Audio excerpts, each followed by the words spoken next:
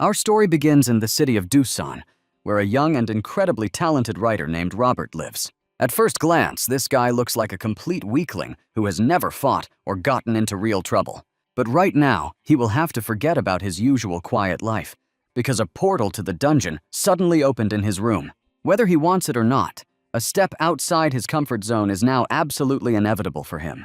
10 years ago, such portals began appearing all over the world, and over time, they finally got out of control.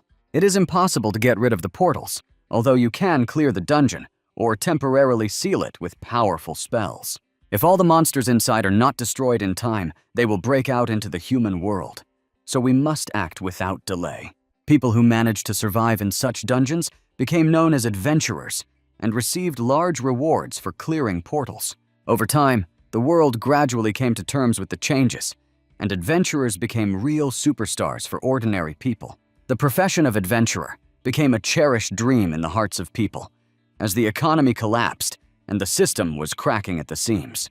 However, few people realize that behind the bright image of star heroes, there are hundreds of corpses of ordinary adventurers and innocent residents who died in the dungeons. Initially, Robert had no intention of becoming an adventurer, as he was a successful writer and had long ago resolved all his financial problems. He managed to publish many popular novels, and his life was going smoothly until a portal burst into his room. Now Robert faces a choice, because he can no longer ignore the dungeon that has appeared. Very soon, monsters will start bursting out of the portal, and then a huge number of people may die. Once upon a time, the boy often dreamed of becoming a real hero, because the profession of a writer had long since become boring to him. Deep down, he would have happily agreed to slay monsters, become an adventurer, and inspire other people. He had not had any financial problems for a long time, because his books made him a truly wealthy man. And now he can finally focus only on making his cherished dream come true. He has no hidden talents or special powers, and that is why his path promises to be incredibly difficult.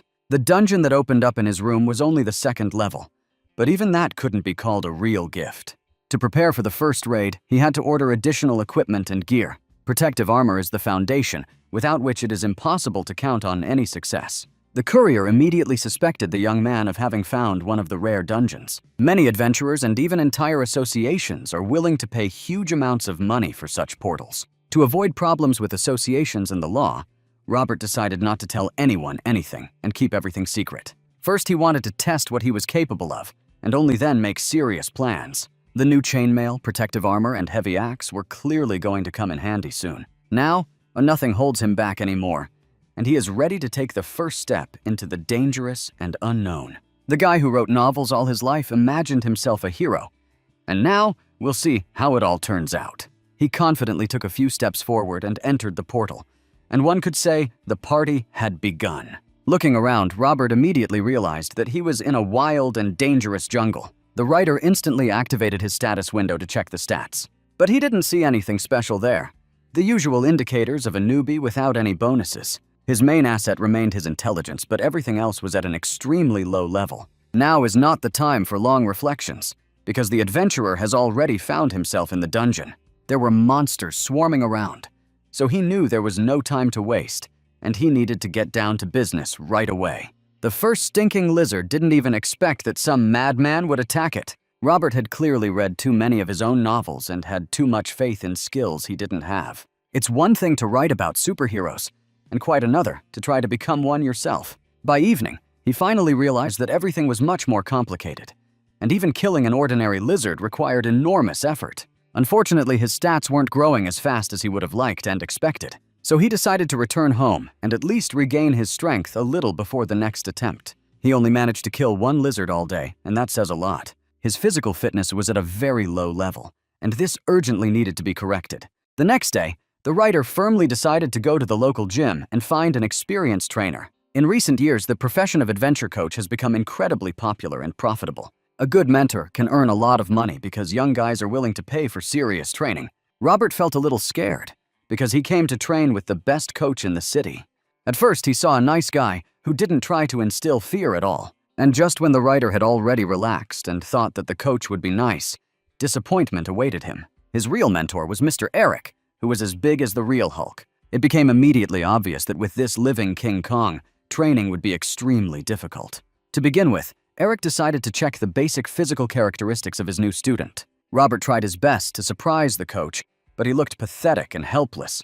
One of the best students, a blonde boy named Nate, even advised Robert to return to romance and forget about dreams. At the same time, the writer carefully concealed the truth and did not tell anyone about the dungeon in his room. He also kept silent about the fact that he had already managed to visit another world and even killed one monster. Robert kept saying that he wanted to become an adventurer, and that was why he came to train. Before signing the contract with the coach, he decided to have a bite to eat and get to know Nate better. This guy asked him too many questions and acted suspiciously. It was clear that he was clearly trying to uncover the truth and doubted the newcomer's words. At this time, the coach was talking with his assistant and was also discussing Robert behind his back. The newcomer seemed completely harmless, but there was some hidden mystery about him. Robert, unfortunately, had no idea who exactly he was dealing with. Coach Eric was a notorious rookie killer, and it was best to stay away from people like that. Apparently, he was planning to kill and rob a talented writer who decided to change his life. But Robert signed the contract and didn't even think about attracting unnecessary attention to himself. He played the role of a simpleton who just wants to fulfill his cherished dream. Because of this, the coach and his assistant began to hesitate and doubt their original intentions. In the end, they decided to take a closer look at the newcomer and continue his training for a few more weeks. Robert immediately established himself as a person who never misses classes. He trained so hard that it seemed as if he was ready to die for the slightest progress. Coming home, the guy felt completely broken and could barely get up from the sofa. But all this was necessary to finally get at least some result in clearing the dungeon. If we don't clear this place of monsters in time, all these creatures will break out. They will start killing civilians, and then Robert will have problems with the law because he did not report the portal in time. Typically, such a mistake would result in more than 20 years in prison, and this was clearly not part of his plan. He dreamed of achieving his goal and becoming a hero, so he continued to take huge risks. Sometimes this guy overestimated his own strength too much. At such moments, he had to flee and pray to fate for a second chance. However, his characteristics gradually began to slowly increase. His endurance increased along with his physical performance. When he was left alone with the monster, he no longer experienced the same difficulties. Gradually, he began to be drawn to blood and even to insane carnage. He was turning into a man who got real pleasure from killing, and this scared him. But disappointment awaited him at home because his characteristics grew too slowly. He had to come to terms with the fact that he was not a genius at all, and that any progress would have to be earned with teeth. Only grueling training could turn him into a real adventurer. There was no other way. He had to return to the gym again and again, and literally die on the treadmill and exercise machines. If he can avoid serious injuries, his potential will increase significantly in just a few weeks. The coach and his assistant had never seen such a determined student. Over time, they changed their evil intentions and even invited Robert to join their team. But he immediately refused and said that he preferred the path of solitude. He wanted to get a license and work independently, without associations and guilds. On the one hand, this gave him freedom and room to maneuver. But on the other hand, he was left without the support that was so necessary in critical moments. One could only guess where all this would lead, because his future still remained unclear. Gradually, Nate changed his attitude towards the newcomer and began to spend more free time with him. They talked a lot about dungeons, and the more experienced adventurer shared useful raiding secrets with Robert. A more experienced adventurer shared a number of important nuances that Robert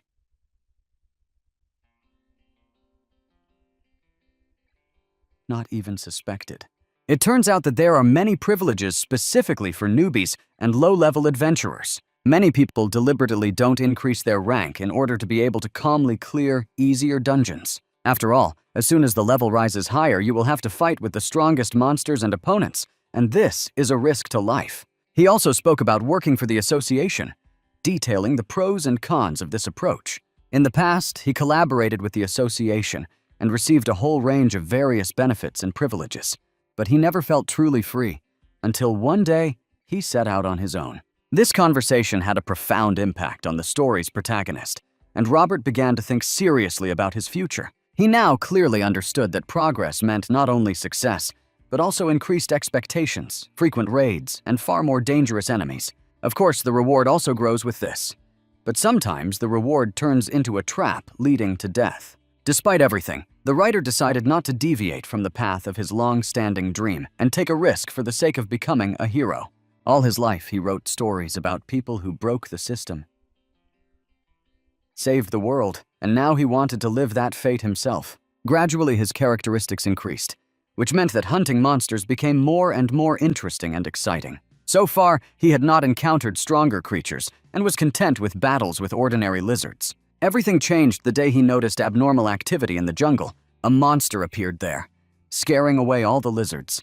A terrible creature that made eerie and loud screams. In fact, it turned out to be the same lizard, but one that had already gone through several stages of frightening evolution. Her appearance and terrifying aura were very different from other monsters, so it was better not to mess around with her. But the writer did not give up on his goals and was determined to continue his mission no matter what. First, he wanted to secure the perimeter and then return to the search for the mysterious orange monster. Suddenly, the system notified him of a change in the rules of the game right in this dungeon. The raid level turned out to be higher than before, and now the Retir really had serious problems. He was sure it would be a cakewalk, but now his life was suddenly on the line. The orange monster quickly found its victim and immediately rushed forward to feast on its prey. Robert, who had been sitting quietly near the tree and not worrying about anything, was completely unprepared for the attack. Only after a few moments did he manage to step back and take out his heavy axe. Now, he had to show everything he had learned during his grueling training with Eric. The new drone was destroyed, but that proved to be the least of the problems in the face of the looming threat. After all, along with the orange monster, green lizards also appeared, and the air around was filled with fear and despair. Robert felt a shiver run down his spine. He turned pale and realized that he was trapped. His future fate depended on the decisions of this second, to pass all the tests or be torn to pieces. Blood and severed limbs were almost guaranteed. All that remained was to decide who they would belong to. Moments later, Robert found himself seriously wounded, fell to his knees, and felt the end approaching. At that moment, his whole life flashed before his eyes, and he thought that he had made a mistake in choosing the path of an adventurer. After all, at first he was a successful writer, earned a lot of money, and did not deny himself anything. But at the same time, he clearly saw that it was the adventurers who were the main stars of the new world. He always wanted to touch this world full of dangers, wanderings, and unexpected turns of fate. When the chance came, he didn't limit himself and decided to go all the way. Robert knew perfectly well that he was risking his own skin, but the desire to fulfill his dream was stronger than his fear, and now he found himself in a dungeon, alone and covered in blood. This is exactly what his dream looked like. He could surrender and die, or he could pick up an axe and fight to the last drop of blood. The frightened boy chose the second option, deciding that he would not become an easy dinner for the vile monsters. In the moments that followed, he swung his weapon furiously, cutting down MANHUA dared to kill.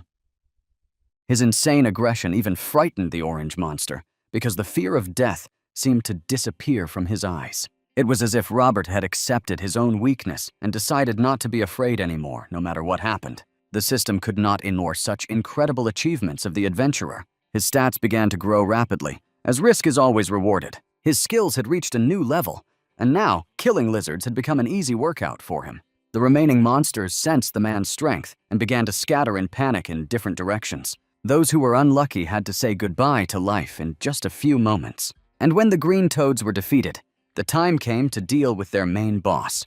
No matter how the battle turned out, it promised to be as tough as possible, because Robert would fight to the end.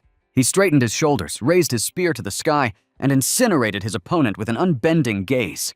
Within a second, the orange monster, who considered himself the king of the jungle, felt excruciating pain. During a fierce duel, the adventurer dealt a fatal blow, but was himself seriously wounded. Lying on the ground, Robert no longer believed in anything and thought that his song was sung. His heart began to skip a beat, but the system recorded the death of an anomalous monster with the highest power. This meant that the mission was fully completed and a special reward would be received based on its results. Robert proved himself incredible, gave up the fear of death, and earned the title of the Unwavering Being. As a reward, he received a special gift, a magical blood restoration potion. The writer did not hesitate for a second and greedily drank the elixir, wanting to become stronger. His wounds healed instantly, and his regeneration resembled a miracle of divine assistance. Within a few moments, he felt much better and was ready for another fight. The system boosted his performance and notified him that he had completed a vital mission. Now he could return home and finally get some well-deserved rest after the bloody battle.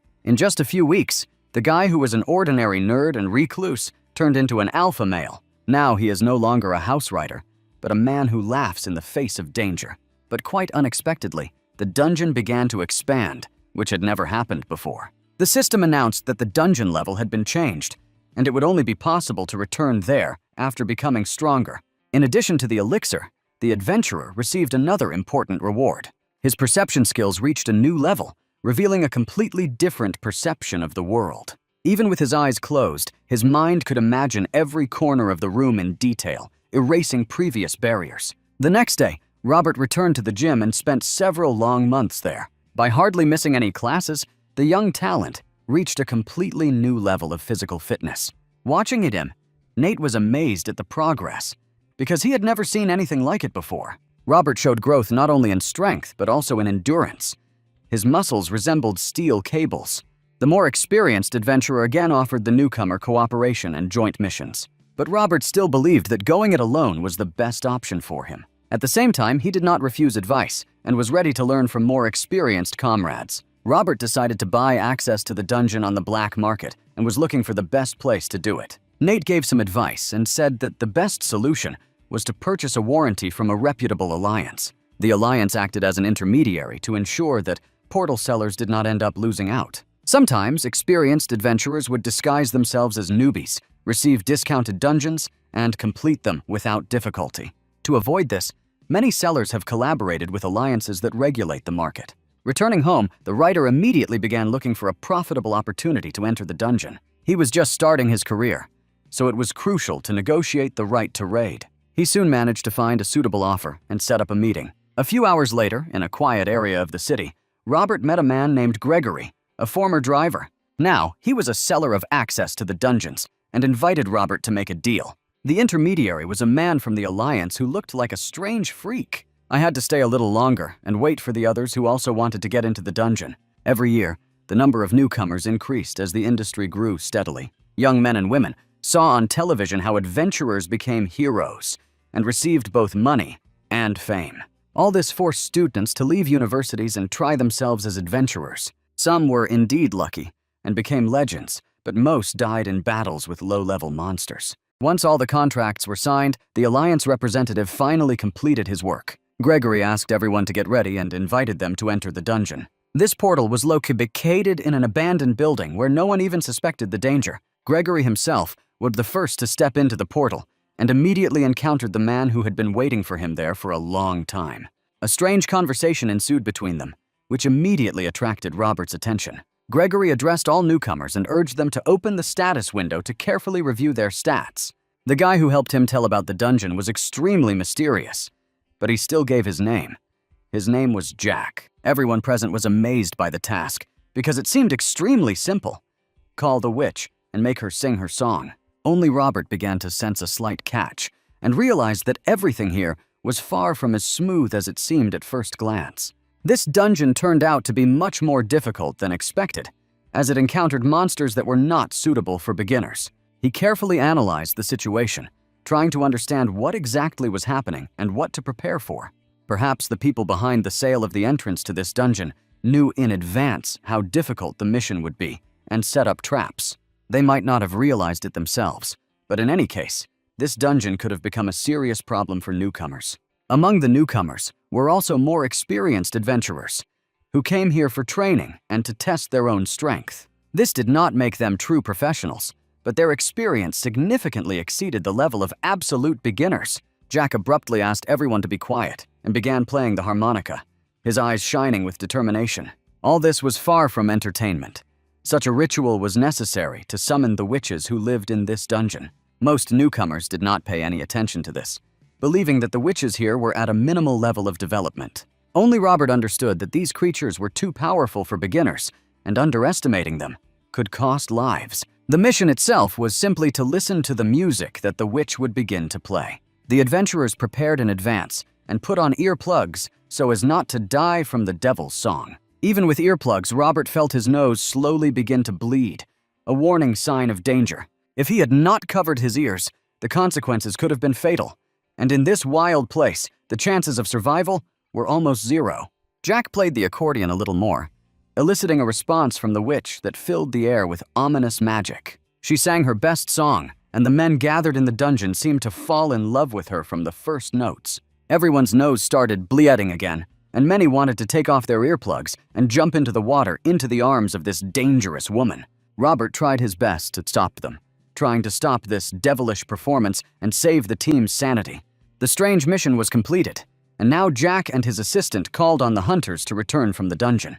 For most newbies, this was enough, but one particularly attentive guy realized that things were not so simple. He conducted his own research and discovered that there were many precious materials hidden in this dungeon. The raid vendors deliberately lured newcomers here so that they would complete the mission, while they themselves remained safe and collected materials for sale. Their plan was designed to be doubly beneficial, but now an unexpected turn of events has completely disrupted their plans. In the following minutes, a tense conflict, full of hidden threats, arose between the dungeon masters and the adventurers. It was a common conflict of interest. The adventurers wanted to stay and obtain precious materials. According to the contract, after completing the mission, they had to leave the dungeon territory. But every experienced adventurer knew the main profit comes not from defeating monsters, but from the materials obtained.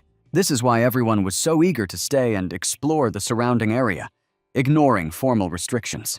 Jack looked as determined as he could and warned that newcomers were advised not to break their contracts.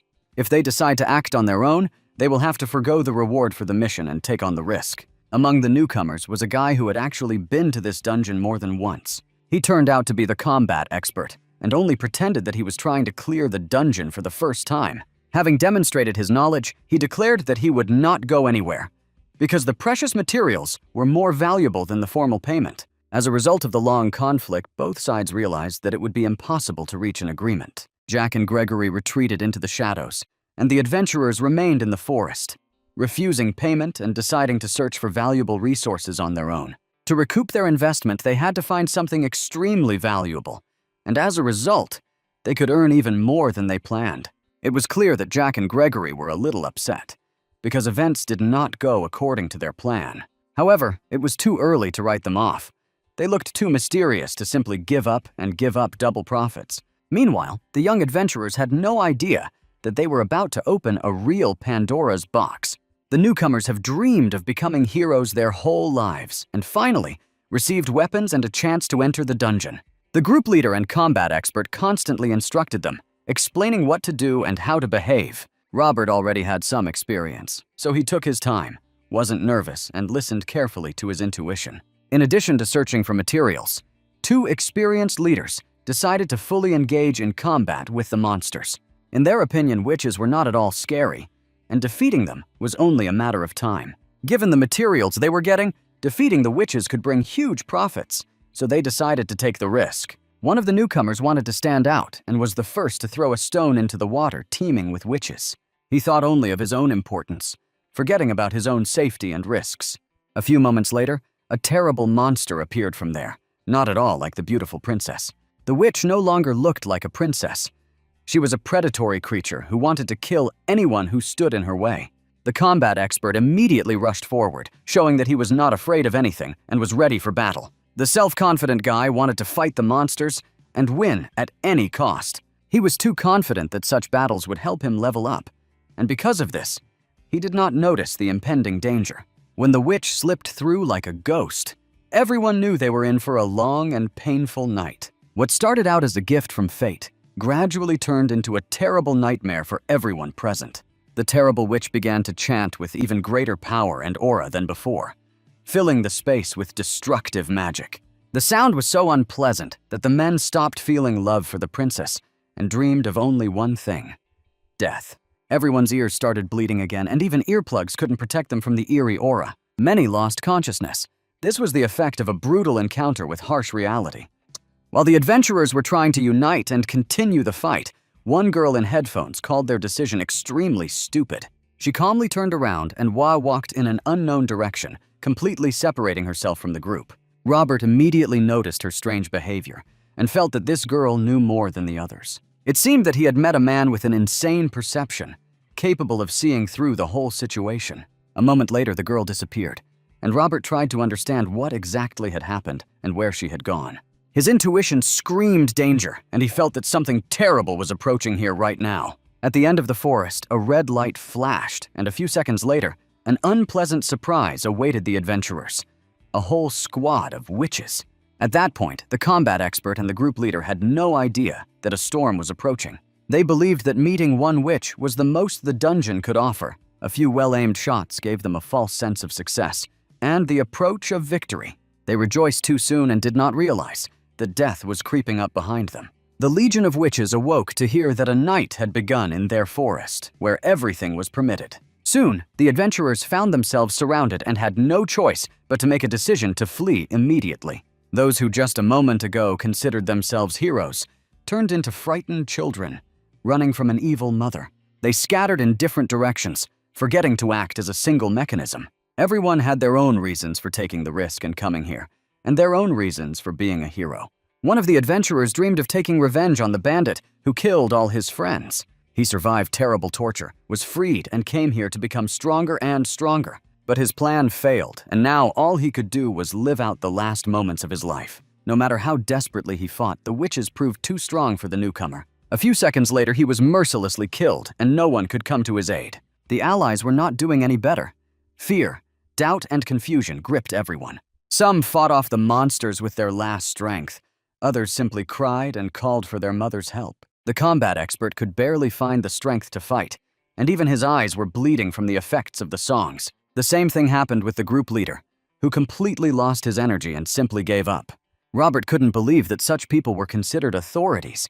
It seemed absurd. During the conversation, he learned that the combat expert had a special weapon that could injure a witch. This meant that the expert needed help, because he was currently being torn apart like a salty piece of bacon.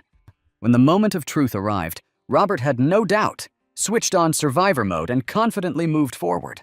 He managed to scare away the witches and give the expert a chance to prolong life for at least a few moments. By that time, the experienced adventurer already understood that it was impossible to get out of here alive, and decided to take a desperate step.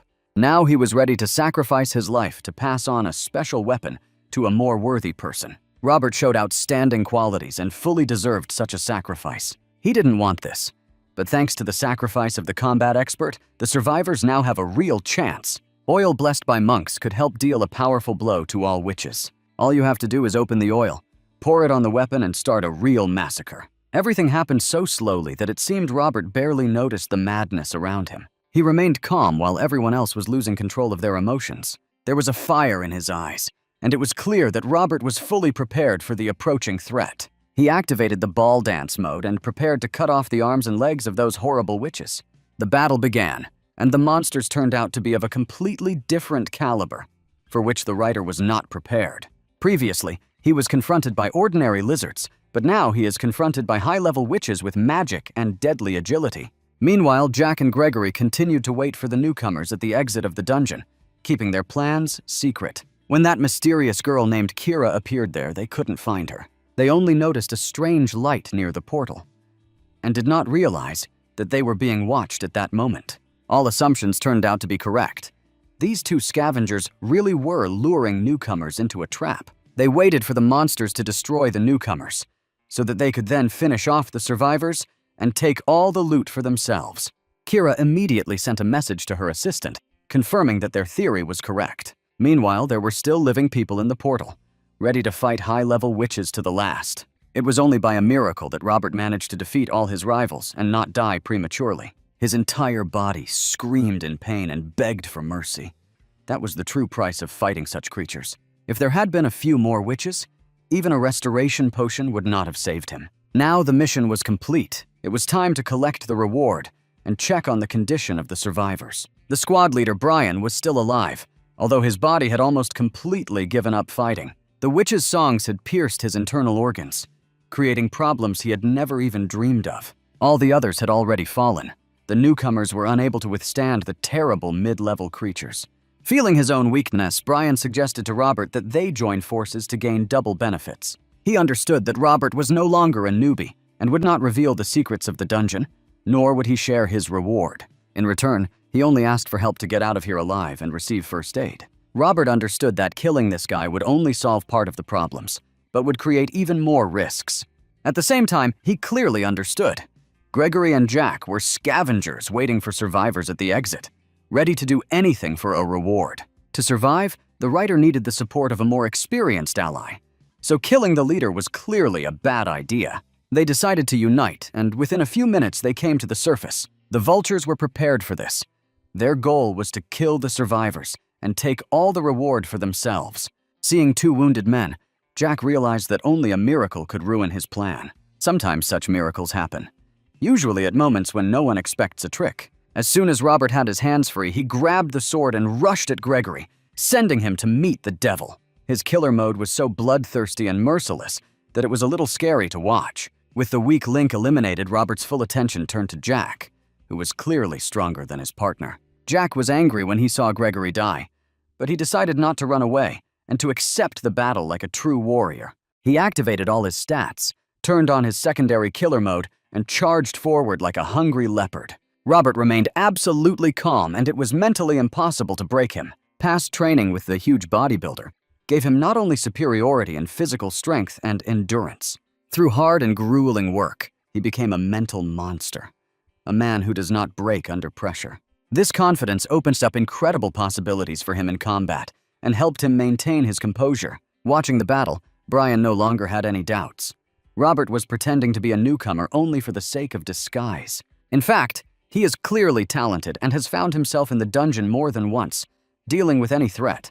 His speed and reaction have reached a new level after his latest adventures. The adventurer system always values people who are willing to risk their lives for success. This is why those who pass difficult tests receive a significant bonus from the system. Now Robert is no longer a rookie, but a real villain, capable of anything to win. To defeat him, it was necessary to use unconventional methods and go against the rules. Jack decided to take advantage of the poisonous fog, turning into a zombie from an apocalyptic world. He infected his DNA and felt a supernatural power spreading through his body. After that, he became like an enraged bull that had broken out of its pen and was ready to kill everything in its path.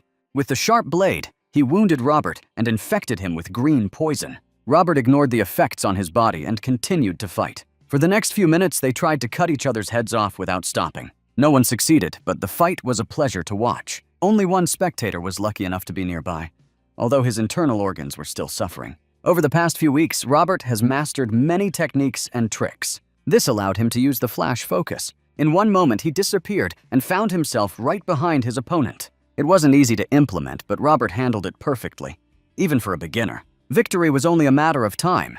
It was necessary to use the blade of the sword wisely. Despite the colossal difference in levels, Robert's persistence and courage allowed him to defeat the level 8 adventurer. He took revenge for everyone who ended up in the dungeon and did not return home to their families. At least 2 scavengers will no longer bother newcomers looking to make their dreams come true. After killing his rival, Robert looked calmly at his ally and smiled slightly. He asked to remain silent and not tell anyone about what happened. The next morning, the main character woke up in the hospital. He was immediately visited by a guy he met at training. Nate became a close friend to him, although it was still too early to talk about real male friendship. The blonde was amazed by Robert's story. He couldn't believe that this guy was writing novels just a few months ago. Now in front of him stood a man who had been through hell and was not afraid. They talked a little and it was time to say goodbye. Nate reminded Robert that the coach would be back soon and invited him to train with him. As soon as the blonde man left, Robert remembered everything that happened last night. He looked at the next bed, where Brian had lain just recently. That night, Brian announced that he was going to retire from his career as a classic adventurer and become a raid strategist. He will oversee teams but will not take personal risks, realizing that he lacks natural talent. He acknowledged that Robert had chosen the lone wolf path, but warned that it was not enough for legendary status. If a writer wants to achieve greatness, he will have to form his own team. After level 10, dungeons become too dangerous to complete alone. These words constantly spin around in Robert's head and give him no peace. He really wants to build a team while his character is getting more and more attention. An important meeting took place today in the central cafe of the city's southern district. Kira, knowing what happened in the dungeon, met with a respectable businessman. Mr. Charles lost his son in the dungeon and learned that Robert had avenged him by killing 2 scavengers. He wanted to personally thank the person who accomplished this brave deed. Kira honestly admitted that this hero is a newcomer named Robert. Meanwhile, in the hospital, in the morgue department, there was a slight turbulence. This is not a joke, actually. The first dungeon breach took place here. No one knows about it yet, but in 15 minutes a grand show will begin. At the same time, Robert enjoyed recuperating in the fresh air. He noticed two aggressive guys who came up to find out what happened in the dungeon. They learned that he had taken a lot of rewards, and they clearly wanted to rob him. Usually in such situations, a fight ensues, especially after the loner refuses to share the spoils. The situation was heading towards a bloodbath, but an unexpected character intervened. The local nurse ordered the fools to move away from her patient and get out. They decided not to risk angering the hospital employee. It turns out that this woman recently lost her older brother, who died in the witch's dungeon. She thanked Robert for taking revenge and killing the two vile scavengers. The situation was developing so successfully that the writer realized that he had a new ally. It was at this moment that the destructive magical influence finally burst forth from the dungeon. The entire hospital was surrounded by electromagnetic bursts and strange phenomena. People began to disappear, as if after Thanos' snap, leaving emptiness and horror all around. As everything around him began to disappear, Robert realized with lightning speed what was actually happening before his eyes. That is why he was not at all afraid, even when he felt that he himself was gradually dissolving into space. This only happens when people are forced into the dungeon, deprived of their right to choose. Just a few moments later, the protagonist found himself in a new place, a dungeon known by the gloomy name Cemetery. I suggest you stock up on popcorn because a deadly mission to the cemetery begins right now. Adventurers and ordinary people who accidentally got inside immediately opened the status window and read their task. It all seemed pretty simple and clear, even to people like Joe, who was the president of the Yunxiao Association. The task was to survive in this hell for an hour, and then returning home would be possible. At first glance, the mission seemed elementary, but not for Robert, who understood perfectly well how difficult everything would be. Meanwhile, news of what had happened at the hospital spread like wildfire throughout the city, causing panic. The adventurer recruitment manager at the association just learned of the mysterious disappearance of more than 20 people. He immediately went to the scene to personally see what was happening and assess the situation. Donald maintained an outward calm, although he could clearly see the fear and panic among the assembled people. They explained to him that the entrance to the dungeon was sealed and no one would be able to enter it until the mission was completed. Meanwhile, in the dungeon itself, complete chaos reigned. People could not agree or develop a common strategy. Everyone quickly broke up into disparate groups, as the crowd turned out to be too diverse and disunited.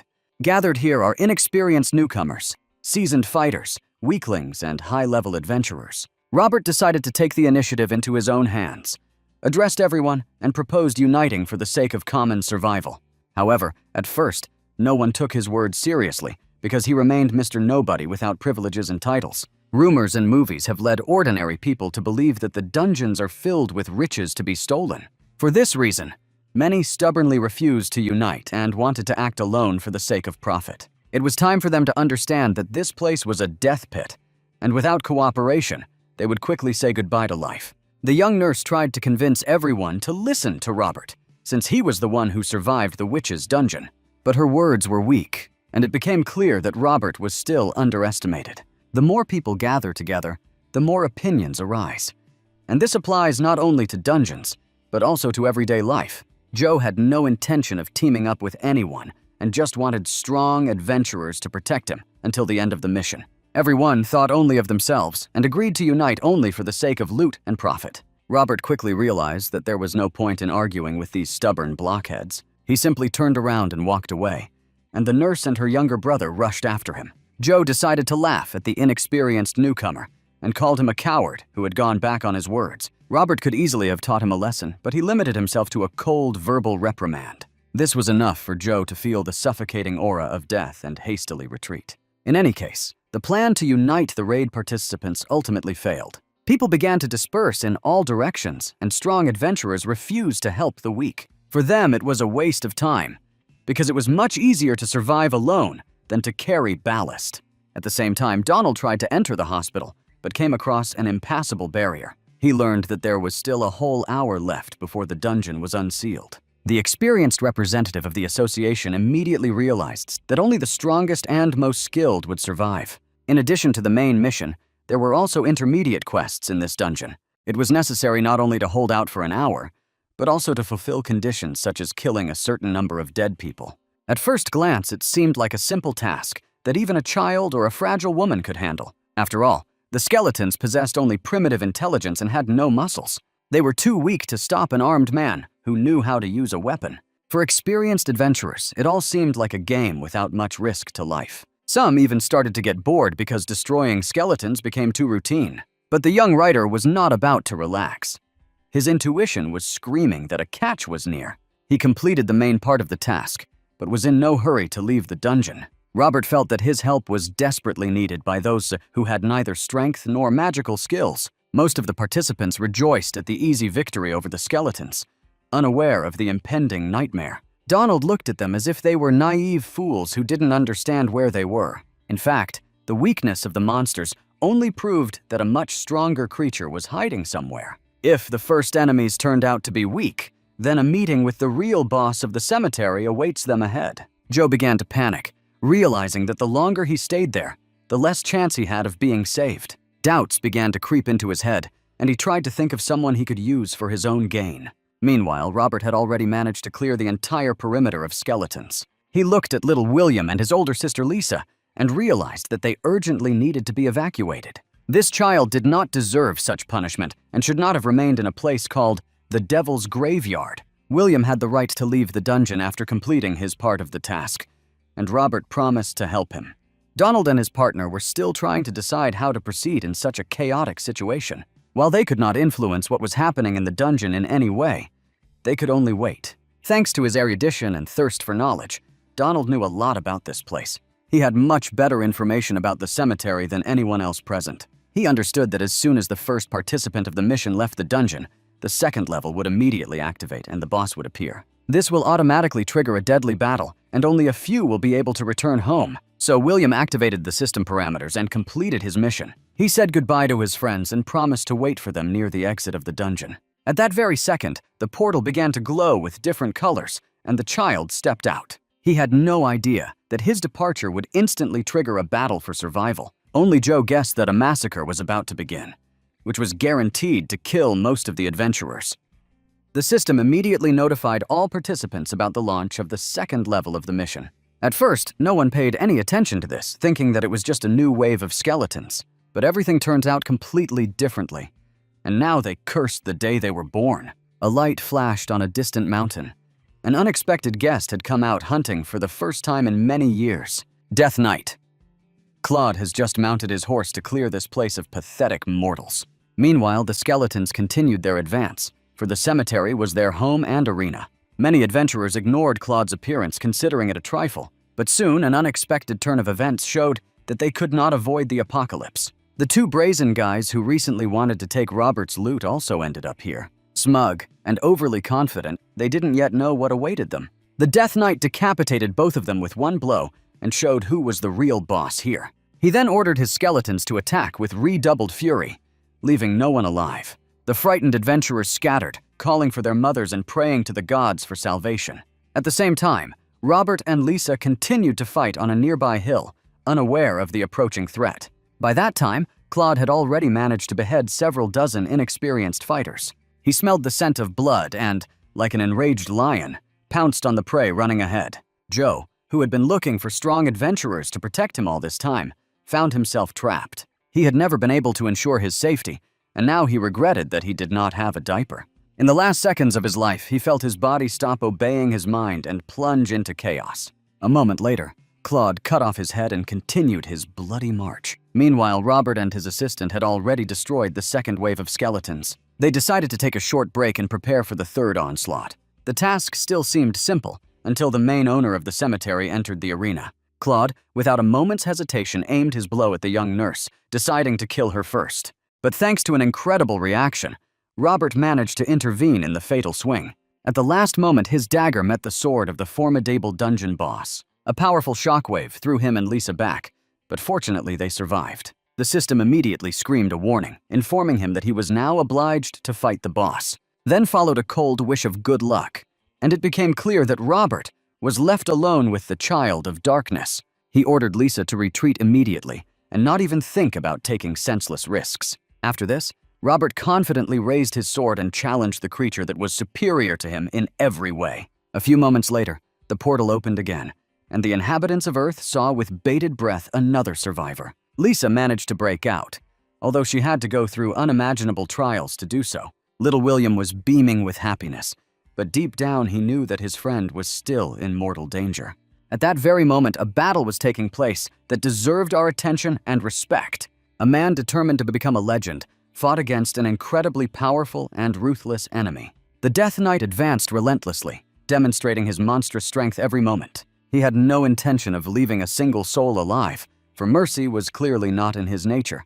Gradually, Robert felt his strength rapidly leaving his body, and his chances of survival melting away before his eyes. It was incredibly difficult for him, because his opponent was not only stronger and faster, but also had a lot of combat experience. Every second brought the adventurer closer to collapse, and all that remained was to choose the moment for his own death. But oddly enough, the guy did not give up at all, and with his persistence in winning, he earned Claude's respect. Despite the streams of blood flowing all over his body, Robert stubbornly refused to give up, and did not even think of begging for mercy. Humiliation was alien to him, and now it became obvious why his characters in the books always fought to the last. The characters were a reflection of the author himself. And now, the writer himself behaved as befits a real character. Time was running out, and the association representative was increasingly losing hope for the mission's success. He coldly declared that the game was over, and ordered everyone to accept the fact that no one would return from the dungeon. Donald, as an experienced veteran, had already reviewed hundreds of reports and knew very well how such raids usually ended.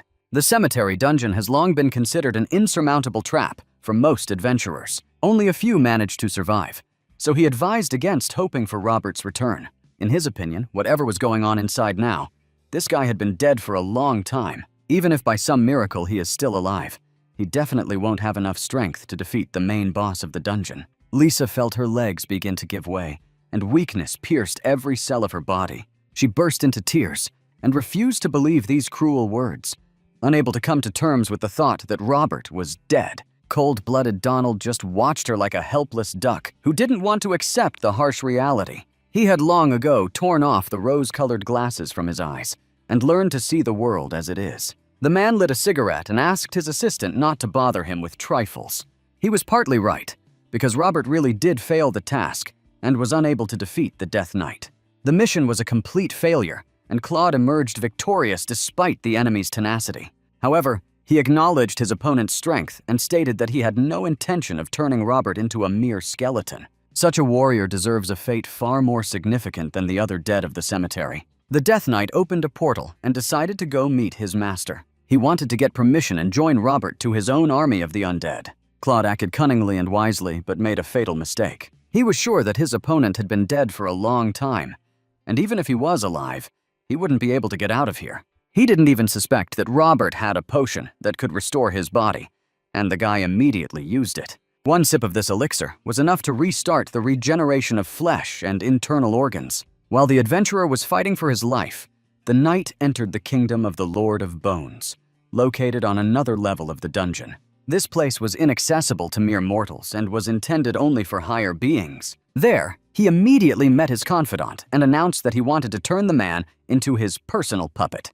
By this time, the writer had already regained consciousness and realized that he was experiencing an adventure much more vivid than his own plots. Judging by the system parameters, it successfully passed the main part of the test. If he destroys a few more skeletons, the task will be fully completed and the exit from the dungeon will open. Within minutes, Robert was back on the case, and Lisa and William had hope for the hero's return. Seeing the glow inside the dungeon, they realized that not all was lost, and a spark of hope flared up in their hearts again. At the time, Donald was nervously smoking on the stairs and trying to think of what to say to the journalists. After all, many innocent people and young adventurers died in the dungeon, and the association was powerless. He had to explain to the public what the association does and how it plans to prevent such tragedies. Suddenly, his assistant ran into the office and excitedly shouted that miracles were happening. Meanwhile, Robert had already killed several dozen skeletons and completed absolutely all of the mission's objectives. His time in the dungeon had long since expired, so he received his rewards and opened a portal home. When Captain Donald approached the portal, he couldn't believe his eyes. The dungeon clearly hinted that another survivor was about to emerge from it. A man who had dedicated his life to studying raids refused to accept this incredible reality. The cemetery, which was considered to be the devil's nest, was first explored by a simple novice. At the same time, Robert behaved as calmly as if nothing special had happened and he was just slightly stretching after sleep. While the association was trying to figure out how he did it, I suggest we transport ourselves to the atmosphere of the Skeleton Lord's castle. The air here was filled with soot and resin, and the heavy pressure of death did not allow one to stay even for a few minutes. The best knight in the army has just arrived to report to his master. It turned out that Claude was not the main one at all, but only a devoted servant of the real king. After returning from the dungeon, the most interesting events began, changing the whole story. First, Robert had to talk to representatives of the association, who were eager to understand what had happened inside. They clearly didn't trust the guy and suspected him of being a hidden genius or even a skilled deceiver. But the writer didn't hide anything and honestly admitted that he began his career as an adventurer, trained a lot, and achieved everything through hard work. Donald understood perfectly well that such talents were extremely rare, and Robert could not be let go. He invited him to join the association and assured him that both sides would benefit from the cooperation. Meanwhile, little William was very worried about his new friend. He was afraid that he could be used and even blamed for all the victims in the dungeon. After all, hundreds of dead had to be blamed on someone, and the association could have acted meanly. But this time the boy was wrong, because right now everything was fine with his friend. Robert confidently stated that he would sign a contract with the association and see what comes of it. He then invited his friends to go to the cafeteria and enjoy burgers and cold cola. There, he spoke frankly about his plans and noticed how Lisa's expression changed. The girl looked upset, could barely hold back her tears, and didn't even touch her food. She began to beg the adventurer to refuse to cooperate with the association. We remember that her brother worked with them and died in the witch's dungeon. A few days before, she had repeatedly heard her brother's difficult conversations with his friends. It was clear that working for the association was causing them serious problems, although the details remained a secret. Therefore, she asked Robert to think twice before agreeing to missions from the association. The writer promised to listen to her words, although he did not attach much importance to them. Meanwhile, the red-haired beast broke a cup and almost killed her husband Donald. After all, Mia turned out to be the daughter of the deceased adventurer, the former head of the association, that same Joe. She had just learned that the man who had failed to save her father had received a high position instead of the punishment he deserved. Naturally, Mia began to pressure her husband and demand decisive action, but Donald knew perfectly well what to do. He promised that the problem with Robert would be solved and the guy would pay for his sins. Thanks to his vast experience, he knew how to work in such situations without unnecessary risks. Donald wasn't going to act rashly. This required a cunning and creative approach. That's why he contacted a hacker named Juan. This long-haired recluse who loves his mother's buns was given a special assignment. He was supposed to spread the word online that the impassable dungeon had finally been cleared. And at the same time, it should be noted that a newcomer named Robert did this completely alone. More experienced adventurers quickly learned that the average newbie received a colossal reward for the raid. After this, the real hunt for the young and inexperienced guy will begin. Predators like the criminal James certainly won't miss the chance to make an easy buck, so now the main character's life was hanging by a thread. Robert contacted Donald and said that he would be returning home for a while. A few days later, he promised to come back to the association and sign a full contract. Donald wished him luck in a reserved manner, hiding his true intentions. He remained calm only because he understood that Robert was unlikely to survive these few days. The next day, the newcomer returned home. He had completely forgotten that his room still hid a huge dungeon, which had become even larger. Naturally, the first thing Robert wanted to do was check whether he had even the slightest chance of trying to enter this strange dungeon again. But the system immediately showed that his level was still too low to complete what he had started, and that he would have to continue long training. To begin with, the adventurer decided to do some digging on the internet and look for details about mid-level dungeons.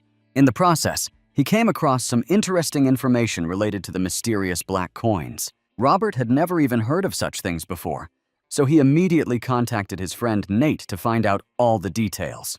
It turns out that the coins are called black because they can only be purchased on the shadow market. Instead of paying with regular money, many adventurers prefer to use these special coins. For a newbie to gain access to these coins, They need to sell some goods on the black market and pass verification. Nate promised to help his friend and personally guide him to this place, completely steeped in deception and manipulation. Here, an inexperienced newcomer could be fooled dozens of times and left without a single copper coin. Without an experienced guide, even a future genius risked becoming a defenseless victim of scammers overnight. Nate explained the details of the matter in detail and then said that he had urgent business to attend to and had to leave. He left Robert alone and wished him luck in this difficult and dangerous task. At first glance, nothing terrible should happen, because you just need to sell a few items and get black coins for them. Robert began asking passers-by and looking at the counters, trying to figure out what things could be sold or bought there. The area was swarming with swindlers who passed off cheap fakes as ancient relics. However, there were also some truly valuable items here that could not be purchased without a special license on the official market. Robert's attention was drawn to a man in a cap who was clearly looking for items to prepare for a trip to the dungeon. Judging by his questions, it became clear that he intended to go specifically to the witch's dungeon, where Robert had already been. For the young adventurer, it was a great opportunity to earn coins and get rid of unnecessary equipment. Everything he had grabbed from the witch's dungeon could be sold right now to this mysterious buyer. The deal was completed surprisingly quickly, and there was no need to even haggle. The man in the cap agreed to the proposed conditions and paid a substantial reward without hesitation. Robert finally received the long-awaited black coins and could now afford access to a mid-level dungeon. He was going to raise his rank and, with renewed vigor, try to enter the dungeon hidden right in his apartment. In his excitement, he didn't even notice who exactly was hiding under the cap of that very merchant. This man turned out to be none other than a dangerous 7th-level crime boss named James. Upon returning home, Robert immediately purchased a ticket to a mid-level dungeon, and the very next morning he set off to meet a detachment of hunters who were supposed to go on the raid with him. Here he met many charismatic and talented guys and girls in their own way. Each of them stood out for something special, some for their skills, some for their character, and some for their ability to lead. Among them was a fearless warrior girl, a small group of daring guys, and even a fat businessman who decided to become an adventurer in order to lose weight. And then there was the mysterious girl who looked at everyone with disdain and considered everyone else to be fools. After a short introduction, it was time to gather at the portal and enter the goblin dungeon. No one noticed that one of the adventurers who had paid for access never showed up for the meeting. He had been hiding behind the trees all this time and was clearly plotting something evil. On the way to the dungeon, the team animatedly discussed the clearing strategy. Judging by the characters of these people, it was already clear that conflicts between them were inevitable. No one understood it yet, but as soon as the first difficulties arose, accusations would inevitably rain down from all sides. Once inside, everyone began to look around and check the tasks that the system gave. At first glance, there shouldn't be anything special here, since this dungeon is designed for beginners and mid-rank fighters. The main goal is simple: destroy goblins and survive at the same time. After a couple of hours, the team finally got their bearings and began to carry out the main task. Robert was in no hurry to stain his hands with blood, but carefully observed the other participants and tried to understand who he could trust. The fat man did not participate in the battles, because he had bribed the adventurers in advance to do all the dirty work for him. Later in the evening, the team came across a passage into a cave where treasures could be hidden. No one guessed that inside there was a monster waiting, which it would be better not to encounter. After a short rest, they decided to go inside, and there, the goblins were already waiting for them.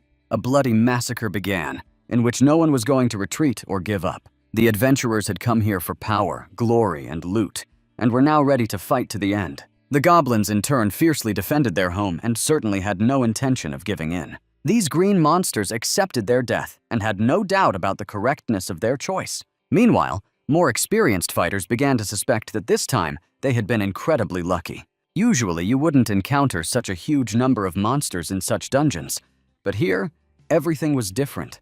There were too many goblins, which meant that the one who commanded this entire army was hiding somewhere nearby.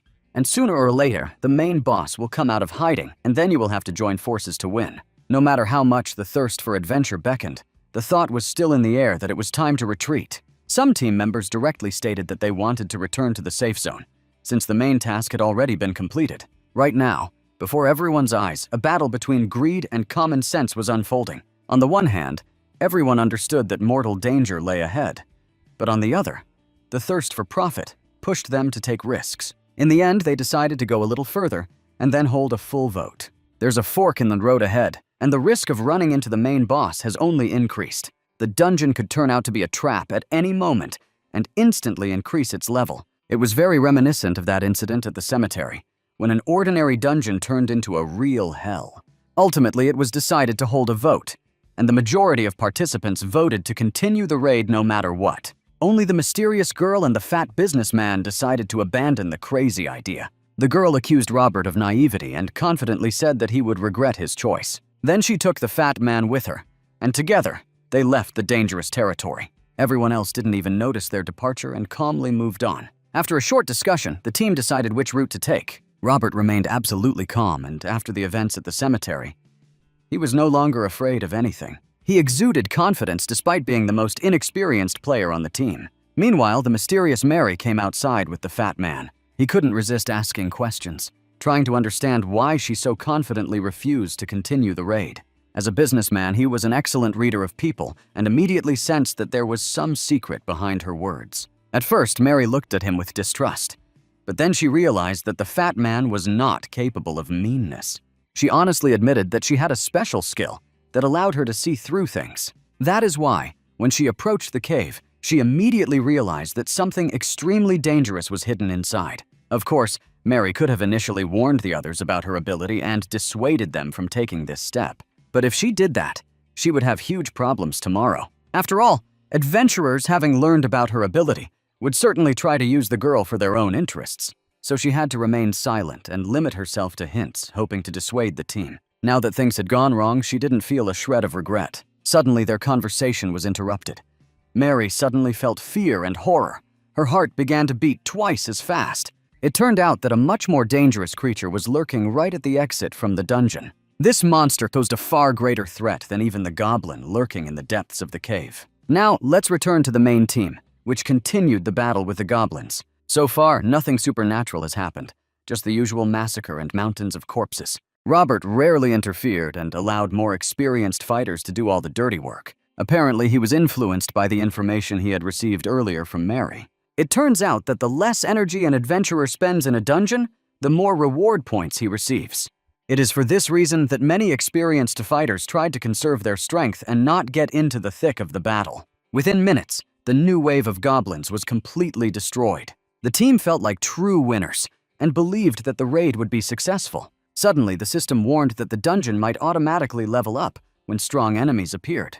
And right now, there was a shaman ahead, who personally led his horde to the uninvited guests. These were no longer simple goblins who rushed into an attack thoughtlessly and died for nothing. These monsters acted deliberately, and it was immediately obvious that they had prepared for this fight in advance. This happened extremely rarely, but this time it was not the worst thing. The main obstacle has just broken through the walls and emerged, ready to destroy everyone in its path. This huge goblin boss didn't come here to play, but with one goal: to win at any cost. Only thanks to Robert's timely intervention was he able to save Jessica from certain death. He took the first hit and began the boss fight while the rest of the adventurers held off the weaker goblins. It was immediately obvious that this guy had once written beautiful novels, because his behavior was reminiscent of a noble gentleman from the Middle Ages. Instead of joining forces with Jessica, he demanded that she retreat immediately and not risk her life. After this, Robert was left alone with a terrifying monster that dealt fatal blows of fate. At this point, the speed of reaction and timely counterattacks became decisive. If you can constantly avoid attacks and defend yourself, your chances of a successful attack will be much higher. It is impossible to do this without special skills acquired in previous dungeons. Only by using a variety of tricks could one hope to defeat this deadly enemy.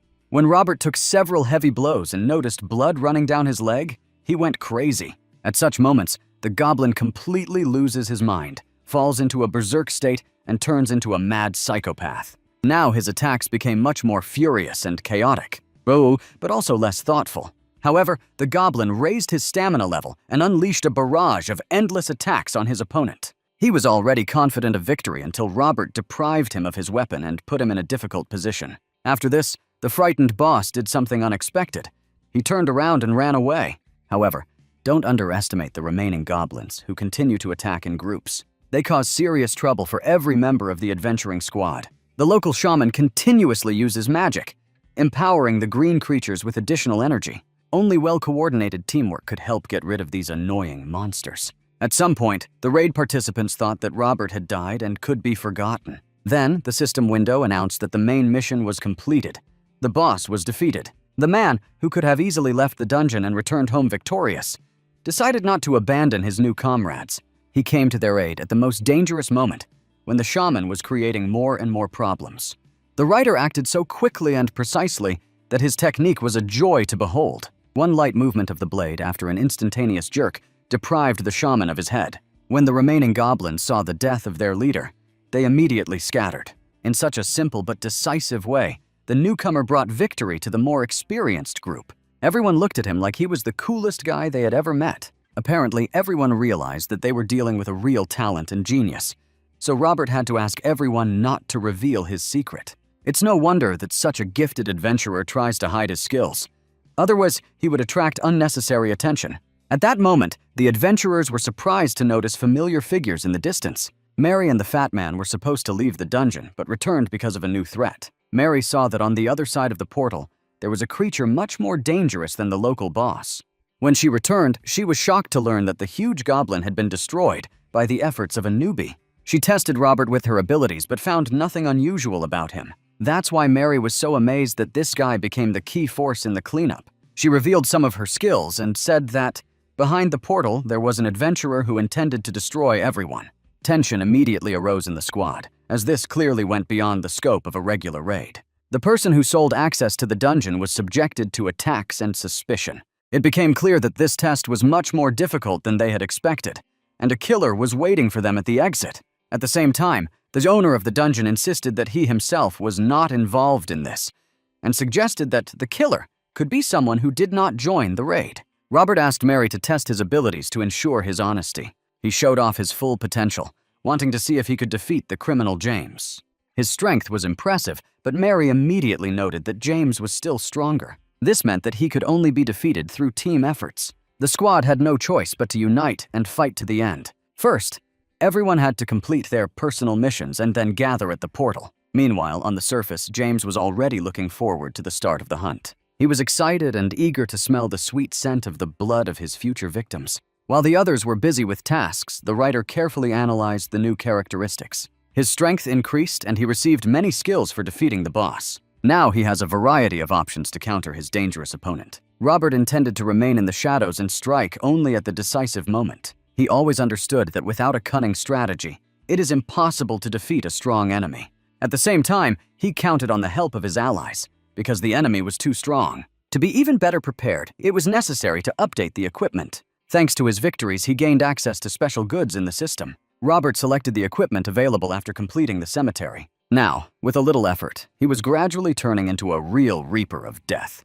It must be admitted that he looked extremely confident and exuded an aura of invincibility. But he didn't stop there and decided to use the goblin summon. He could use some support before what could be his last battle. A portal opened in front of the adventurers, from which a small goblin emerged. Robert immediately gave him a potion that could enhance the monster's characteristics. This elixir was prepared by the shaman shortly before his death. As soon as the goblin took a few sips, his body began to change rapidly. While everyone was scared, Robert smiled calmly, realizing that everything was going according to plan. Now in front of him stood a grown monster, capable of helping in any battle. All that remained was to find him clothes so that he wouldn't frighten people with his appearance. Mary decided to test his intentions to make sure it was safe. Fortunately, this goblin did not pose a threat and was ready to serve his master for the rest of his life. Once outside, the adventurers continued preparing for the upcoming battle. Jessica helped the main fighter and gifted him with a divine aura. This energy strengthened not only Robert, but also his new goblin ally. Now, all the preparations were complete, and the team could return home. James noticed the victim approaching and could barely hide the joy on his face. The adventurers emerged from the portal and immediately began to carefully examine the surroundings. The tension was felt as a slight tingling sensation throughout the body. Everyone's breathing quickened, their nerves were stretched to the limit. Mary used her gift and discovered the traps set by the enemy around the dungeon. They loudly declared that there was no point in hiding, and it was time for the criminal to come out into the light. This was no problem for James. He always liked to look his victims in the eyes before cutting off their heads. Robert immediately recognized the black market trader as soon as he looked at him. Now everything fell into place, but the question remained, who hired James, and Jessica, who has been working in this field for a long time, immediately recognized the dangerous bandit. She had heard about him more than once as one of the continent's most wanted criminals. It was James who, with his brutal murders, introduced the concept of hunting adventurers, turning it into a game of execution. He immediately announced that his true goal was to kill just one person. The rest didn't interest him because he only came for Robert. Some of the team thought this was a chance to escape, but Jessica immediately stopped them. She warned that James was known for letting enemies go only to start hunting season later. After this, he seeks out each one individually and kills them mercilessly. Therefore, there was no point in running away. The only chance was to unite and fight him. No matter how strong he seemed, a large group could resist. Robert and his goblin were not going to give up and were ready to go to the end. James accepted the challenge and activated his skills, intending to show who was boss. The battle became inevitable, and the young adventurers rushed forward. As he approached the enemy, Robert immediately felt a deadly barrier of protection. For the inexperienced fighter, this was an unexpected test, but it did not stop his desire to win. At one point, it really did seem like James was too strong and unapproachable for anyone to even dare challenge him. He stopped his opponent and dealt a crushing blow of such force that everyone around froze in anxious anticipation of the outcome. The result was completely unexpected and even shocking, because the writer somehow remained alive after this blow. Miraculously, Robert managed to repel the attack and take advantage of the new power he had recently gained in the cemetery dungeon. After this, his enraged goblin immediately rushed forward, eager to avenge his boss and prove his loyalty. For the first time in a long time, James was forced to retreat. Despite the obvious difference in levels and experience, he understood perfectly well that he was a stronger fighter than Robert, but he still felt like a weakling in comparison to him. The other adventurers did not interfere in the battle, as they had been asked in advance to stay away and simply observe. The writer didn't want anyone to die because of him, so he decided to show the best of his abilities and cope alone. James was ready for the second round and immediately demonstrated his advantage over his opponent. He took out an invisibility cloak, which allowed him to attack stealthily and strike without the slightest fear. Usually, this skill helped James defeat the toughest and most experienced opponents without much effort. James had no doubt for a second that this time, the result would not be long in coming. He was confident that, thanks to his experience and magical tricks, victory would be within his grasp.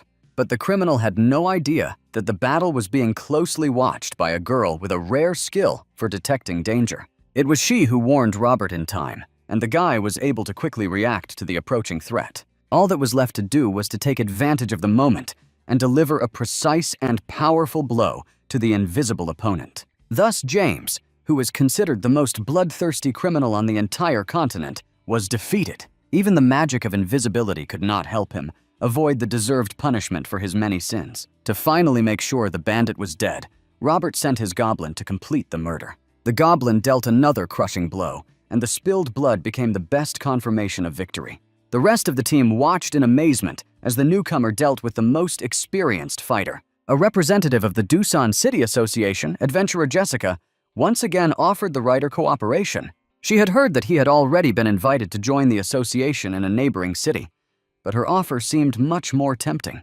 Instead of moving, she suggested that Robert stay in his city and clear the streets of monsters and criminals. During the conversation, Robert realized that drawing up a contract usually takes no more than half a day. But since Donald had been doing this for almost 3 days, it became obvious that he was simply cheating. Robert guessed that it was most likely Donald who had created unnecessary problems for him with the criminal. After the incident, the writer decided to call the Adventurers Association of the neighboring city. He said that he had just eliminated a dangerous criminal and that he had already been offered a job on better terms. Robert agreed and said that he would now work closer to his home and friends. Donald listened to this very calmly and even formally congratulated the newcomer on his decision. He wished him good luck in the future and then calmly ended the conversation and said goodbye. But as soon as the connection was interrupted, Donald smashed the phone in a rage and turned into an enraged devil. Now, a new chapter in Robert's life awaited him. Work as a member of his hometown's Adventurers Association and the opportunity to make the world a better place. He had long dreamed of becoming a legend, and now he had finally found the right path to this goal. It soon turned out that, thanks to her rare skills, Mary also received an invitation to join the association. Things will get much more interesting with this mysterious girl, because her gift allows her to predict the future and see threats in advance.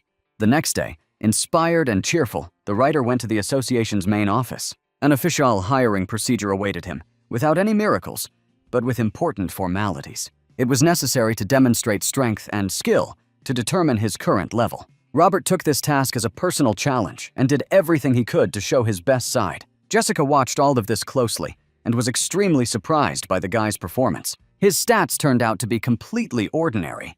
Although in the dungeon, he demonstrated incredible talent. Apparently, Robert is even more mysterious than he seems, and only shows his best in a real fight. After completing the assessment, the newcomer immediately received a pass and the opportunity to sign an official contract. Jessica completed all the formalities and explained in detail the main conditions of cooperation with the association. To simplify the entire long dialogue, it became clear that Robert could now count on serious support. He will protect elite dungeons, destroy the most dangerous criminals, and receive a solid reward for this. In any difficult situation, he will be able to count on help.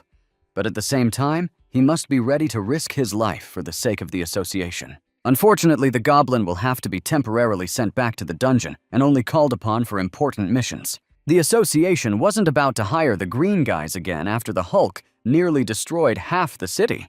The goblin was pleased, because a meeting with representatives of his native tribe awaited him. After progressing, he became significantly larger than the others, and will now clearly become their leader. Once all the formalities were completed, it was time to meet the rest of the new team.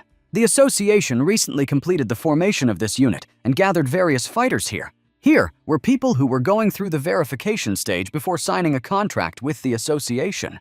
The team also included more experienced warriors who could be relied upon in the most difficult moments. They all tried to show their best side and appear stronger than they actually were. Against their background, Robert won everyone over with his charisma, simplicity, and sincerity. Those who thought he was an ordinary newbie were very surprised when the writer admitted that it was he who cleared the cemetery. After that, there was silence, and everyone realized that among them was a true genius who would one day become a legend.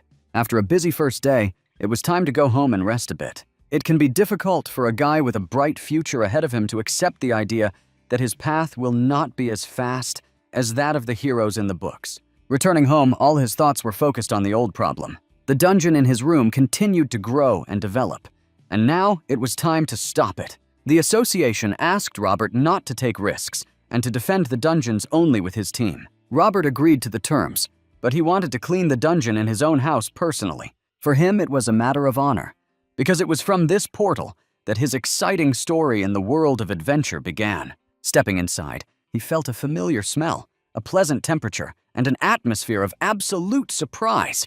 Thanks to the system, he immediately saw new missions and realized that the dungeon was becoming more difficult each time. In such conditions, one cannot rely only on one's own strength. The risk of defeat is too great. So Robert decided to call on an old friend and take advantage of his support. It was a very good time, because right now, the goblin Chuck was grilling a delicious kebab. The little goblins were left without dinner. Their hearts were broken and their souls were fractured. But on the other hand, the adventurer got the opportunity to get some food and not waste time looking for it. Chuck was happy to be reunited with his owner and looked forward to their new adventures together. In this forest, they had to find a lake, at the bottom of which a terrible and ancient monster was hiding. The system also warned that there were wolves nearby that could pose a serious threat. As soon as Robert and Chuck set out on their mission, a suspicious noise was heard in the bushes near the fire.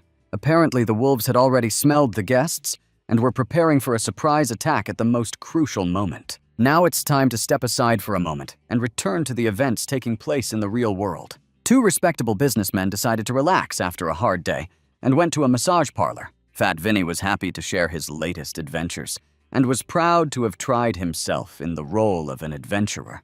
Businessman Charles gradually came to terms with the loss of his son and began to return to his normal rhythm of life. He was interested in listening to the fat man's stories about new acquaintances and battles in the dungeons. Then their conversation turned to the incident in the witch's dungeon, which had recently been the talk of the town. Charles said that the scoundrels who killed his son now lie in the ground, because one of the adventurers destroyed them. He had long dreamed of meeting this hero and personally thanking him for the just revenge for his son. During the conversation, Charles mentioned Robert's name, and Fat Vinny's face immediately changed. He said that he met Robert personally on his recent mission. It looks like Charles will finally get the long-awaited opportunity to thank the man to whom he owes so much. Now we can return to the dungeon where the dangerous raid continues. Robert and Chuck successfully hid in the bushes and waited for the little lizards to appear. Previously, such monsters caused big problems for the writer, but now everything has changed. He didn't even have to strain himself to cope with them, and it was an incredibly pleasant feeling. To begin with, he decided to tie up the little monsters to find out more information from them. After all, it is here that a lake is hidden, at the bottom of which sleeps an ancient monster that must be destroyed. But the conversation immediately went in the wrong direction, and Robert realized that the monsters were not going to reveal their secrets. Instead of a calm dialogue, the lizard spat in his face and called him a stinking worm. I had to show him who was the real boss here and paint my sword bright red several times. The monsters became fewer and fewer, but they stubbornly refused to reveal all of their carefully hidden secrets. I had to chop them into small pieces again and again to clearly prove who was the boss here. Robert was so cruel that he managed to frighten even his faithful partner, the Green Goblin. After just a few minutes, only one little monster remained, begging to be left alive. As soon as he gave out the necessary information, Robert and Chuck immediately disappeared in an unknown direction. A few seconds later, the very same wolves that had been on the adventurer's trail for a long time appeared on the scene. They did not spare the little monster and decapitated him with lightning speed with the first swift blow. After several hours, Robert finally managed to find the very lake where he was supposed to complete the dungeon mission. He needed to dive deep underwater and find the monster that was trying to grow a huge army. Robert had no right to let this happen because his mission was to destroy the little monsters and their mother. In a nutshell, Robert's main goal is to destroy everything that moves in his path.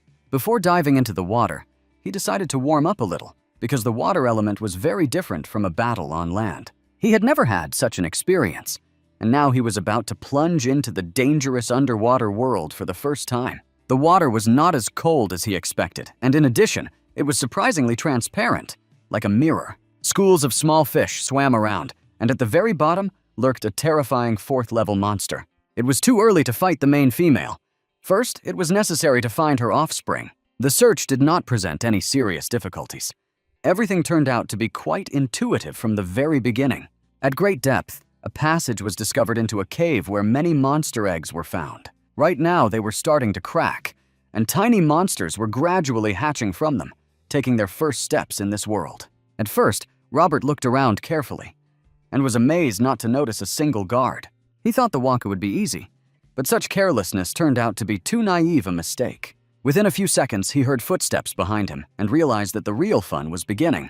It turned out that all this time, a security detachment had been hiding at the top of the cave and watching his approach. Now, armed monsters have challenged him, and to survive, he will have to behead each of them. Watching what was happening, it seemed as if the adventurer was fighting against a united army of monsters at once. But in reality, everything was not so clear-cut, because in the wild, everyone always fights only for themselves. People appeared in these dungeons extremely rarely, so the monsters had long since begun to fight among themselves. Wolves and lizards could never establish an alliance, which led to bloody conflicts between them. This was good news for Robert, as the number of opponents was decreasing with each passing minute. The more fiercely they fought with each other, the fewer enemies remained for the main character. He had never encountered wolves before, but when that moment came, the battle promised to be truly legendary.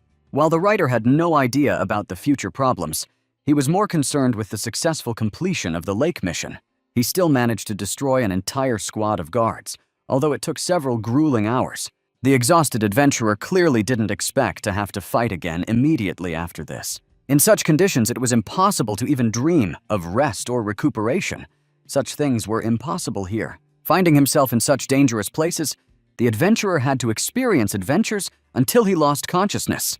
Either he will be able to destroy all the enemies and complete the mission, or he will die like a true warrior. With each passing minute, the number of opponents grew, and the injuries they received took their toll. Little by little, there was not a single living spot left on his body. He was bleeding and felt his whole body burning and begging for mercy. But he had no right to stop. Otherwise, his entire long journey would simply lose its meaning. Robert gathered his last strength into a fist and managed to repel the enemy's furious attack. Moreover, he even launched a successful counteroffensive and defeated the general of the enemy army.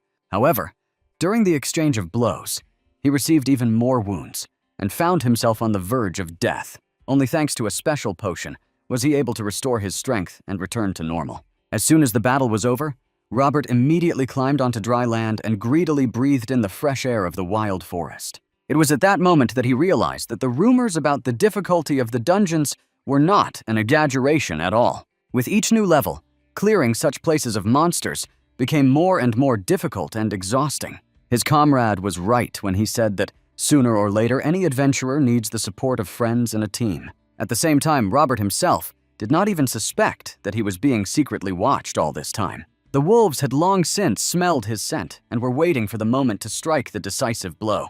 Now they knew that the adventurer was seriously injured and was having difficulty even fighting ordinary lizards. So far, the writer hasn't encountered any wolf packs, and one could say he's definitely been lucky. But now, he decided to act proactively and called at least one assistant to this dangerous region. Goblin Chuck came here not for show, but to fight using his master's weapons. Robert was not left unarmed and, thanks to the system, bought himself a death scythe. Now, after all the wounds had healed, it was time to organize a second round of monster hunting. Returning to a familiar place, the squad discovered the lifeless body of a lizard. This meant that the wolves had already been here and had been monitoring their movements all this time. Right now, one of the predators was hiding in the bushes and waiting for the right moment for a decisive attack. The Wolf Legion did not throw all its forces into battle, but decided to carry out some kind of reconnaissance in force. It only took a surprise blow to understand what this guy was capable of. Robert managed to repel the attack, his crazy instincts saving his life again. The wolf took a closer look and realized that the man had recovered too quickly, after which he decided to retreat. The reconnaissance was successful. The monster learned the adventurer's true strength and was now going to pass this information on to its leader. It doesn't take a genius to figure out what happens next. They will wait until nightfall and return with huge reinforcements, trying to catch Robert and Chuck off guard. The adventurer decided not to wait and immediately left the dungeon so as not to take any unnecessary risks. He was pleased with the day and the amount of work he had managed to accomplish. Now it was possible to take a break from the battles, at least for a short while, and return to normal life. Sometimes it seemed that everything was simpler on the surface than in the dungeons. But in reality, this was not at all the case. Every day, Robert had more and more enemies who dreamed of his death. Mia had been yelling at Donald for days now, accusing him of not avenging her father. Donald did not consider himself guilty and claimed that he could not do anything with the guy who had moved to another association. Such conflicts occurred almost daily and created serious problems in their family circle. Self-confident and stubborn, Mia decided to deal with the problem on her own, without her husband's participation. She made one call and quickly arranged a real challenge for the young adventurer. Within a few hours, all mercenaries in the country saw a special announcement on the forum. It has now become known that whoever manages to catch Robert will receive a substantial reward. Not only active mercenaries, but also new adventurers, and even experienced masters learned about this. Even in the gym where Robert was training, they were already discussing his new serious problems. The assistant told the coach about the new task and mentioned that there was a huge reward for the writer's head. If no one helps him, he will very soon become easy prey for more experienced hunters. The main character had no idea what was going on behind his back all this time. Only a sudden call from a familiar nurse completely changed his mood. He was amazed to learn that new difficulties arose at the very moment when he finally wanted to take a break from constant battles. An ad actually appeared on the internet calling for the hunt for an arrogant newcomer. Jessica tried to delete the message, but her hacking skills were completely useless. However, thanks to her connections, she was able to find out something about those behind it. It turned out to be revenge for the boss of the association in the neighboring town, whose name was Joe. Robert couldn't even remember this man, because they had never been really close. He didn't kill Joe, he just refused to drink to this rotten and vile man. However, he is now in huge trouble, and the sooner he adapts, the better his chances of survival will be.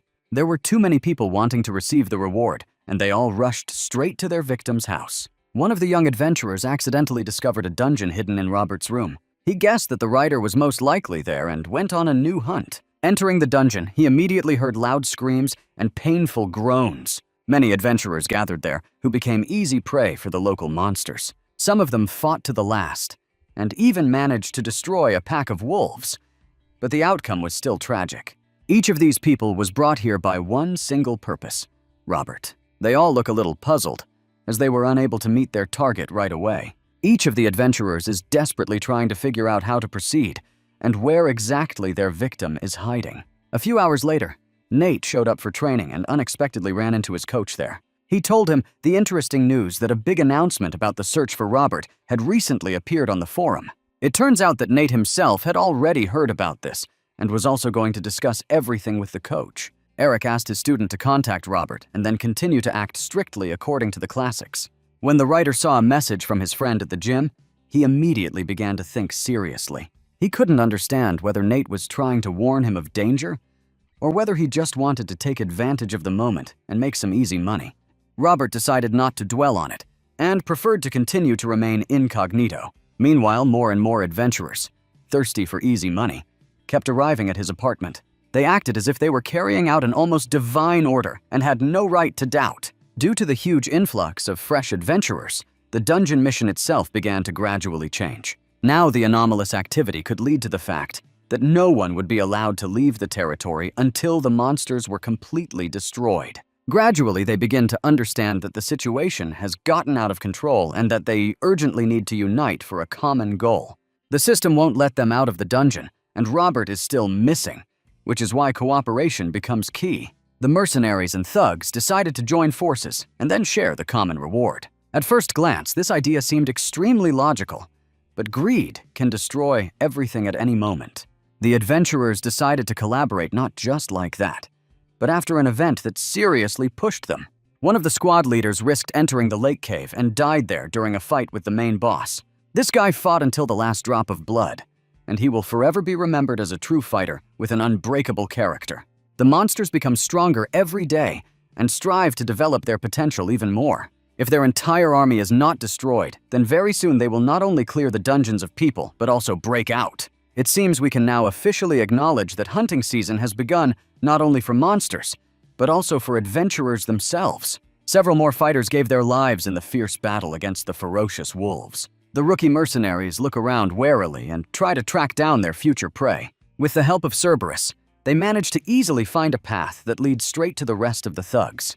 Now, everyone finally understands that it is impossible to get out of the dungeon until the mission is completed. Passions gradually escalate, and many people's nerves reach their limits. Keeping calm becomes incredibly difficult, especially when there are so many dangerous creatures swarming around. Some water monsters are already closely watching the adventurers and preparing for the upcoming battle. All the participants in the hunt for Robert finally gathered in one place. They began to discuss their future plans and even tried to divide future profits in advance. At this very time, the story's protagonist was quietly having lunch in the association's canteen. He didn't pay any attention to the fact that a hunt was being opened against him, because for him, it was nothing. The only serious downside is the loss of one's own home. Returning there now is extremely dangerous. The association is already aware of its representative's problems and is doing everything possible to rectify the situation. All Robert can do is wait and try to understand who wants him dead and why. It turns out that long ago, there was a legendary hero who was Grandpa Joe. Together with other heroes, he once managed to stop a real apocalypse in one of the European countries. Then this hero gained incredible fame and received enormous opportunities. After his death, he passed on all his accumulated treasures to his children and grandchildren. This is how Joe and his entire family gained power that others could only dream of. When Robert cleared the cemetery, he never helped Joe get out of there alive. Because of this, Joe's granddaughter, a beautiful red-haired girl named Mia, is now trying to punish the arrogant adventurer who thought only of himself. She considers her revenge to be just, but the association will try to smooth over the rough edges of this conflict. Several senior representatives of the association were sent to important negotiations. They will have to talk to people who are completely unwilling to compromise and are thirsty for blood. Mia didn't come here alone. Her uncle Juan came with her. This man is extremely dangerous, and his influence on the situation should not be underestimated under any circumstances. However, it won't be easy for him either, because sitting opposite him is a true legend of adventure, Christopher.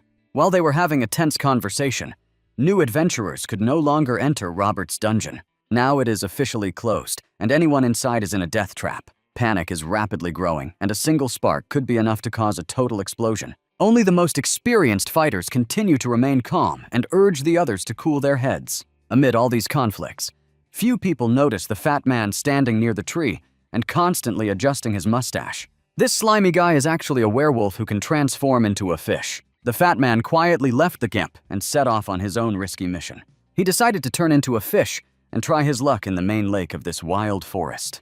His plan is quite simple. Meet the monsters and try to find out their plans using his appearance. Oddly enough, the fat man actually turned out to be the ideal candidate for such a mission. When it turns into a fish, it is almost impossible to distinguish it from the normal inhabitants of the local lake. So far, he has managed to pass through the first echelon of security without any problems and approach the target. Nobody even paid attention to him because he looked completely ordinary. However, as he approached the boss, the system began to warn the adventurer of serious danger.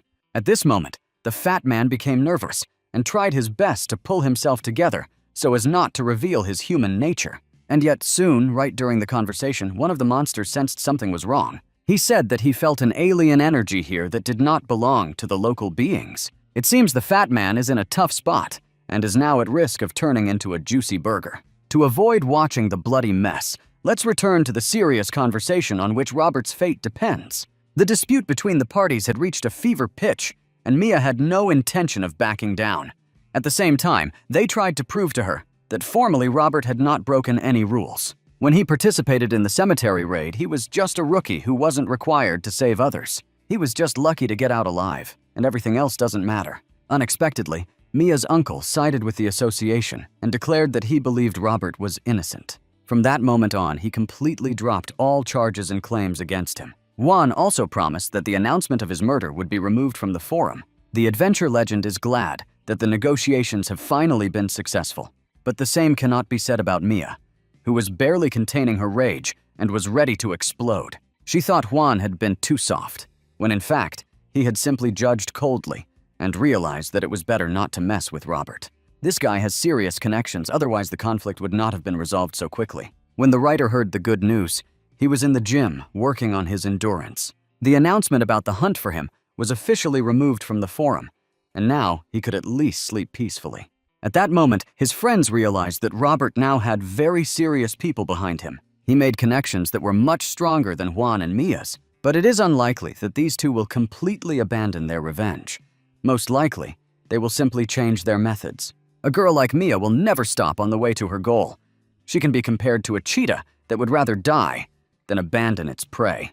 Now let's get back to the fat man, who found himself in serious trouble after being exposed. His tricks have failed, and now he can only come to terms with his approaching death. Before he is torn to pieces and his insides eaten, the fat man will have to tell the whole truth. But despite this horror, Robert is doing much better overall. Now, he is officially free and no longer has to fear hired killers. However, he will still have to be careful and avoid dark places for some time. Many already knew his name and realized that he might have the treasures obtained in the dungeons. Even without an announcement on the forum, the writer remained sweet prey for more experienced and cunning wolves. After this whole story, Robert honestly reported about the dungeon found in his house. Since he couldn't return there yet, he wanted the association to monitor the portal. He pretended that the dungeon had only recently opened and he had simply forgotten to report it. Within a few hours, the portal had been explored, and everyone was trying to figure out how bad it was. However, it turned out to be impossible to enter inside, which meant that the participant limit had been exceeded. Christopher ordered that cameras be installed and that everyone entering and leaving the house be closely monitored. Meanwhile, Jessica gave her partner a stern and cold reprimand. He failed to report the dungeon's appearance in time and was now forced to account for his actions and receive a serious warning about the consequences. After a short conversation, when Jessica had already left, Robert received a call from another charming beauty. Lately, Nurse Lisa has been calling him often to find out how he is doing and if everything is okay.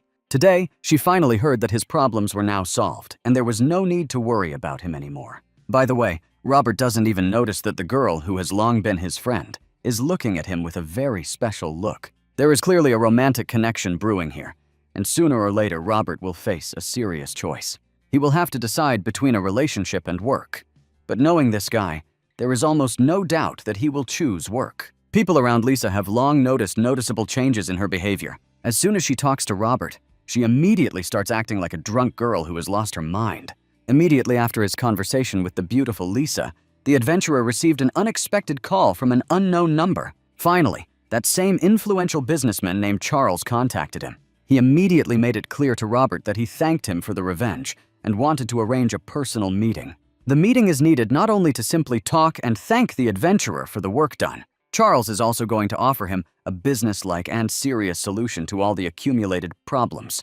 He and his allies want to invest financially in the young and talented adventurer to help him in the future. And it's an offer that's hard to refuse. Robert agreed to meet, but said he would only be free for a few weeks. The very next day, he was back in the association class, improving his skills. No matter how strong the characteristics of an adventurer are, he still has to continue learning. With young William and the more experienced David, the training progressed at a good and productive pace. Today, the conversation turned to those qualities that are especially important during combat and any trials. Typically, new adventurers believe that brute force alone is essential for great victories. In fact, characteristics such as agility and speed play no less important and significant meaning. Fighters without all-round development become stuck at one level and become easy prey, despite their overwhelming strength. Robert had already experienced all of this firsthand and now had no doubt that it was the pure truth. To continue progressing, you need to learn to work as a team, because this is the key to reaching the legendary level. No one can achieve true greatness alone. It requires the constant support of friends and allies. Once a team is formed, priorities change dramatically, and adventurers begin to value charisma much more than strength. The whole point is that charisma allows a person to win the support of allies, and this makes him practically invincible. After this intense lesson, Robert couldn't get the new information out of his head for a long time. He even began to think about changing his profession and taking a decisive step forward. This choice will allow him to develop charisma, as well as gain hidden and unique advantages. However, there is always a risk of making the wrong choice and quickly regretting it. Little William, who is just starting out on his adventure journey, suggested to his more experienced friend that they have some fun. Together with David, they were going to go to training with a martial arts master. It was said that this master had an incredible talent for teaching even the most stubborn beginners. After just a few lessons, the old man could teach almost any fighter to defend himself without using weapons. Robert decided to trust his friends and went to training, where he quickly encountered unexpected problems. It turned out that without the use of special skills and aura, he does not stand out from all the other fighters. His martial arts skills were rather mediocre, so a long and grueling road lay ahead of him. The only thing he is really good at is his intelligence. Thanks to his high intelligence, he is able to calculate the actions of his opponent and be in the right place at the right time.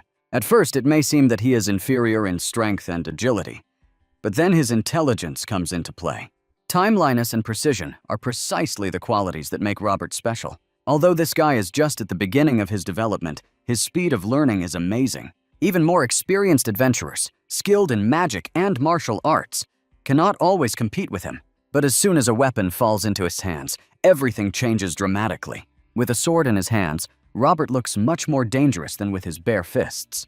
Even the master was impressed by this guy's work, although he saw him only for the first time. He called it a natural talent, which is most often found in boxers. Fighters call timing one of the most important components, because it is this skill that allows them to deliver a counterpunch.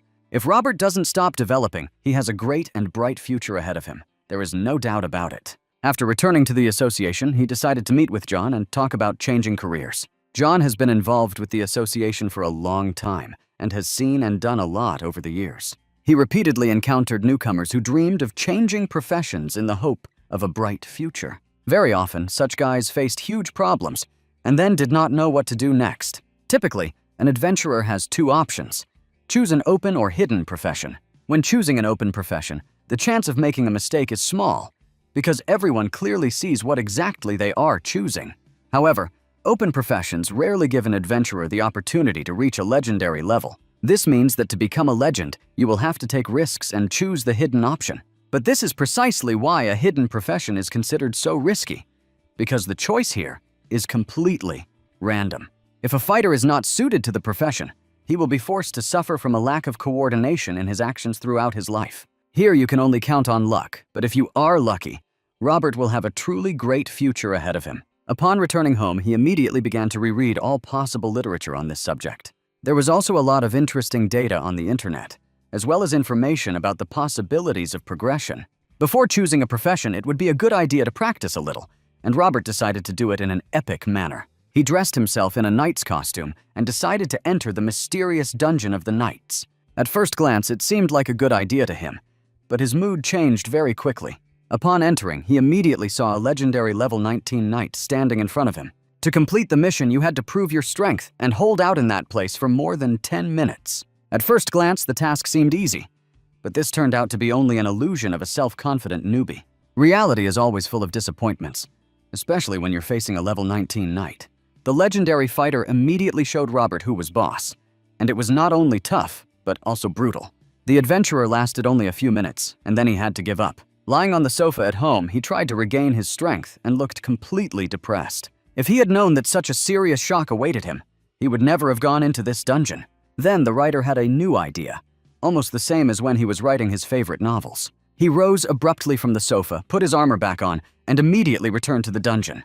When the castle doors opened, the knight saw no one, although he instantly felt someone else's hostile aura. The whole point was that Robert used a stealth technique and tried to remain unnoticed for 10 minutes. This little skunk seriously thought that he could cheat his fate and outsmart the most experienced strategist. But very quickly his affairs went downhill. It became clear that the knight was not going to put up with such tricks.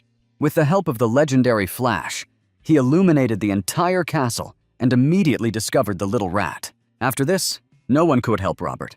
One could say that with his actions, he signed his own death warrant. A few minutes later, he was lying on his sofa again, looking even more beaten and depressed. He will probably never again consider himself the most cunning man on earth. That was a mistake. After recovery, he still decided to try again. It must be admitted that the progress was visible to the naked eye. He managed to get closer and even strike the knight, but his endurance remained at a very weak level. All the energy was spent just getting closer, and then there was no strength left to defend against the blows.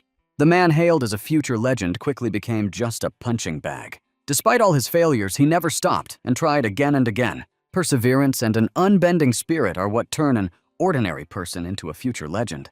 Between defeats, Robert worked hard in the gym and improved his physical strength. Today, he had a conversation with John, who decided to find out how things were going in the home dungeon. It turned out that the dungeon was still not closed, although quite a lot of time had passed. The more experienced representatives of the association knew what this meant and were already starting to panic. There were still a large number of adventurers in the dungeon who had come to hunt for the writer's head. Their food and water supplies were gradually dwindling, and the fat werewolf never returned to base. There was no trace of panic left. Now all these guys were feeling despondent and slowly losing their last hope. A hunting master named Van tries his best to control himself and at least some of his emotions. It is difficult for him to remain neutral, because with each passing day he notices more and more clearly how the tension is growing stronger. Now it is time to return to the association and listen to the opinions of more experienced representatives. They try to convey to Robert that too much time has passed since the dungeon was opened. One way or another, this moment had to come, because no one was in a hurry to start clearing the territory. The writer made serious mistakes when he decided that the dungeon was created only for his personal training. Such irresponsible attitude could result in a global catastrophe that will be almost impossible to stop.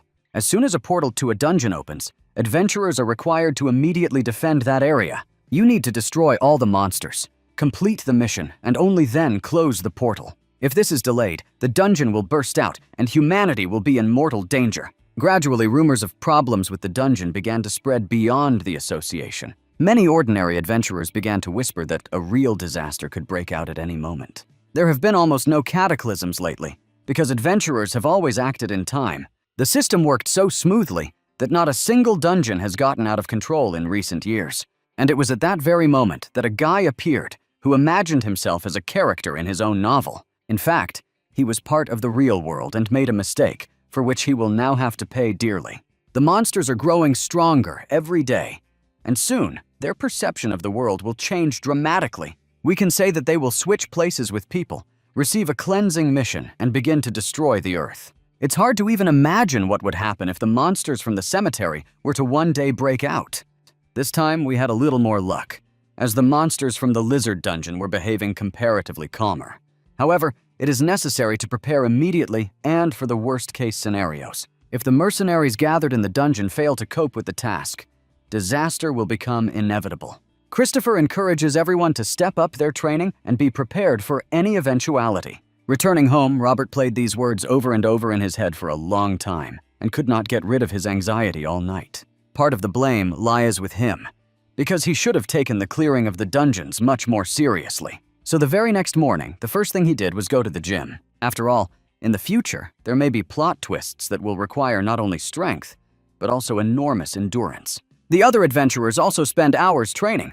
Everyone is nervous and waiting for the denouement of this story. As tensions rise within the association, adventurers in the dungeon struggle for survival. They have to eat far from the best food, because their food supplies have long since run out. They constantly check traps and carefully inspect the area. Everyone understands that sooner or later, the lizards will evolve and launch a decisive offensive. It turns out that preparations for the battle are taking place simultaneously, both in the human world and in the dungeon itself. Mary dropped in to visit Robert during training. She smiled, greeted him, and brought him some soda to make him feel more energetic. Mary seriously persuades him to penetrate the dungeon and help the mercenaries complete the mission. At first, the idea seems wild and absurd, but upon closer examination, it has its own logic. After all, no one knows exactly how strong the adventurers stuck in the dungeon are. One can only guess at their level, but this is too little to develop a strategy. If the mercenaries turn out to be weak, they will definitely not complete the task, and disaster will become a reality.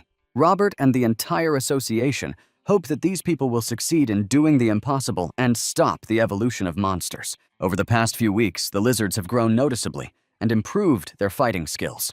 Very soon, the decisive moment of the battle will come, on which the fate of humanity will depend.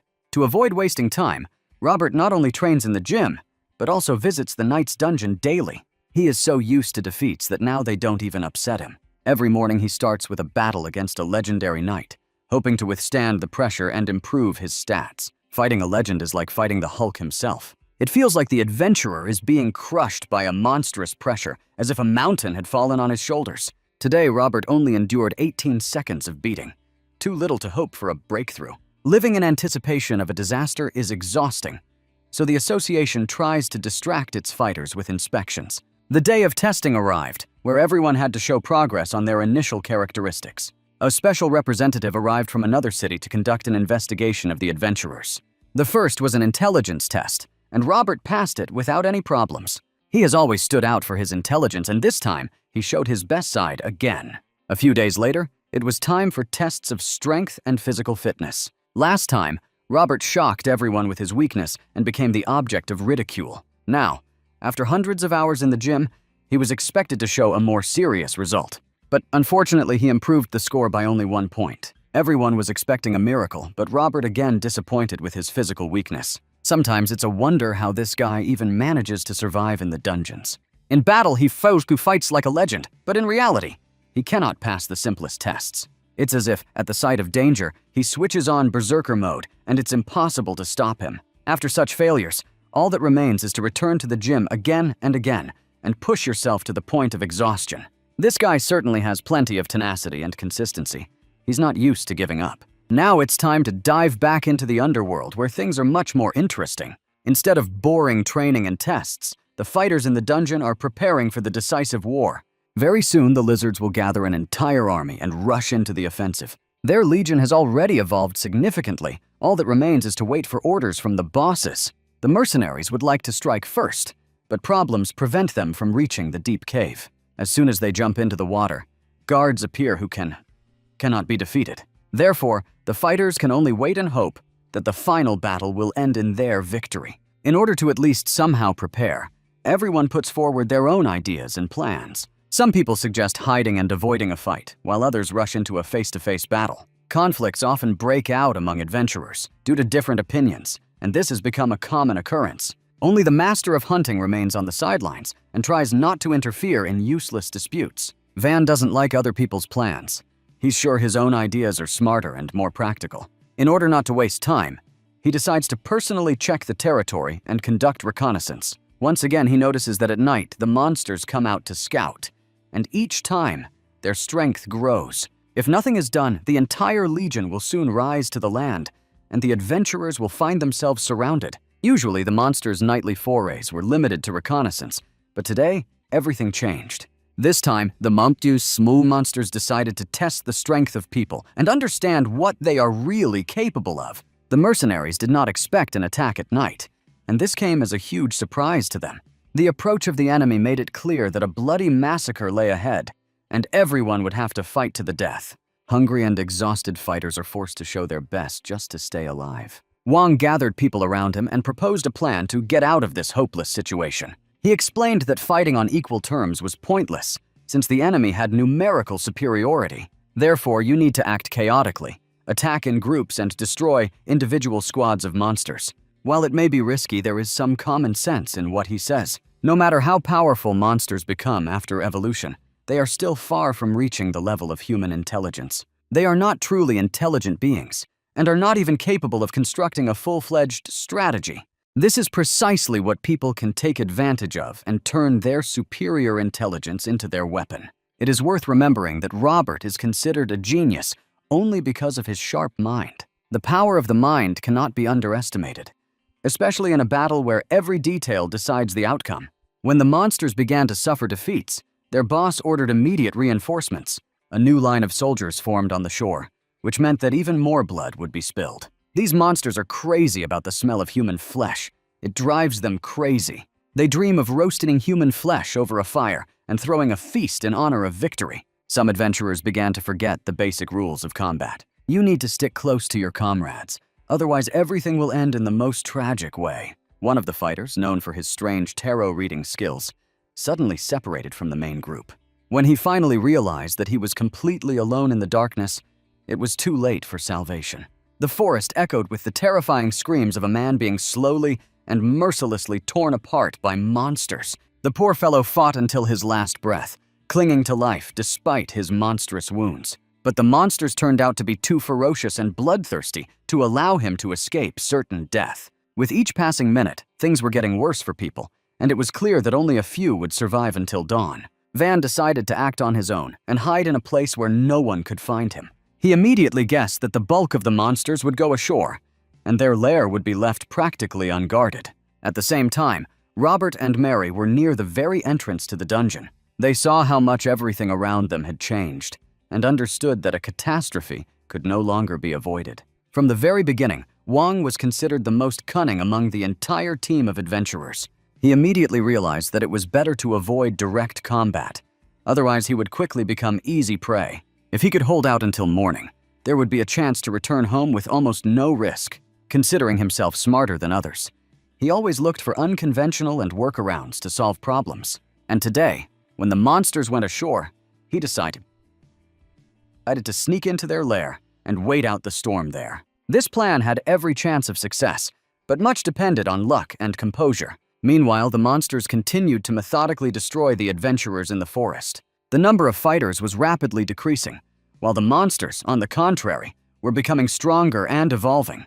In recent weeks, they have changed beyond recognition, undergoing rapid and dangerous progress. These were no longer identical lizards, but full-fledged monsters with clearly defined features. Each of them now had their own identity and fighting style, allowing them to defeat even experienced warriors. Among the people, no one else dreamed of winning this battle. All they thought about now was surviving and holding out at least until the portal opened. Most of them were sure that only bad news lay ahead, because the lizards had no intention of sparing anyone. Meanwhile, in the human world, the pressure was increasing with every second. The association's representatives maintained round-the-clock communication, awaiting the inevitable rupture of the dungeon, and it was now that Mary became convinced that the breakthrough would happen in just a few hours. It was necessary to urgently gather all available fighters to protect the civilian population from the impending catastrophe. Meanwhile, the hunters inside the dungeon were faced with a threat beyond their capabilities. They showed incredible courage and dedication, despite the slim chances of survival. The monsters sensed this weakness and relentlessly increased their pressure on the tired people. They had long since taken over the entire surrounding forest and had completely forgotten that their own lair remained empty. Van decided to take advantage of this opportunity and arranged a real fireworks display there. He cleared the perimeter and noticed that the system had issued a warning about the portal opening soon. There was only a little left to do, just a little longer to hold on, and he would be able to get out alive. After half an hour, less than 10 adventurers from the entire team remained alive. The monsters also lost some of their strength, but their army remained terrifyingly huge. At the same time, Robert met with representatives of the association at his home. They decided to urgently gather everyone who could come to the rescue at a critical moment. Particular attention was immediately drawn to a guy named Larry. He stated that after the dungeon was broken through, the monsters would have their own missions on Earth. just like the adventurers inside. For killing people, they will receive rewards and evolve, which will make them even more dangerous and stronger. To prevent this, it was necessary to act harshly and destroy every monster that came out of the portal. To do this, it was necessary to gather the best representatives of the association from nearby cities. Larry was known for his charisma and hammer power, and such fighters were indispensable in times of crisis. His power could instill fear in even the most powerful dungeon bosses. Looking at him, Robert understood that he himself still had a long way to go to the top of Olympus. They agreed that the association would call upon the strongest adventurers from all neighboring cities. Robert also decided to find those who could keep him company during the cleanup of the city. He started calling all the people on the list of those he trusted and respected. This is the moment when true friendship comes to the surface and hypocrisy disappears without a trace. He managed to get through to his favorite nurse, who arrived just then with her brother. The brother's name was Bobby, and Lisa always said that he was the pride of their entire family. Robert did not hesitate and asked Lisa to pass the phone to her older brother. Now was not the time for long introductions and ceremonies. It was necessary to act without delay. Robert immediately brought his interlocutor up to date and explained that a catastrophe was already inevitable. If Bobby was really as strong as his sister said, then the town of Doosan desperately needed his help. Whether he liked it or not, he had to immediately get ready for battle. With each passing minute, the portal was getting closer to opening, and the monsters were preparing to burst out onto the city streets. To finally convince Bobby, I had to arrange a meeting and explain everything in person. The experienced hunter clearly didn't expect his quiet day off to turn into the start of a war, but he understood that if he refused to help now, he would very soon find himself on the run. The monsters were so strong that it was difficult to even predict the outcome of the battle. Besides helping him in the battle, Robert asked Bobby for one more favor. He wanted him to take Lisa away from the city and thus protect her from danger. Even if Lisa didn't like it, she had to come to terms with the new rules of the game. While people were uniting and preparing for battle, the monsters were also not wasting any time. Several guards caught the scent of a human coming from their lair. They gathered together and headed out to check the area to make sure it was safe. This was where Van was hiding now, and his situation was becoming truly hopeless. He wanted to outsmart everyone, but ended up trapped inside the Devil's Room. A moment later, he was faced with a battle for his own destiny. But the story returns to Robert again. Small teams of adventurers gradually formed on the city streets. Each of them was ready to sacrifice their health and strength to protect ordinary citizens. Among them, one could even meet rangers and samurai. People arrived non-stop, not only from neighboring cities, but also from other continents. The most observant noticed a representative of the neighboring association here, our old friend Donald. Of course, he showed up with his crazy wife, and one could only hope they didn't stab Robert in the back during the battle. The association also brought in the military and modern technologies such as combat drones. Now the entire perimeter was under control, which gave hope for a better future. Once all mission conditions were met, the hunters received a notification from the system. The surviving adventurers finally left the dark and cursed land of the dungeon. Only a few made it out alive. The strongest of the strongest, true titans of their time. In the future, they will tell their children and grandchildren about the horror they managed to survive. They will be seen as veterans of World War II, commanding the respect of future generations. But unfortunately, Van never returned from his risky expedition. He wanted to outsmart fate, but in the end, he himself became its victim. The monstrous boss of monsters tore him apart like a toy doll and prepared to do the same to millions of people. The surviving adventurers took to the streets to breathe in the long-awaited scent of freedom and change. After the darkness of the forest and encounters with monsters, it seemed incredible to them to be among people again. Jessica was the first to greet them and said she had a few questions. But now, it was obvious that the moment was clearly not right for these questions, and they would have to be postponed. Much more important was to secure the support of the surviving Titans to repel the impending attack. They should have agreed to cooperate, despite the fact that they had previously acted as mercenaries. Everyone understood that their original goal was to kill Robert, but the situation had completely changed. The sooner they realized the importance of the Union, the higher the chances of survival for everyone, because no one wanted problems with the law. At that moment, it became clear that unification was the only chance, because the first monster had already emerged from the portal. Gradually, the others joined him, emerging one after another through the pink doors. The catastrophe that people so feared has now finally become a reality. Only united action could stop this madness and give humanity hope for freedom. There was no doubt that the coming battle would become legendary, with a sea of blood and broken destinies. Robert had almost completed his meticulous preparations for the upcoming battle. He had already managed to put on a protective suit and had just called his favorite goblin for help. With Chuck by his side, the writer will feel much calmer and much more confident. The thing is that there are too many adventurers gathered around whom he absolutely cannot trust, unlike the goblin. This may seem strange for a girl like Mary, but there is no time to explain everything in detail now. The system immediately notifies adventurers that the battle is about to begin, and everyone must be fully prepared. No matter how dangerous this mission is, it still attracts many fans of fighting and battles. The reason is that it is precisely for such battles that you can get the most valuable items and a huge amount of experience. Adventurers who have gone through a huge number of trials know very well that this is an excellent chance for them to increase their level. That is why they are ready to risk their own lives and engage in battle with monsters that have passed the first stage of evolution. Now, attention switches to the boxes that suddenly appeared on planet Earth. After the dungeon was broken through, each of these monsters also had their own system with a clear mission. They are obliged to attract as many adventurers as possible and destroy the strongest representatives of the human race. After clearing out an entire city, their level will increase significantly, and they will be able to quickly evolve a second time. It can be said that now the monsters themselves find themselves in the position of people who are forced to defend the dungeons. They talked for a long time and tried to figure out the best way to lure adventurers into their area. None of them even noticed that a hidden camera had been installed in the room for a long time. Unfortunately, their speeches were of no use to people, as deciphering the dialogue turned out to be completely impossible. In any case, it became obvious that the monsters were preparing an attack and discussing strategy, and this already says a lot. Previously, such creatures were considered stupid and underestimated, but now no one would dare to repeat the same mistakes. A few minutes later, the first lizards burst out of the nest and chaos broke out in the streets. The battle you've been waiting for has finally officially begun, and now all that's left to do is enjoy the flashy explosions and brutal kills. According to the original plan, the lizards quickly split up and went to different parts of the huge city. They strive to cover as large an area as possible in order to kill all living things in their path. With the help of drones, people are trying to control the movement of monsters and track their exact location.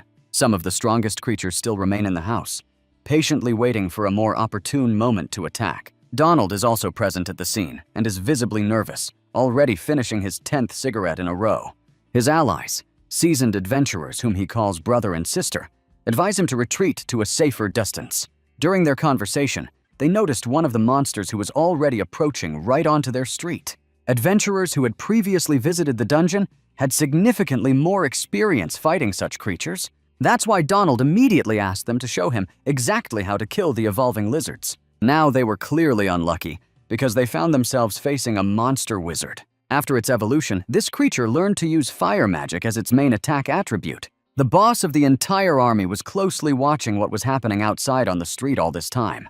He waited for the perfect moment to escape without being noticed, but his plan failed miserably. There were too many drones to hide from, so all the lizards were under control. However, their skills and strength were enough to create enormous problems for people. After the chaos in Tokyo that occurred more than 7 years ago, humanity no longer knew what a real catastrophe meant. Now people were once again forced to face a similar nightmare, although the scale was still local. If a group of adventurers allows the monsters to leave the city and continue evolving, the entire continent will fall in just a few weeks.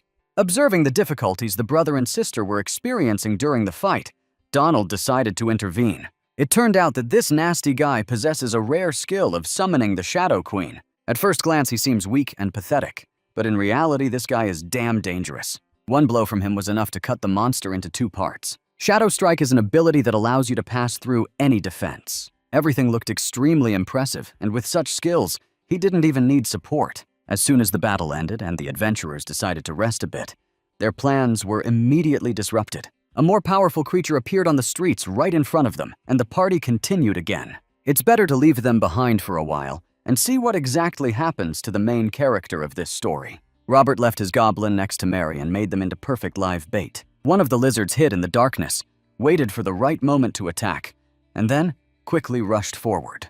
A lightning-fast sword strike quickly cut off the vile head that resembled an octopus's body. With one deft move, Robert showed that he had made significant progress recently. Now, it's even more interesting to watch how he will deal with other monsters, because this guy knows how to surprise. If Robert seems too boring to you, you can always switch your attention to other adventurers. Today, you finally understand who is who, and who is really worth what. In normal times, many adventurers pretend to be invincible legends, as if they had descended from heaven. Such battles help to tear off the masks and see who is truly worthy of attention and who is just empty space. With each passing minute, the monsters become stronger and more confident. They explore the world and quickly learn to adapt. Luckily, this doesn't affect guys like Larry, because his vast experience speaks for itself. One of the wizards, whose name is Necromancer, still remains in the main character's apartment. He summons the souls of dead monsters and calmly enjoys a cold Coca-Cola from the refrigerator. He is in no hurry to go outside and take risks, but he ruthlessly forces others to do the same. Most likely, this wizard is one of those lizards that have already reached the 3rd level of development. So far, everything is going according to plan for everyone, and teamwork is really producing tangible results.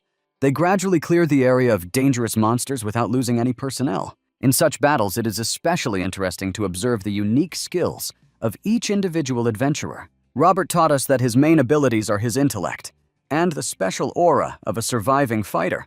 If you look at other adventurers, they have a much wider variety of techniques and magical effects.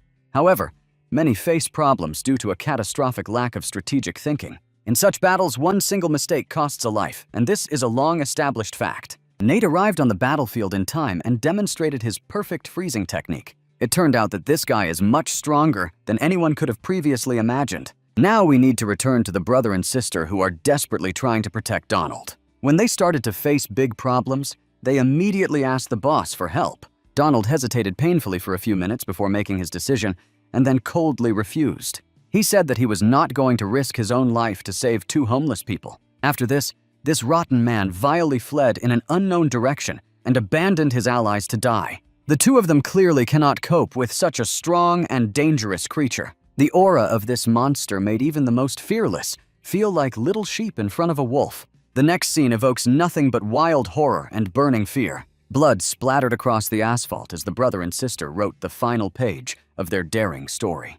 After a confident start, the adventurers began to face serious problems and suffer losses. While the situation is not yet critical, the strategy clearly requires serious adjustments. Jessica strongly advises not to spread yourself too thin, but to act strictly according to plan and stay close to each other.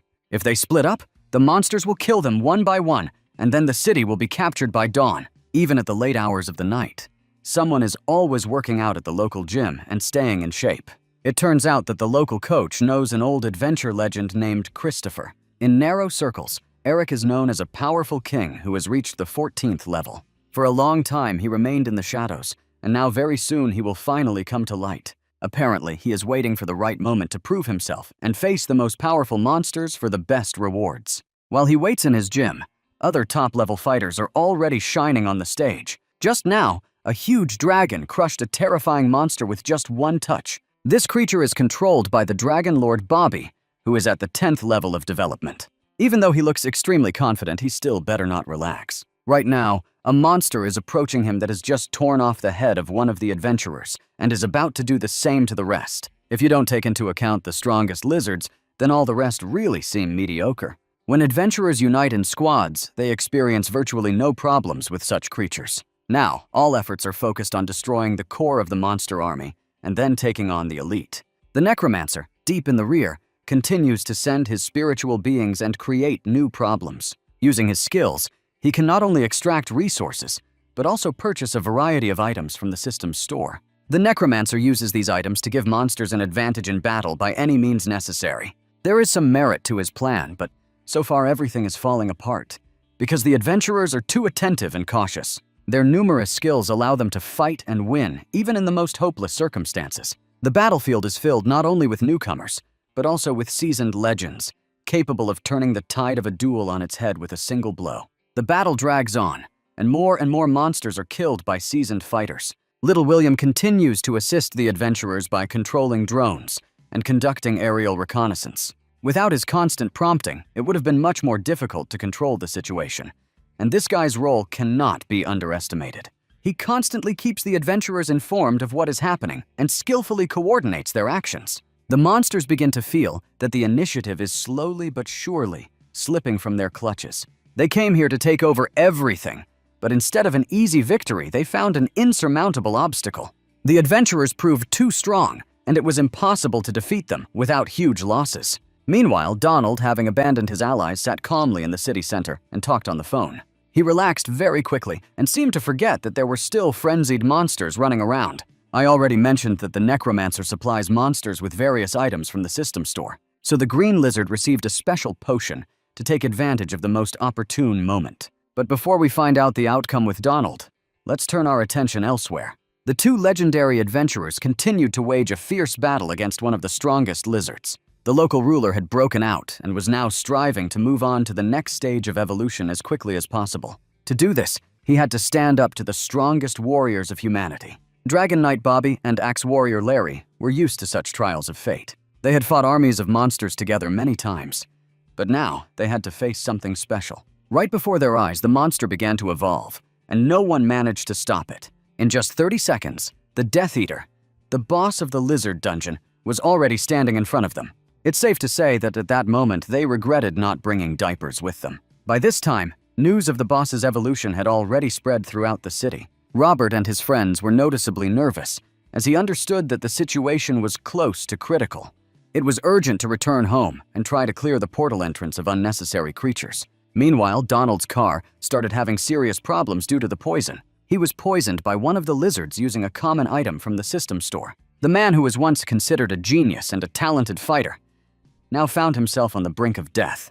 He was left completely having betrayed those who were ready to sacrifice their lives for him. The creepy lizard was already preparing to finish off the wounded one, but in the heat of emotion, it did not notice the approach of another enemy.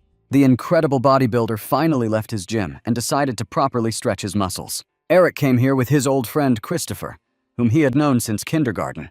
They needed to get to the neighboring area as quickly as possible, because that was where the real battle was unfolding. After evolving, the boss made even the most experienced adventurers feel unsure, and although they tried to keep a straight face and hide their fear, at such moments, even acting couldn't save them. The Dragon Lord decided that his pet would help deal with the monster. He ordered the dragon to attack, but almost immediately regretted his decision. The Death Eater decapitated the terrifying flying guardian with one crushing blow of his sword. His owner screamed in pain and felt a piece of his soul leave his body. This is what happens when you let a simple lizard evolve to level 3. While chaos reigned in the city center, the situation near the writer's house gradually began to normalize. Most of the common lizards had been destroyed, and most of the adventurers felt more confident. They went on the attack and already thought that victory was very close. However, more experienced fighters understood that such conclusions were premature, while the boss was wandering around the city in search of prey. The key here is to keep your cool, and remember that the shadow lizards are still watching the action. At such moments, Robert is always ready to intervene and defend his beloved home. He dreamed of clearing the apartment of monsters and finally returning to his warm nest. In this, he could always count on the help of Mary and his faithful goblin, Chuck. Now, before it was too late, it was necessary to return to the boss again and watch his battle with the adventurers. Larry tried his best to hold off the enemy, and sometimes he even managed to achieve success. He was the only one who remained cool and calculating, while the Dragon Lord had completely lost his head. The desire to avenge his pet blinded him so much that he stopped using his mind. When fighting against the strongest opponent, relying solely on brute force is a deadly mistake. The Death Eater was superior to the adventurers due to his combination of intelligence and strength. His lust for murder turned against the fighters, because they acted thoughtlessly. Because of this, each of them risked dying before sunrise. After 5 minutes of fierce fighting, the boss won a decisive victory. He was already preparing to behead his rivals, but another warrior emerged from the shadows. Christopher didn't show up alone. The legendary Jim Muscle Man stood next to him. The two of them were going to challenge the boss, although their chances remained slim. At this time, a representative of the association contacted Robert and clarified his location. The writer said that he intended to return home and clear his home of stinking lizards. When the conversation turned to the name of the young legend, many adventurers immediately became wary. It was noticeable that the mere mention of Robert made people's hearts beat faster. Meanwhile, the writer finally got to his home and began looking for the right apartment. All around him were spiritual monsters summoned by the undead king. Drones helped to survey the situation and monitor the surrounding area. John was in constant contact with William and realized that he needed to send some adventurers to help. He immediately expressed a desire to take part in this matter because he never missed a chance for adventure. By that time, the goblin Chuck had already made his way into his master's apartment. There, a necromancer was waiting for him, using the technique of 5 rings. For a goblin whose main strength lay in physical attacks, magic could be a serious problem. Luckily, the owner of this place, Mr. Survivor, showed up in time. When it comes to his home, Robert is an unshakable rock. He doesn't care at all who stands opposite him, because he is fighting within his home walls. At such moments, it is a pleasure to watch him. His technique and body control reach a new level. He acts not only rationally, but also with the precision of a martial artist. Very soon the room was cleared of monsters, although the main commander managed to escape. By that time, several adventurers had already climbed to the upper floors to support Robert, but their help turned out to be unnecessary. The situation had returned to normal, even before John's call. The necromancer can thank fate for having managed to escape from this cursed place. Finally, the story's protagonist allowed himself to relax a little and drank a can of Coca-Cola. He was genuinely glad to see his old friend and make sure he was okay. Robert also asked a couple of questions about the coach, but Nate still couldn't find what to answer. None of them could have guessed that at this time, Eric was facing a threat equal to the greatest in his life. The battle with the lizard dungeon boss could well have been the last page of his biography. A similar fate had already befallen several powerful adventurers, and so the boss could not be underestimated. Christopher came to the forefront, unleashing his shadow soldier skills. His copies rushed into battle against the boss, and he himself watched the battle from the front row. Don't think that this comes easy to Christopher, because each call of shadow soldiers takes a huge amount of energy. The bodybuilding fan was also not far behind. All this time, he was waiting for the right moment for his crushing blow. This is what happens when a person stubbornly pumps up his biceps and chest his whole life. His blows became so brutal that even the walls of the dungeon could not withstand the pressure. At times like these, it becomes clear why Eric was nicknamed the Mighty King. Together with his partner, he finally managed to show the boss that he was no longer the master of the battlefield. The odds were evened out, and so the boss decided on a desperate step. Activating the initial berserker mode, he screamed with a sound like a slaughtered goose, and the powerful blast from his mouth nearly knocked the adventurers off their feet. His deafening screams made Christopher feel like his brain was literally ready to explode from pain. The boss decided not to stop there and began shouting even stranger spells. He spoke words in an unknown language, and it was clear that he was trying to negotiate with the system to enhance his monstrous abilities. By this time, the entire area around the writer's house was completely cleared of monsters. Many mid- and entry-level adventurers were sent home to recuperate and catch their breath. If their help is needed again, Jessica will personally call each of them without delay. After being seriously injured and severely poisoned, Donald was still breathing and desperately trying to survive. He found a quiet place, hoping to get some rest. But a moment later, a creepy mutant approached him. It turned out to be the same necromancer who had recently escaped from the Devil's House and was now looking for his allies. Donald didn't pay any attention to him. He was dying, and he realized that he had not lived the life he had always dreamed of. It all started many years ago, when he was still a young and talented adventurer, striving to build a career in the dungeons. Great hopes were placed on him, and many saw him as someone they called a future legend. Thanks to his innate talent, he quickly became acquainted with many influential representatives of the association. Such acquaintances are never accidental, and this is how Donald met the dazzling beauty Mia. At first sight, she seemed especially charming to him, and it must be admitted that he fell in love with her literally in a minute. Their acquaintance was deliberately arranged to unite the great family of the legendary warrior with the young talent. The union looked perfect, and at first it seemed that everything was working out as planned. Many adventurers came to their wedding, congratulating the happy couple on their new beginning. Donald hoped to inherit from his wife's family a unique skill that had once belonged to her grandfather. A few weeks later, he went into a dangerous dungeon where he was to use the technique he had acquired for the first time. But at the critical moment, everything went wrong. It was as if technology rejected the young genius. Donald, who was recently called a future legend, found himself one step away from death. Only the timely intervention of the allies saved him from certain death. If the sorceress had been even a moment late, her friend would have turned into a bloody cake from the monster's blow. In the end, all the monsters in that dungeon were destroyed by young and ambitious adventurers. Everyone wanted to earn recognition and open up new perspectives for themselves. But not everyone succeeded. Donald clearly failed the task.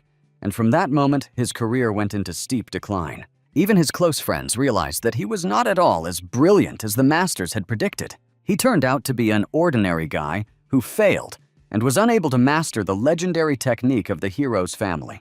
This proved that he had no particular talent and that he would be better off looking for another path in life. From that time on, Donald realized that he was not a future hero, but just a man with a couple of skills for self-defense.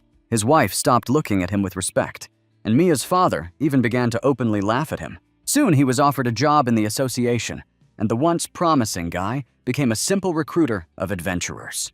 His dreams were shattered, and just a few years later, he met his death on the cold concrete of Doosan. Sometimes stories are far from happy endings, and such stories squeeze the heart and make you cry. News of the recruiting manager's death quickly spread throughout the city. He was known as a true professional, but few people guessed about his sad fate. After his death, cameras showed Donald glowing like an angel rising, and no one ever understood what it meant. Meanwhile, all the city's fighters were busy with completely different tasks because they were only interested in the boss.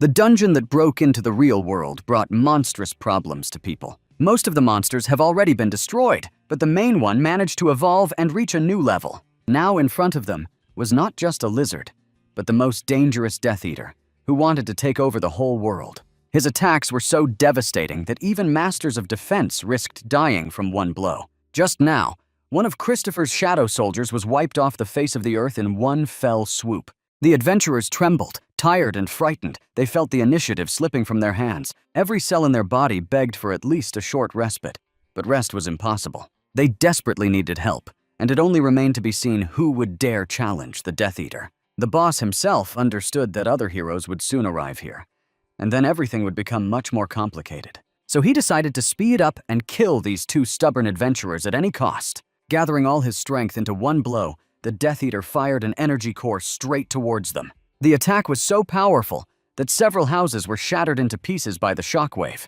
Residents of the city felt something like an earthquake and ran out of their homes in panic. William managed to observe all of this through the remaining drones. With his own eyes, he saw how the Death Eater forced the two heroes to retreat. But soon the drone was destroyed, and tracking the boss became impossible. With his last strength, Christopher tried to get up, but it looked extremely pitiful. His bloody t-shirt made it clear that the fight was drawing to a close, and the adventurers had almost no chance left. The boss openly mocked the people whom he had considered an inferior race all his life. During the uprising in the dungeon, he constantly repeated that the lizards should eclipse humanity and conquer the earth. His hatred grew with each stage of evolution, and now resulted in brutal murders in the middle of the Night City. But it is precisely such situations that give birth to new heroes, who, against all odds, come to the aid of the world. People who were previously not valued at all come forward and become the ones in whose honor monuments are later erected. Meanwhile, low and mid-level adventurers were resting at home, unaware that their homes might be destroyed by morning. The more experienced fighters were wounded and were preparing to give another fight with their last strength. The situation has gotten out of control, and now more than ever the world needs a real hero. Robert felt like his moment had come to stop being just a prospect and become a legend right now. He didn't forget about the Death Seeker skill, which could even the odds even against monstrous opponents. He stepped forward and showed everyone that he was full of determination and belief in himself. John was nervous. He was not ready to let the young guy go to fight the boss, considering it complete madness. But Robert insisted that his powers had long since gone beyond simply summoning a goblin. In fact, he possessed two epic skills at once, which he had previously hidden from everyone. His Survivor and Death Seeker techniques gave him a huge advantage, which is why he was able to win in the graveyard. He convinced John that he deserved a chance and that he could handle the challenge. Whatever happened, Robert was not going to regret his decision because a door called Dream was opening before him. When he wrote books, he always imagined himself as an adventurer saving the world. And now it has become a reality. He had been walking towards this moment for too long to be afraid of some lizard from another world. The Death Eater felt in control of the situation and prepared to finish off the wounded enemies.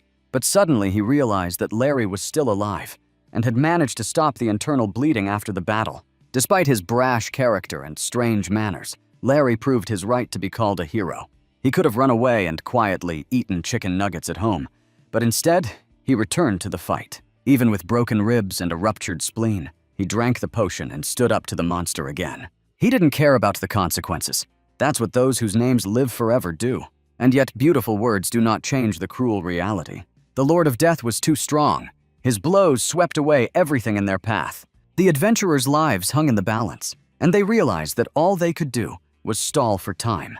They hoped that the association would have time to evacuate residents and assemble a military alliance. No one even suspected that a man capable of changing fate was already coming here. Only the Death Eater noticed the change in the aura and sensed the approach of a new enemy. A wind of change blew from the south, heralding the arrival of a man in black armor. A smug smile and unshakable confidence in his eyes distinguished this guy from everyone else. His nickname, the Writer, still made people think he was just a newbie who overestimated himself. But now Robert has the opportunity to prove that actions always speak louder than words. Other adventurers also rushed to the scene of the battle, wanting to help. On one of the dark streets, they came across a bleeding guy running from the epicenter of events.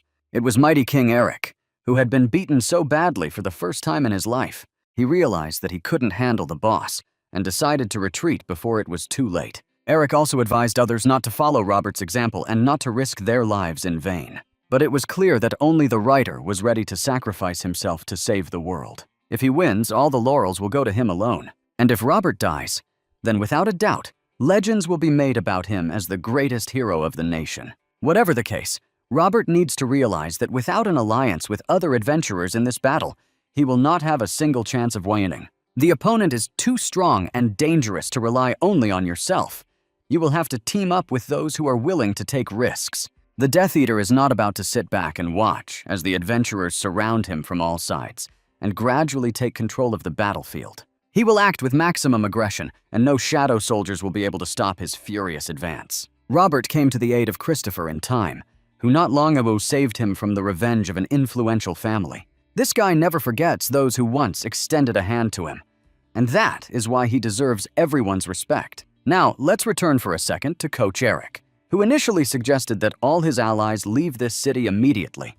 Having caught his breath and regained his strength, he began to change his mind right during his conversation with Nate. They came to the conclusion that it would be much more correct to stay here and fight to the end than to flee to another city and wait for the catastrophe to take over the entire world. Although almost all the lizards were destroyed, the main boss is still alive and continues to evolve rapidly. If he is not removed from this game, sooner or later, he will reach such a level that he will be able to summon an even more terrible army. That is why it is so important to fight, unite, and go to the end, even if the chances seem minimal. For now, the Shadow Soldiers are doing a good job of distracting the boss, as he has to expend a huge amount of energy to kill these clones. It is precisely these moments that Robert waits for and suddenly attacks to deliver a precise and focused blow from behind. But it is too early to rejoice, because victory is not even close to guaranteed. A long and painful battle still lies ahead. The author has been leading us to this battle for many chapters, and now it is time to enjoy the battle that will later become the stuff of legends. As Christopher watched the fight, he noticed something unusual. A mysterious Death Knight was standing next to Robert. While he hadn't interfered directly yet, it was noticeable that his aura was invisibly supporting the adventurer. The guy felt some kind of divine influence, and his blows became faster, more accurate, and more dangerous. When the boss first felt weak, he realized that evolution had now become vital for him. Before this, he had evolved only as much as he could, but now he was forced to do everything he could to urgently reach a new level. That is why he signed a blood contract with the goddess of the sea, whose name is Calypso. The goddess who was watching the battle interfered with the system parameters and gave the boss a completely new power. In an instant, he broke all his limits and activated maximum berserker mode. People who considered themselves winners suddenly found themselves in a situation where they had to urgently adapt to new circumstances. The battle is clearly dragging on, and now the adventurers will have to develop a completely new strategy. The previous attacks could be described as unsophisticated, too simple, and predictable. Christopher released Shadow Soldiers, distracted the boss, and waited for Robert to land a critical hit. Now this tactic no longer works because the boss has switched to the real Christopher and intends to take him out of the game. Without the Shadow Soldiers, the battle would become too one-sided, and the adventurers would simply have no chance. That's why Larry is trying his best to restrain the madman, so that he doesn't ruin the entire battle strategy.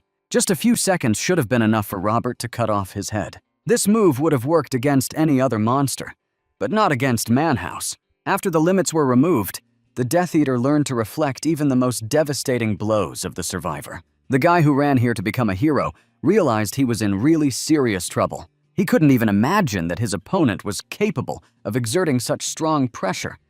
And now, he couldn't do without the support of another legion of adventurers. Manhouse felt magical strikes of flame and lightning, which meant that help was already approaching. Only John can call upon the Divine Apostle for help, and it became clear that he was somewhere nearby. To track down the hiding enemy, Manhouse decided to scan the entire perimeter with a predator's gaze. Very quickly, he discovered not only the wizard John and the goblin Chuck, but also the powerful king who had recently escaped from the battlefield. Fate gave the bodybuilder a second chance at life, but he ultimately returned only to meet his death. Now, the boss is not going to forgive him for his past mistakes, and will do everything to tear his powerful body to shreds. Within a second, Eric regretted coming back, as he could have been enjoying a piña colada on the beaches of the Maldives.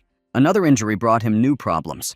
Even a strong, muscular corset could not protect him from broken ribs. Looking up, he realized that death itself had descended from heaven to take him to hell. This is what would have happened if a talented student had not intervened and restored justice. One hit from the survivor was enough to knock the boss back several meters. Robert didn't stop there, and even offered his trainer a little restorative potion. All this is well and good, of course, but he has just seriously angered Manhouse, and now he is in big trouble. The boss managed to quickly get up, draw his bloody sword, and rush forward to take revenge. For the next few minutes, they exchanged blows furiously in the very center of the huge ring. They didn't care that the fight was taking place right in the middle of the street, because each of them felt like a champion in the main arena of the MGM Grand in Las Vegas. In such fights, the championship belt goes to only one, the strongest and most worthy fighter. Robert knew perfectly well that this was not a case where the judges could give him a victory. Only selfless actions and the severed head of Manhouse can bring peace and tranquility to this city. While he fights the devilish monster, his allies are given a rare opportunity to restore their strength with potions. Now they observe this madness with a much colder and more calculating eye. The boost in motivation has already passed, and now each of them clearly understands that they are in a real deadly problem. To restore the balance of power in this world, you will have to go all the way, even if your body refuses to obey. Closer to the morning, if the situation does not change, we will have to call in the regular army for help. For now, all hopes are pinned solely on adventurers, their courage, experience, and at least a little luck. Despite the fact that Manhouse fights alone against everyone, this does not prevent him from remaining the leader. In a battle where endurance decides, this monster is clearly capable of giving even a seasoned marathon runner a run for his money. When Robert found himself in dire straits, he was again forced to call on his allies for help. The Divine Apostle watched the battle closely and tried to intervene to stop this madness. John repeated over and over to his summoned being that he had to save the guy in the knight's armor at any cost. If the young genius doesn't survive, then the rest won't have the slightest chance to stop the monster. Only Robert possesses two secret skills that allow him to defeat the most powerful beings in the entire galaxy. This is why he becomes the central figure of this battle. Despite his lack of experience, he just took a colossal amount of damage, and one can only guess what this will lead to. The surrounding houses were already half destroyed, and the awakened people ran into the basements and hid like little rats. Manhouse himself suffered damage to his own limbs from the powerful blow. Apparently, the Divine Apostle nevertheless intervened and defended the adventurer with the last of his strength.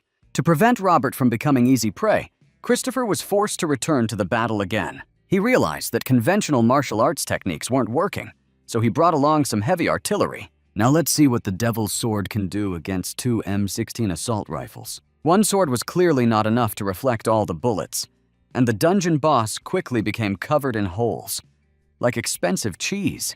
It seemed like a clever distraction tactic to give Robert a chance to recover. He was slowly carried away from the battlefield and taken to a safer place. Meanwhile, Christopher continued to taunt his opponent and shower him with iron bullets of death. When Christopher ran out of ammo, he was in big trouble, and he clearly hadn't thought it through. Without his machine guns, he became an easy target and was forced to retreat using a protective barrier. Even he was saved by the Divine Apostle. And it is here that it is important to stop and understand what is happening. Adventurers are still alive only because they constantly help each other out in the most difficult situations. If they did not act as a single mechanism, they would have died long ago. As soon as one of them loses strength and gets injured, someone else immediately comes to his aid. This puts constant pressure on Manhwa, preventing him from relaxing. Now, he uses the power of the sea goddess and significantly surpasses his rivals. But everyone understands that sooner or later, his strength will run out, and then his back will crack. John tries his best to bring Robert back to normal by making him drink some of the potion. The writer is clearly not in the best shape. Blood is streaming down his face, and his heart is barely pumping it through his body. During the recovery process, a system window started to glow next to it. John immediately noticed this and realized that something important was happening in the writer's head. Robert did come to his senses, but it was only a projection in his mind, where he found himself in a cemetery. Looking around, he felt the familiar cold and wind filled with the smell of rot. Turning around, he saw in front of him the very Death Knight, whose name is Claude. It was difficult to understand what it was, really, an illusion or reality, but the knight clearly came to talk. Their last meeting almost ended in the writer's death, although the Death Knight then noted the boy's strength and decided to make him part of his team. As soon as Claude sensed that Robert was in mortal danger, he decided to show up and lend a helping hand. His aura had always been present somewhere nearby, but only now had the dead man finally stepped in to help for real. During the conversation, Robert finally realized that Claude's aura had been there all this time only because he was wearing his mysterious helmet. Now that everything fell into place, the adventurer realized why he had so often been incredibly lucky in the most dangerous battles. After that, he asked the Death Knight to explain directly why they were here and what the true meaning of their strange conversation was. Claude couldn't think of anything better than to show this with real actions instead of useless, beautiful words. He locked Robert's consciousness in a deep illusion, while he himself took possession of his body for a limited time. It turned out to be a truly brilliant move, which finally brought us closer to victory over the dreaded Manhwa. Everyone around him instantly felt a sharp change in his aura, and the adventurer's eyes lit up with a menacing scarlet light. John didn't like all of this at all, and he even wanted to use the Holy Scriptures to drive the devil out of his friend's body. However, Claude calmly asked John not to interfere, and explained that he had come not to harm, but to help in this deadly battle. The Death Knight confidently said that he only needed a little time, and he would definitely prove what he was capable of. Now people were in great need of the support of a strong patron, because they simply had no time left for doubts. Doubts always create chaos and lead to death, as anyone who has ever found themselves in a deadly predicament knows. With each passing second, the fighters' chances of ultimate victory rapidly diminished. It was clear from their looks that they were desperately waiting for support from their allies, and at least a minute of respite. Even the strongest representatives of the Adventurers Association were clearly unable to achieve anything. The boss was already ready to finish off Eric. He stood over his bloody body and literally smelled the approaching victory. And it was at that moment that everything around changed dramatically, as if something supernatural, powerful, and frighteningly strong had appeared. Manhwa saw a strange purple smoke creeping along the ground, and deafening thunder rumbled in the sky. Before him no longer stood the ordinary adventurer writer, whom everyone considered a newbie. No, now this guy was clearly something more than just a man who dreamed of becoming a legend. All participants in the battle immediately felt these changes and chose to carefully step aside. Claude came here only to kill and give his student a chance to become a true legend. He dealt crushing blows and did not even think of retreating. It was a fierce battle on a collision course. We are finally approaching the very end, and it will soon become clear who will emerge victorious from this dazzling battle. After several heavy blows, Manhwa suddenly decided to retreat. He rushed off in an unknown direction, hoping to at least slightly restore his exhausted strength. He should have remembered that he was being hunted by a Death Knight who would not allow anyone to escape the punishment they deserved. Running into the next street, he suddenly noticed John lying unconscious. Next to him stood a bottle containing a rare elixir capable of restoring health and energy. Manhwa decided to take advantage of this opportunity to gain power and seize the initiative again. He never realized that his best time had already passed and that inevitable death lay ahead of him. Suddenly, he felt his body losing balance and control. He didn't even immediately realize that his body had been cut in two by a merciless blade. Bloody death had been waiting for this monster for too long, and now they finally met face to face. The dance between the two strongest fighters came to an end, and the Death Knight emerged as the undisputed winner of this confrontation. He spent a few more seconds checking the system's readings, wanting to make sure that everything was finally under control. Soon the goblin Chuck came running to the scene, ready to help his master. Claude allowed the green creature to take his sword and personally finish off the mortally wounded victim. It was necessary to make sure that the lizard boss would definitely never rise again, and went to a well-deserved rest. His heart was pierced through and through, and this automatically made the goblin even stronger. The system rewarded him with experience points and increased all his main stats. Chuck reached level 10 and felt like a real superhero from a Marvel movie. Other adventurers soon arrived on the battlefield, eagerly awaiting the outcome. They congratulated the young genius on his victory and wished him luck in his future endeavors. Watching this guy, each of them realized that a new legend was born right before their eyes. Robert felt unbeatable until the moment the Death King emerged from his body. After this, he suddenly began to lose consciousness, and an ambulance had to be called to keep him alive. The battle had taken too much of his strength, so Lisa had to bring the boy back to life. Her brother Bobby was also nearby, and from a simple telephone conversation, he found himself drawn into these terrible events.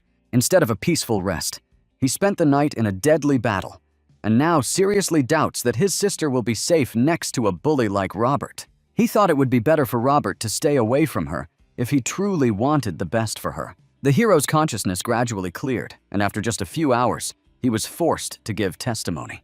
Authorities have shown serious interest in the man possessed by the Lord of Death. Everyone understood that Robert's aura had changed greatly, and that something strange had happened to him. He had to answer a huge number of questions from an experienced negotiator. The writer told everything as it was, did not hide the truth, and expressed his willingness to cooperate with the investigation. At the same time, Robert felt a strong sense of discomfort, as he was viewed more as a dangerous suspect. Instead of words of gratitude, he had to sit for several hours straight in a white room. Juan and Christopher had been watching him all this time, trying to decide whether they could trust him.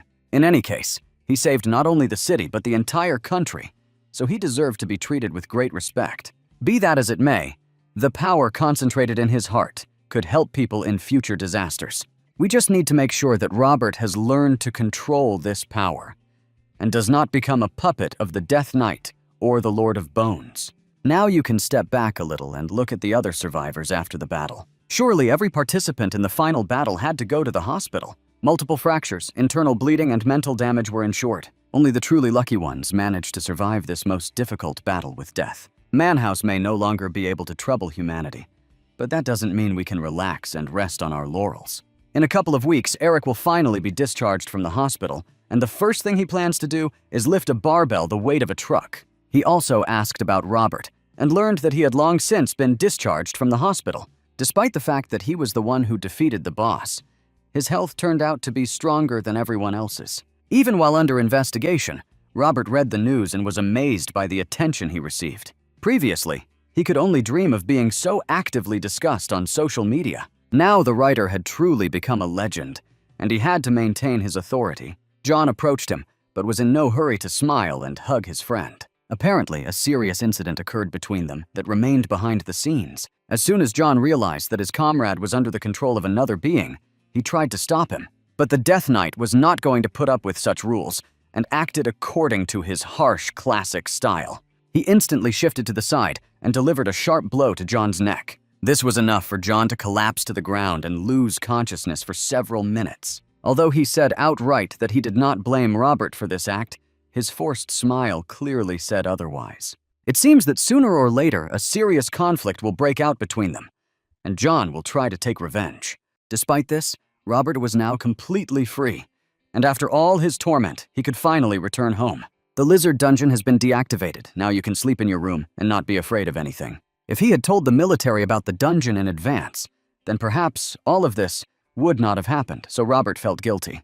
The next morning, he woke up with the first rays of the sun and promised himself never to make such mistakes again. I had to call a goblin to tell me everything that happened during the eclipse of the mind. Chuck said with Dwight that his owner fought like a real superhero and looked irresistible. This happened precisely when his mind was controlled by the terrifying knight Claude. After the battle, Chuck forgot to return the sword with which he finished off Manhouse and raised his level. He then said goodbye to his master and returned to the Goblin Valley to await further orders. Robert donned the Death Knight's helm once more, hoping to meet his grim mentor. He wanted to know if it was possible to summon Claude at will at any time.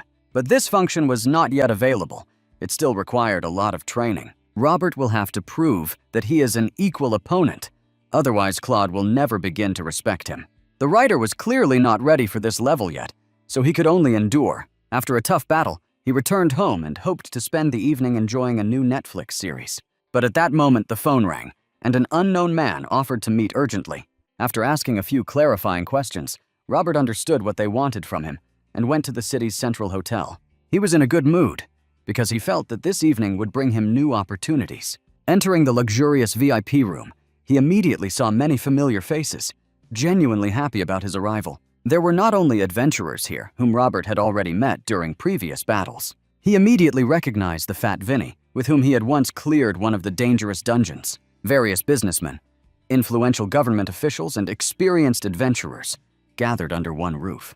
They all looked extremely serious and were clearly discussing important and fateful issues. Their meeting was missing the last piece of the puzzle, and he was the one who had just walked into the room and greeted everyone. Also, here was Mr. Charles, who had spent the previous spring trying to thank Robert for his victory in that dungeon. The conversation began very cautiously and leisurely, because the businessmen did not want to scare off the young alpha male. Robert held himself confidently, even though he was sitting at the same table with people whose wealth was measured in billions of dollars. The fat man asked him to relax and explained that they had come for cooperation, not for conflict. The conversation immediately turned to the most important thing. The businessmen wanted to ask Robert for help. Charles explained that their business involved a dungeon called the Tomb of Fear. The young writer had heard about this gloomy place many times, but he never knew that raids were still carried out there. Angelina, who is considered one of the most outstanding witches of the 9th level, took it upon herself to explain the situation. She reported that one of the association's leaders was going to go on a raid and leave his position. He had tried to storm the Tomb of Fear in the past, but he had failed then. The leader lost many friends and allies there, and spent many years preparing to return and take revenge. Now he is ready to risk his life and face the tomb's boss, whose name is Arthur Rykal. The main problem was that after his departure, the position remained vacant. This caused great unrest in the association, since someone had to take his place. All these people were gathered here because they knew that an eccentric and self-satisfied adventurer was heading to China right now. He is said to be one of the best talents of the generation and could become the new leader of Fujian City. Many serious businessmen and adventurers do not like this prospect at all, so they have found a solution. To get out of the situation, they had to turn to a man whose name was constantly appearing in the news. Robert has earned respect and has become a living legend that the whole world already knows about. They want him to prove himself and win the competition against a talented adventurer nicknamed the Firebird. The young writer has little experience yet, but he gives the impression of being a pleasant person who is easy to deal with. For influential businessmen, comfort and reliability will always come first, which is why they chose it. Rumor has it that the Firebird already knows about Robert and even dreams of challenging him to determine who is stronger. Their collision, in any case, remains only a matter of time and inevitability. It would be much more advantageous for Robert to accept this offer, since in return, he would receive the powerful support of influential allies. They will be ready to sponsor him at various levels and push him forward up the career ladder. First, he needs to become stronger and prepare to meet the Firebird. If he can win, the egocentric genius will not take the leadership position, and the businessmen will be happy. As strange as it may seem, Robert has little choice but to agree for the sake of profit. We are transported to the Korean airport, where an adventurer better known by the nickname Firebird has just arrived. His real name is Tursi, and he always dresses to stand out and catch the eye. He arrived in Korea to go to Jeju Island and clear out the local dungeon. The adventurers sent by the association were not at all happy about having to accompany him. Terseus has an unpleasant and heavy aura, and few people really want to deal with him. The Korean adventurers hoped that the cleansing would be quick and that they would soon return back to China.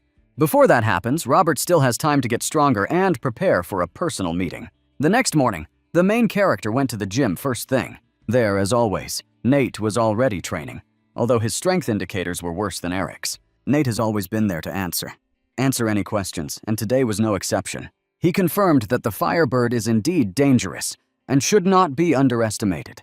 To prepare for such a meeting, you will have to undergo a difficult and serious test of skills. A mid-level dungeon which has been opening frequently throughout the country lately, is perfect for this. After a long conversation, the writer hurried to the association's office. There he met his old friend Christopher and asked him for support. It was necessary to analyze all available dungeons and choose the most suitable one for training. It shouldn't be too complicated, but it should still create some noticeable challenges. It was important to find the perfect balance, and Christopher was a true professional at this. Immediately after this, a meeting took place with John, who was responsible for the equipment. He advised Robert to spend the accumulated experience points on purchasing the necessary items.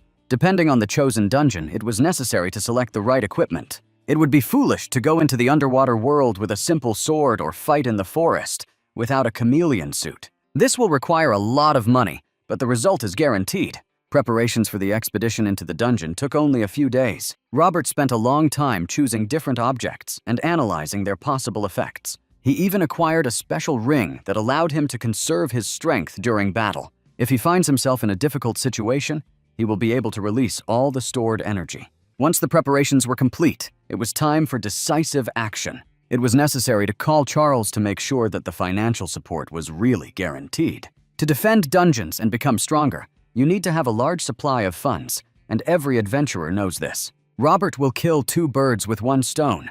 He will become stronger, and at the same time help his patrons. This scenario suited him completely, since it was a double victory and minimal risks. He had no idea that the cemetery dungeon had been causing a lot of trouble for adventurers lately. After Robert cleared the place, even the strongest Swedish fighter, Carl Schneider, faced difficulties there. Claude, as always, remained ruthless and had no intention of letting anyone out. Apparently, after Robert's escape, his master became even more cruel and ruthless. 1 blow from him was enough to kill the best adventurers in the country. The Death Knight's assistant immediately noticed the change in his boss.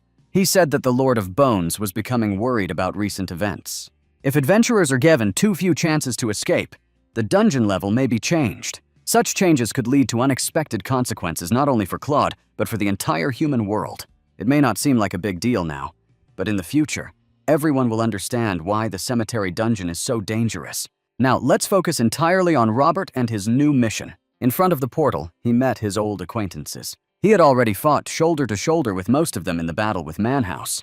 It was nice to see friends who had managed to recover their health after a tough fight. Today, they gathered together to go to the world of giants. The journey began, and just a minute later, the adventurers found themselves in a distant desert. Here they saw terrible monsters who were roasting the meat of a killed dinosaur. The system immediately made it clear that this mission was no different from all the previous ones. It was necessary to kill monsters and defend the perimeter at any cost. This time, it was impossible to remain passive, otherwise another dungeon breakthrough would occur. Robert wanted to go there alone, but he was immediately warned that it was pure madness. In the world of giants, there live creatures that no ordinary person can compare with. Only teamwork could give even the slightest chance of success. The first minutes of our stay in the dungeon were spent discussing strategy. Everyone proposed their own plan, and John tried to find a middle ground. Ultimately, they decided to begin exploring the area using small drones. Having looked around in advance, it will be much easier and safer to act. Enormous dinosaurs roamed the desert landscape peacefully.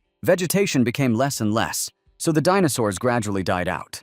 They looked weak and hungry, which meant they could be attacked. In addition, giants of different types were found everywhere. Among these monsters were ordinary cyclops, as well as bosses that had managed to evolve. One of these bosses easily destroyed a drone that was monitoring his territory. The connection was lost, and it became clear that they would have to fight almost blindly. In such circumstances, fighting blindly could easily lead to catastrophic consequences. The desolation of giants is not a place where you can allow yourself to relax even for a second. The technological advantage has been lost, but the experience and accumulated knowledge still remain close by. It is with the help of their proven skills that the adventurers intend to rectify the current situation. Now, they will have to be extremely fast and uncompromising in every action. If the monsters are allowed to scream and call for help, the numerical advantage will be completely lost. That's why Robert acts with the utmost determination and tries to stay ahead of his enemies. John is still nearby and ready to cover the back of each of the fighters at any second.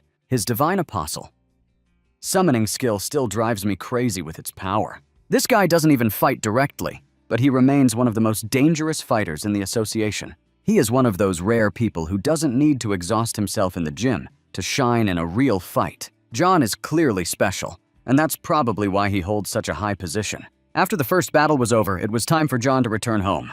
He's not one to stick around in raids until the end, but rather a reliable teammate. As soon as he left the dungeon, the other participants immediately felt much more vulnerable. After all, without the Divine Apostle, fighting became much more difficult and dangerous. John has always remained an enigmatic figure about whom very little is known. As soon as he left the dungeon, he immediately called his brother, also known as Tersei the Firebird. This is not a mistake at all. His brother is indeed one of China's young geniuses. He is currently on assignment in Korea and will return home very soon to compete for a high position in the association.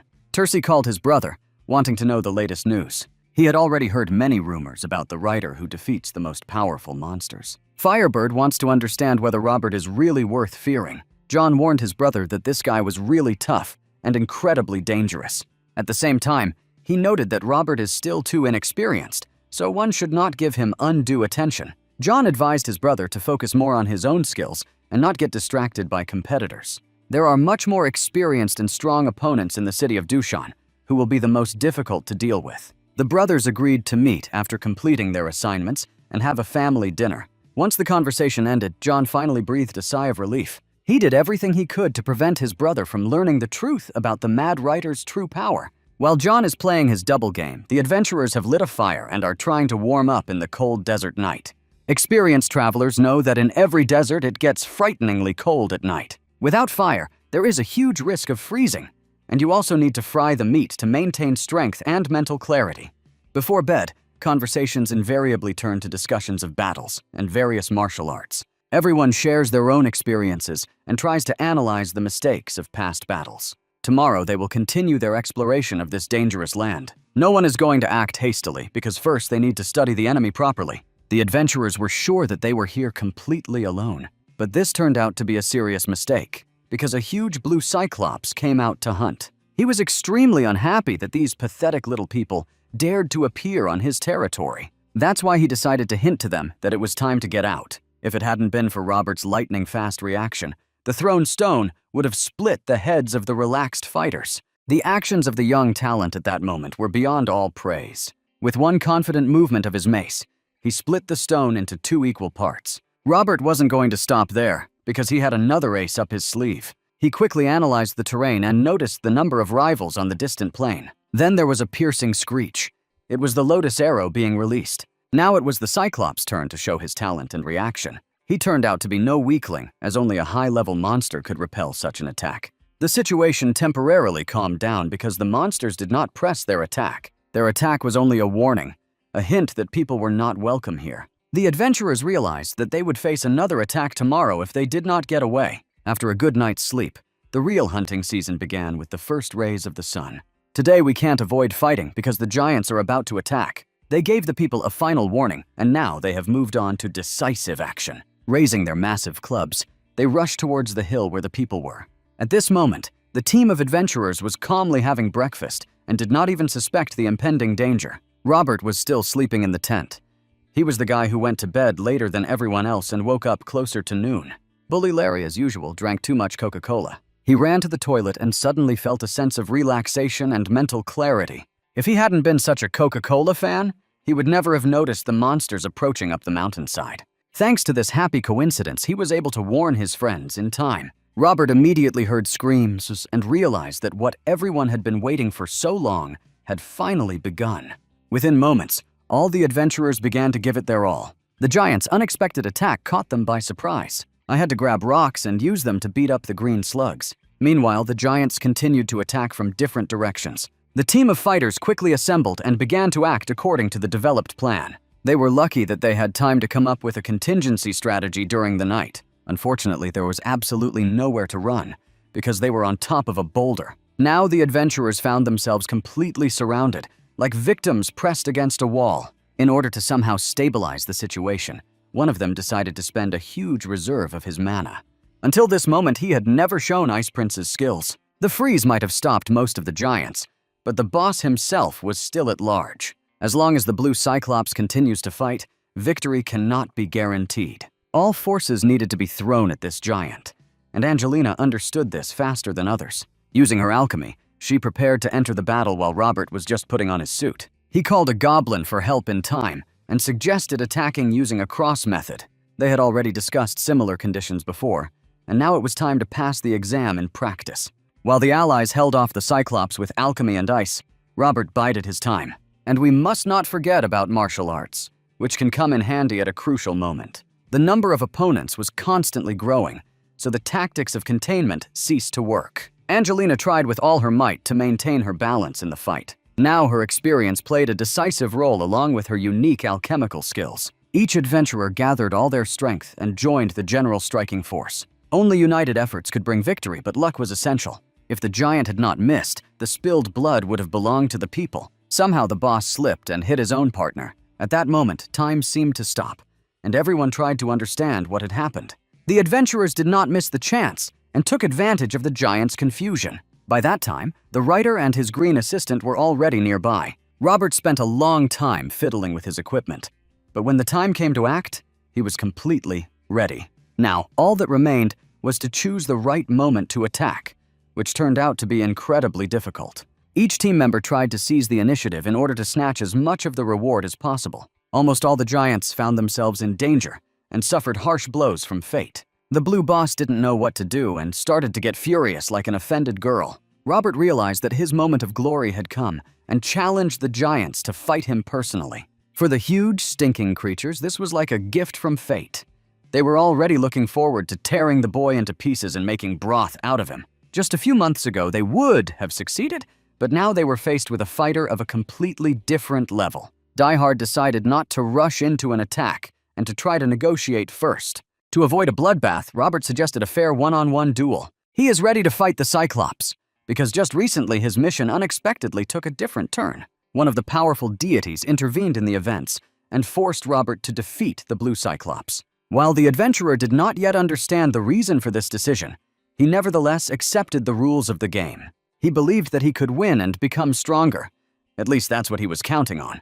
His allies could only watch the duel and hope that everything would go according to plan. The guy held himself quite confidently, although there was a hint of nervousness in his movements. Before the battle began, Cyclops decided to ask a few questions that had been bothering him for a long time. He wanted to understand why people kept coming to his dungeon and fighting the giants over and over again. Robert explained that portals were constantly opening on the surface, and if they were not destroyed, humanity would be in danger. It turned out that there was nothing personal between them. There was only necessity and harsh reality. After these short explanations, the battle finally began, and the writer prepared his special strategy. He didn't care at all what type of attack his opponent chose. Robert was ready to react to an enemy move and then impose his own fighting style. But at the same time, he understood perfectly well that the theory in his head could fly to pieces when confronted with reality. When a giant foot is rushing towards you, any strategy collapses at lightning speed. It was clear that the Cyclops intended to fiercely defend his territory and protect his beloved people. He was surrounded by powerful support, while Robert stood completely alone. The constant attacks were causing serious difficulties, so the writer began to respond with counterattacks.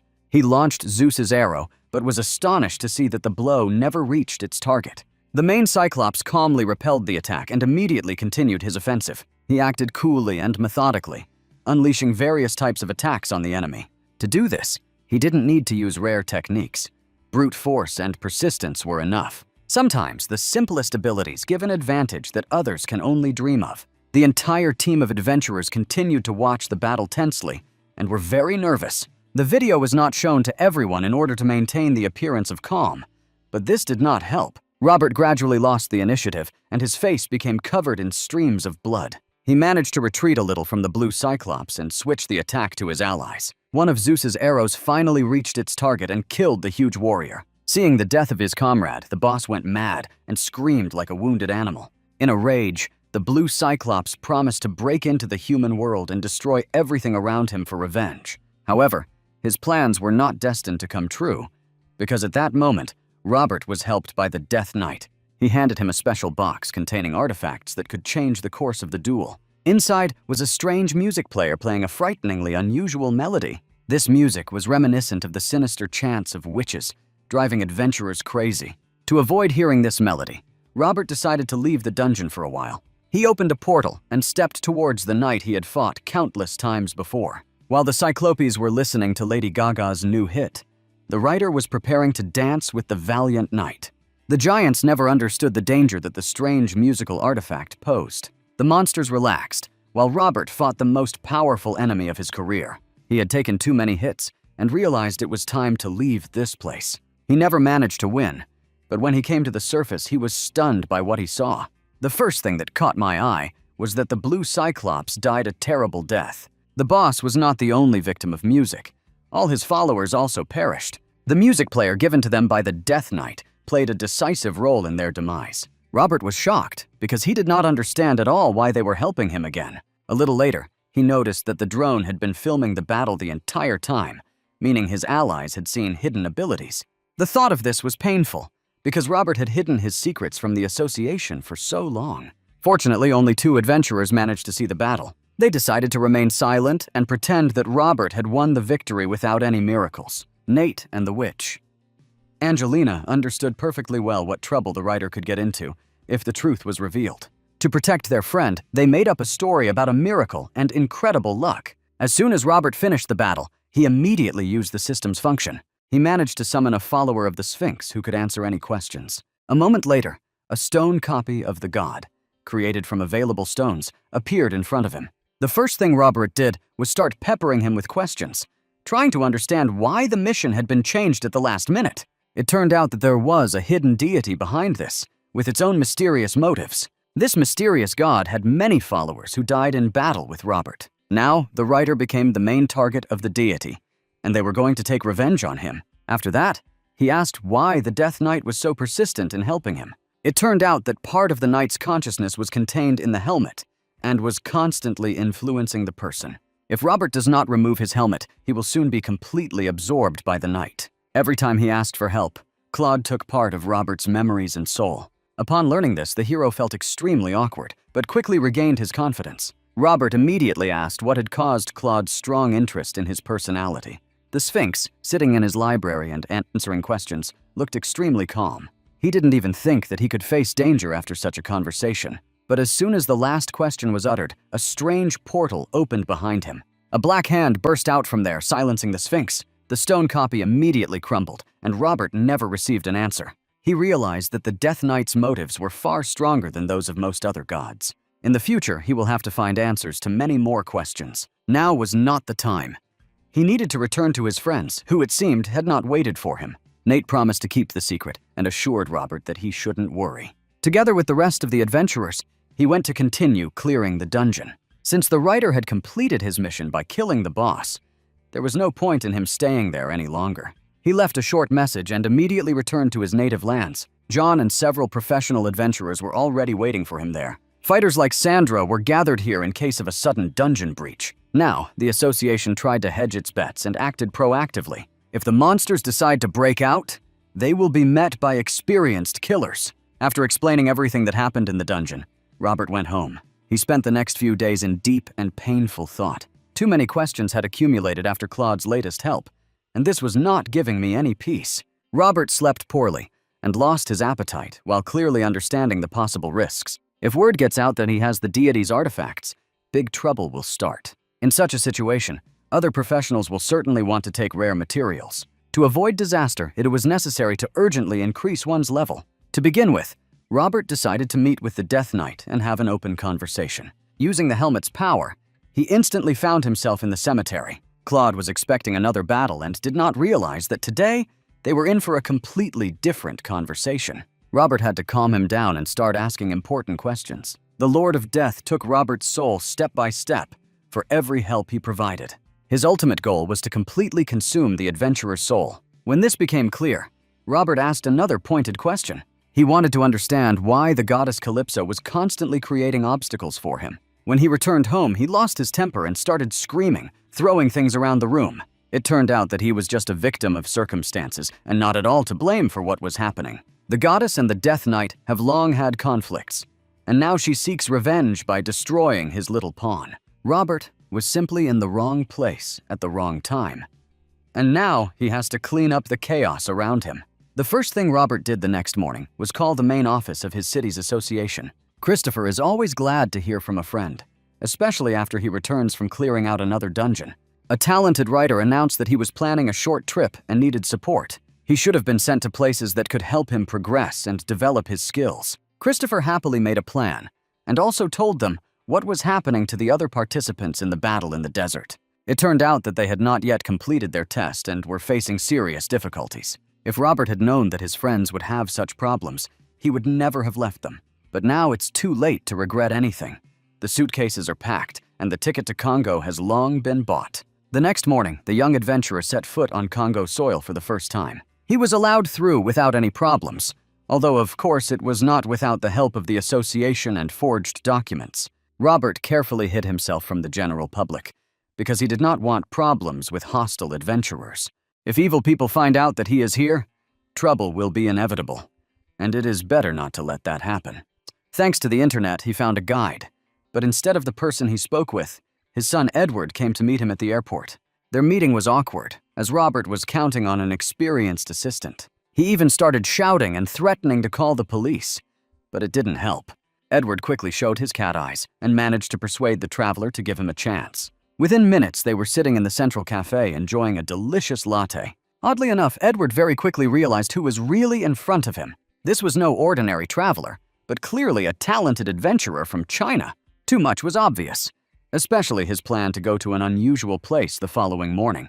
To improve his stats, he was going to take part in a sports challenge. To do this, it was necessary to cross a crazy river located in the center of the local jungle. No adventurer had ever managed to do this, and this fact upset the hero a little. Previous adventurers dropped out before reaching the halfway point. Robert wasn't the only one today who decided to risk his own life. Besides him, there were two smug guys there who worked for a large energy drink corporation. Ken and Fisher were going to give Robert some serious competition.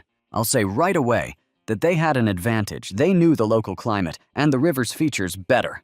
These guys knew there was no need to rush and were waiting for the perfect moment to start. Robert was sorely lacking in experience that he was already in the water. Ken and Fisher decided to wait another 10 minutes for the current to calm down a bit. From the very first minutes, the young writer faced problems. His boat was rocking violently from side to side, and the river was impossible to control. It seemed as if he was floating not on a narrow river, but on a real ocean. His competitors also set out and adapted to the conditions very quickly. At first, Robert was happy that he had an advantage and was ahead of them by a whole 10 minutes. But his intuition told him that he was a fool who didn't understand anything about what was happening. One glance ahead was enough to understand that the waterfall would even out all the odds. Edward was driving home with his father and was tracking the traveler via GPS navigator. He was a little worried about the boy, but his father advised him to relax. Meanwhile, Ken began to have serious problems. The whirlwind of events proved too much for him, and he could not stand the test.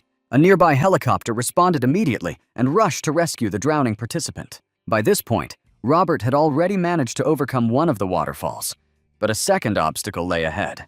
When he was sure that death was inevitable, a strange portal suddenly appeared ahead. He clearly had no intention of going into the dungeon, but the river itself pulled him into this hellish place. In a panic, he screamed and begged fate to have mercy, not realizing that his pleas were of no interest to anyone. Within a few seconds, he found himself in a hot desert, and the portal finally closed. Apparently, the sea goddess Calypso had once again prepared insurmountable obstacles for him. But everything that happened next upset the main character even more. It turned out that in this scorching desert, he had to carry out a naval mission. The mission was to find the legendary ghost ship, the Black Pearl, and Captain Hector Barbosa. It was obvious that Calypso was mocking him by forcing him to search for a sea ship in the quicksand. After a few hours, the gloomy mood disappeared, and it was time to start searching. With the help of a special artifact, Robert immediately got down to business.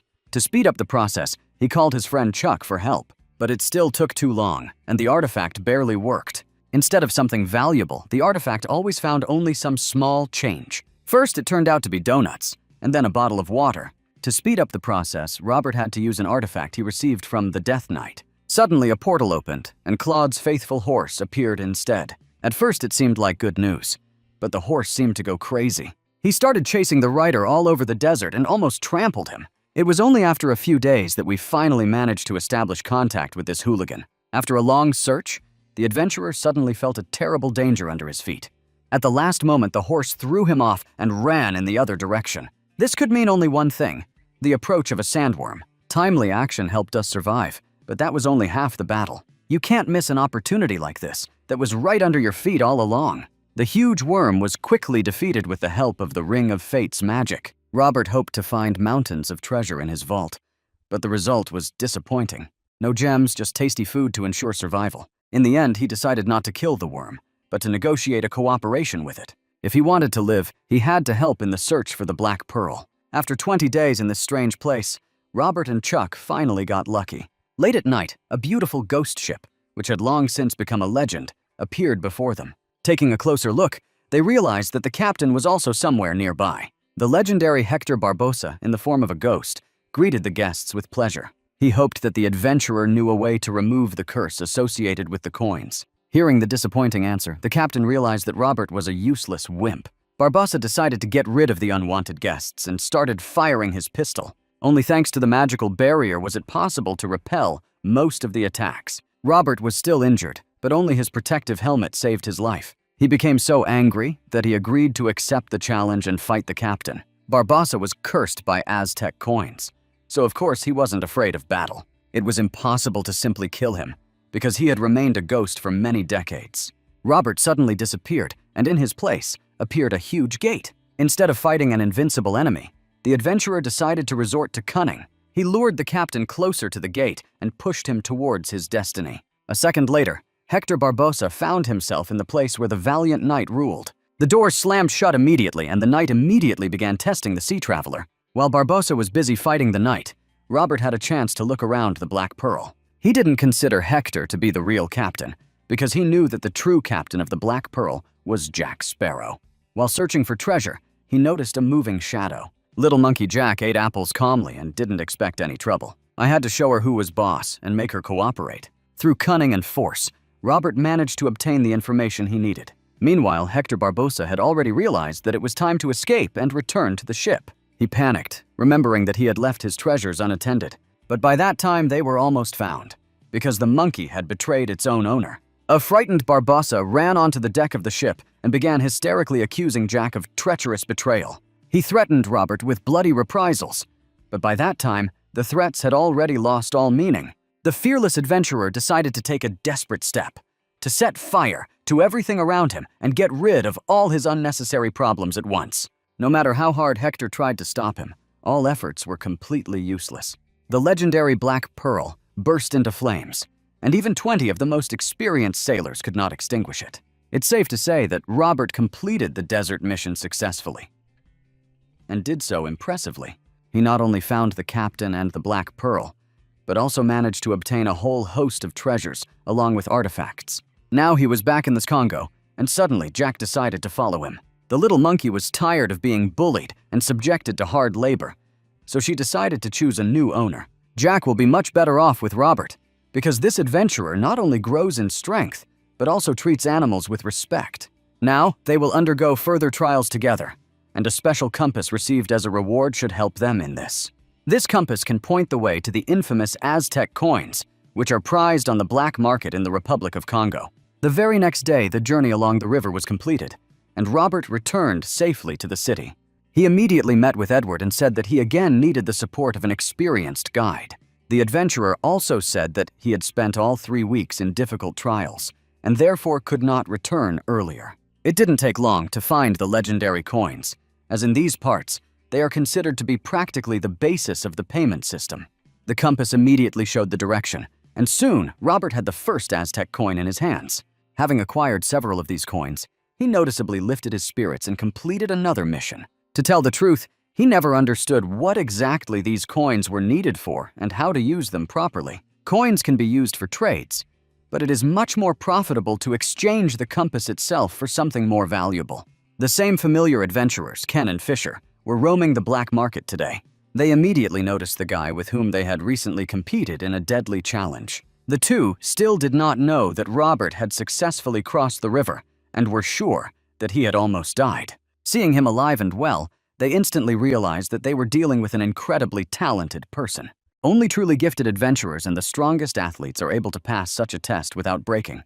It was so obvious that, after exchanging glances, Ken and Fisher decided to propose to him. They said they would like to see him on their team and work together on different continents. Robert explained that he was already a member of the Adventurers Association and had no intention of betraying his friends. Then Ken insisted on at least having lunch together, and they went to the nearest restaurant. At first glance, it seemed that these two were smug egoists and absolutely rotten people. However, during the conversation, it became clear that they were quite reliable guys with whom you could do business. They are not classic adventurers, but rather extreme athletes seeking new challenges for the sake of development. If Robert also wants to improve his strengths and weaknesses, he could go with them to the snowy Mount Bupas.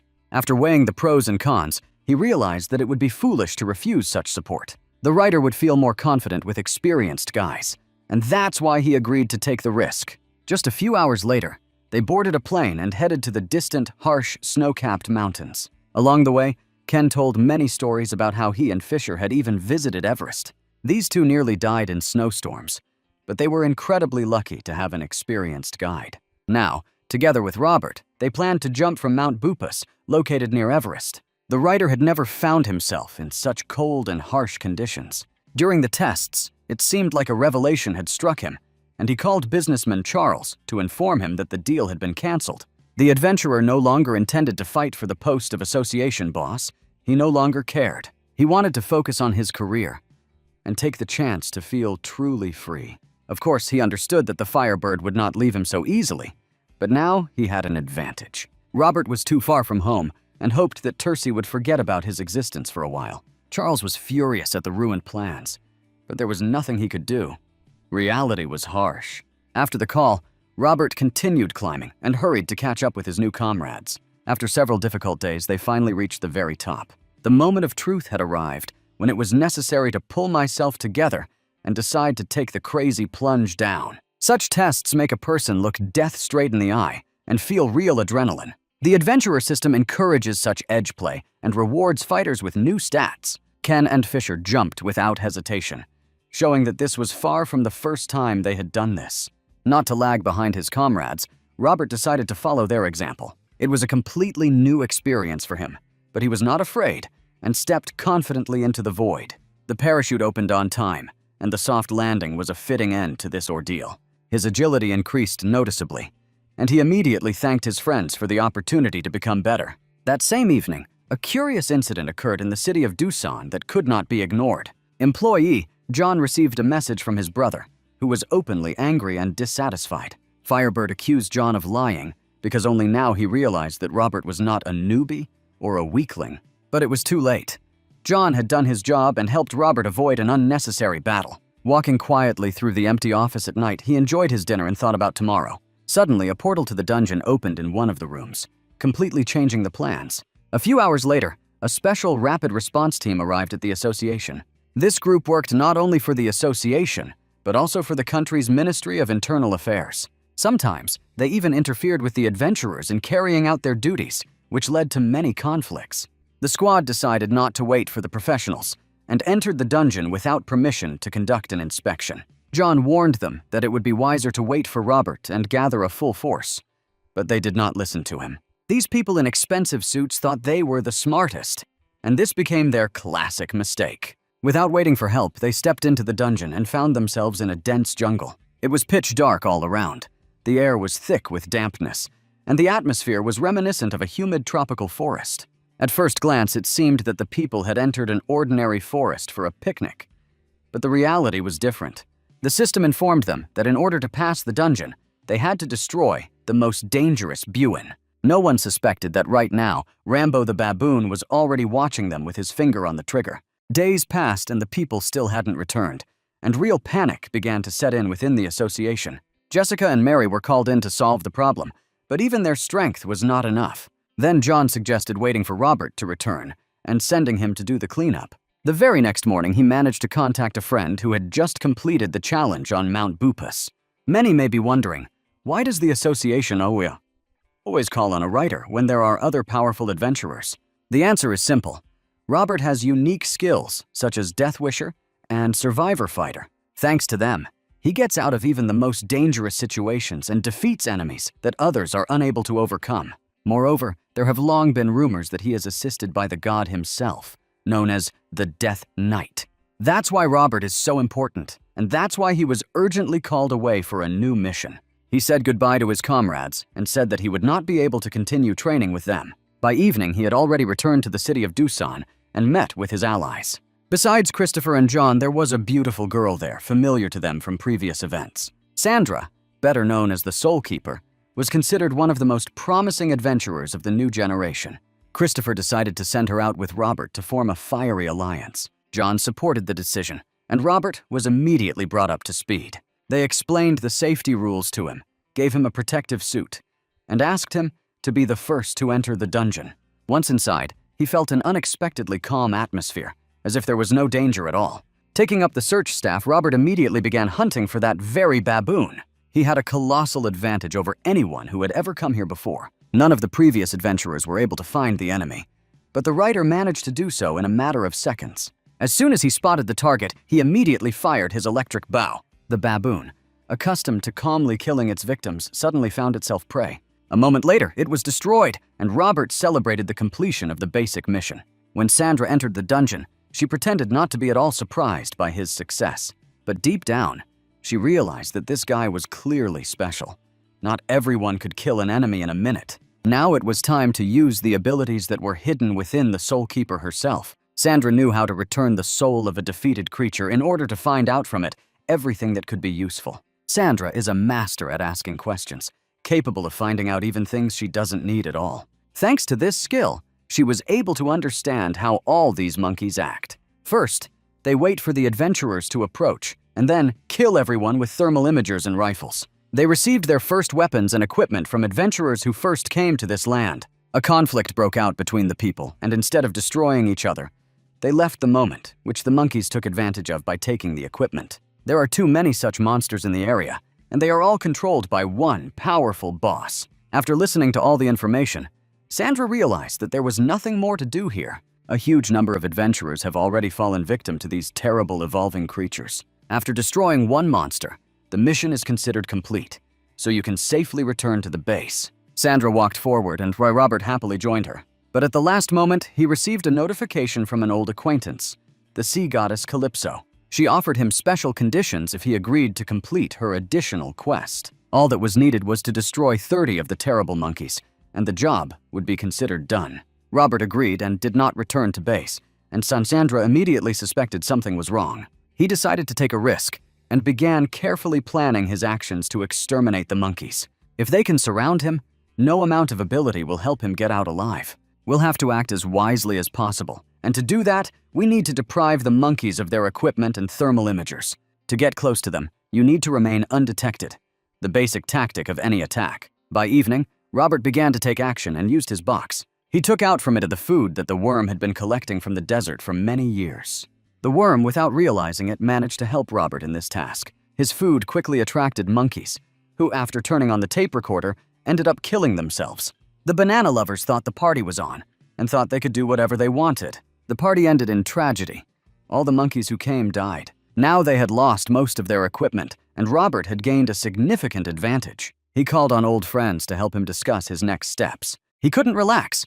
So far, he had only killed 30 monkeys. Nearby, there was a settlement where the boss and the second wave of monsters were hiding. The main boss had just listened to the assistant's report and learned of an adventurer who had demonstrated not only strength, but also intelligence. It was decided to gather all the best fighters and go hunting. Meanwhile, Jack and his friends were enjoying life peacefully. They didn't even suspect that more experienced opponents had already begun to watch them. The boss was determined to take revenge and was not going to turn a blind eye to the murder of his subordinates. He organized a well-planned attack and surrounded the adventurer from all sides. Only thanks to his invisibility skills did Robert manage to bypass all the traps, like an experienced rabbit. It is impossible to catch him with pathetic tricks. He is always one step ahead. He managed to destroy the elite squad of Rambo monkeys very quickly. The boss remained alive, dreaming of removing the steel from this self-confident man. He promised to do everything possible to catch Robert in one of his traps. The wax created ideal conditions, coated itself with dirt, and became practically invisible. Even his scent did not spread through the forest. He had turned into a real chameleon, ready to hunt. To do this, he needed one cold human corpse and a small monkey. From a distance, it looked like a surviving person was standing in the river and calling for help. The boss was well aware that Robert was using invisibility, so he had to be lured out of hiding. He did everything to ensure that Robert came out of the forest and became an easy target. The adventurer realized the trap and guessed that the man was dead, and the monkey was calling for help. At the same time, Robert really wanted to kill the boss, and he had to take the risk. To clear the way, he summoned the King of Terrors, his friend from the desert. The worm rushed forward and spat out several previously eaten monkeys. He realized he had been discovered, and a game of catch me if you can began. Robert carefully examined the perimeter and noticed a human hand with a weapon. He deliberately leaned out to attract his opponent and force him to make the first move. Hearing the shot, he determined exactly where the boss was and what weapon he came with. Confident, Rambo rushed forward, believing that the wounded victim had already been captured. The adventurer managed to dodge and lured the enemy into open combat. At the last moment, all that remained was to congratulate the monkey on the surprise and deliver the finishing blow. Accuracy has never been a problem for the writer. He demonstrated exceptional shooting skills since childhood. A few well-aimed shots finally made the boss calm down and fall silent. Robert calmly approached to finish off the wounded animal, but suddenly stopped. He wanted to understand why monkeys attack adventurers and want them dead. Everything that happened next had colossal significance for Robert. The world in his eyes turned upside down. The monkey boss stated that the adventurers themselves were attacking his people, and the monkeys had only to defend themselves. He spoke openly, as if he had nothing to hide, and was fighting solely for survival. Rambo lost the battle, but his words pierced the young adventurer's heart like a poisonous dagger. For several minutes, Robert stood as if hypnotized, unable to move, his thoughts haunting him. It was only after 3 days that he finally decided to leave the dungeon, although the matter was already completed. Near the portal, he was met by old friends demanding an explanation. It was clear at first glance. The guy had changed, and something was bothering him. Christopher, who was in charge of the dungeons, wanted to understand why it took so long to wait. He warned that such situations need to be discussed in advance. Robert calmly apologized and pretended that he was genuinely embarrassed. Then he confidently went forward and asked for a few weeks off. This year, he had already completed the basic dungeon clearing limit and could now rest in peace. Something happened to the guy, but no one understood what exactly, and they decided to leave him alone with his thoughts. For several days in a row, the same picture kept repeating itself in Robert's head, preventing him from sleeping. He remembered all the encounters with monsters in the dungeons and conversations that had previously seemed insignificant. It all came together to form a coherent picture. Monsters are just people trying to survive. At the most difficult moment, John went to a neighboring town and met with his brother. Tercy was pleasantly surprised, but still agreed to a warm family conversation. He gently hinted that he considered John a traitor, for whom Robert was more important than family ties. John had to explain he was just doing his job. If Tercy wanted to take on the young genius, he had to take matters into his own hands, without asking for help. John initially chose Robert. It was obvious, because looking at Robert, he saw a man capable of sacrificing himself for the sake of humanity, which cannot be said about Tercy. A fight almost broke out between them. The egocentric Tercy did not accept the criticism and began shouting. After several days of heavy thinking, Robert finally picked up the phone. He first called Nate from the nearest gym. He immediately went to meet his old friends with whom he began his long journey. His goal was very clear: to share all his thoughts and experiences. It turned out that the writer was far from the first to think about such problems. There were others who understood that killing monsters was essentially killing other people. Those who came to this conclusion were divided into 2 groups. The first one left adventuring and never returned to clearing dungeons. The second one became stronger, training day and night. At some point, they realized that they couldn't show weakness because the dungeon could break through into the human world. If we don't become stronger, people will not withstand the pressure and will be completely destroyed. No matter how hard they try to cooperate with the monsters, the law of the jungle applies. The strongest wins.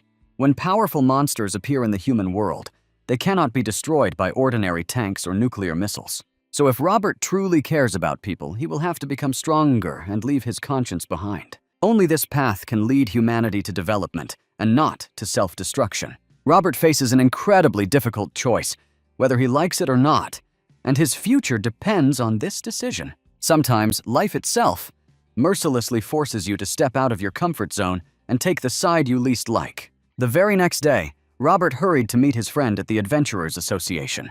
Christopher was finishing up his job in the dungeon management department and was about to receive a well-deserved promotion. Robert firmly refused to participate in the battle against Tursi for the vacant title of association president. Christopher will take over this crucial task in his place, and his position will remain completely vacant. He personally asked Robert to take on this job because no one knows how to manage dungeons as masterfully as the brilliant writer. The story's protagonist agreed to the offer, but insisted that he needed a few more weeks, or maybe even months, to live in free-floating mode. It was clear from his manner that he wanted to complete all personal matters before plunging into more serious and official work. He also intended to meet his friend John, but learned that he had been transferred to a neighboring city. This was a great blow to Robert, especially after he discovered that John was Tursi's cousin. From that moment on, he began to suspect John of double-dealing, although in his heart, he still hoped for the best. At this time, Tursi rejoiced at his success, because now his brother would be constantly nearby. He could confidently and calmly advance to the post of head of the Doosan Association, hoping that Robert would not stand in his way. But if this does happen, the Firebird promised to destroy his competitor without hesitation. Now the writer only vaguely guessed about the problems that could soon fall on his head. The only thing he really wanted was to contact John, who had not answered his calls for several days. Robert did not want to suspect his close friend of betrayal, but persistent dark thoughts crept into his mind again and again. To take his mind off things a little, he decided to go on an adventure with Ken and Fisher. At the same time, mysterious and frightening events began to occur in remote corners of Mexico. After the opening of a new portal, two representatives of the elven race stepped into this world. It was the young elf, Joan, and his mother, Polly, who were clearly curious to know where exactly they had ended up. They looked around with curiosity and tried to understand what secrets this alien world was hiding. Not far from a deep cave, a small, old bus was moving along a Mexican road. Inside were several cartel thugs who, thanks to an easy bait, kidnapped an ordinary girl named Sophia. What exactly they were planning to do with her, organ trade or slavery, remained only a grim guess. By this time, the elves had already emerged from the cave and were looking around carefully. They noticed a strange metal machine that was driving without any of the energy waves they were used to. This was extremely unusual for the elves, and they decided to stop the mysterious transport, along with all its passengers, using a giant eye. The monster agreed to help them, demanding several human souls in exchange. This monster, which resembled a terrifying giant octopus, could not be underestimated. One glance from him was enough to freeze the stopped bus and find itself in his tentacles. The monster's size could increase depending on its desires and inner thirst. Thanks to this, he turned into a real kraken, capable of achieving what he wanted in a matter of seconds. Just a few minutes later, the bus with the bandits and their captive found itself deep in the cave. Joan quickly mastered the use of human weapons and learned to shoot accurately and calmly. All the bandits were destroyed instantly, without being given a single chance to justify themselves or explain themselves. Sophia was lucky. She was released in exchange for a promise to share knowledge about the human world. Sophia faced many difficult challenges throughout her life, but her ambitions remained unwavering. When she realized that cooperation with the elves could lead her to success, she went over to their side without a doubt. They made an agreement. Sophia would share important information and in exchange would receive power and new skills. To secure the agreement, all that was left was to sign the blood contract, which only a desire demon could conclude. This demon's name was Monica, and she willingly agreed to help, choosing the easiest path. From the moment the contract was signed, Sophia officially became an ally of the elves. She could no longer betray them, because a terrible punishment would await her for treason. At the same time, the elves themselves could not deceive the girl, because now she was considered one of them. Meanwhile, far from Mexico, the Doosan City Association had long been awaiting Robert's return. The experienced witch Angelina really wanted to enlist his help in clearing out an extremely dangerous dungeon. She knew perfectly well that he had gone to distant lands, but she was ready to wait patiently for his return. Having received the number from Jessica, she immediately called the adventurer right during his flight on the plane. Robert was unhappy that he was being drawn into new adventures again, without being allowed to enjoy his freedom. But Angelina managed to find the right words to awaken his passion and interest. A high-level dungeon could greatly enhance his skills and reward him with rare treasures, and such offers were not to be refused. The writer promised to help, but only when he finished all his work and returned home. The witch was pleased. She had received consent, and now her expedition had a much better chance of success. And we return to the brave travelers who are ready to go beyond their usual comfort for the sake of adrenaline. On this day, they arrived in Mexico to jump into the country's deepest cave. These guys didn't come here by chance, because this is where you can experience a real extreme drive. Robert felt quite comfortable in their company, and recently even began to feel a taste of happiness. Ken and Fisher didn't force him to fight monsters, but just had fun together. Compared to the association representatives, this was a completely different level of freedom and pleasure.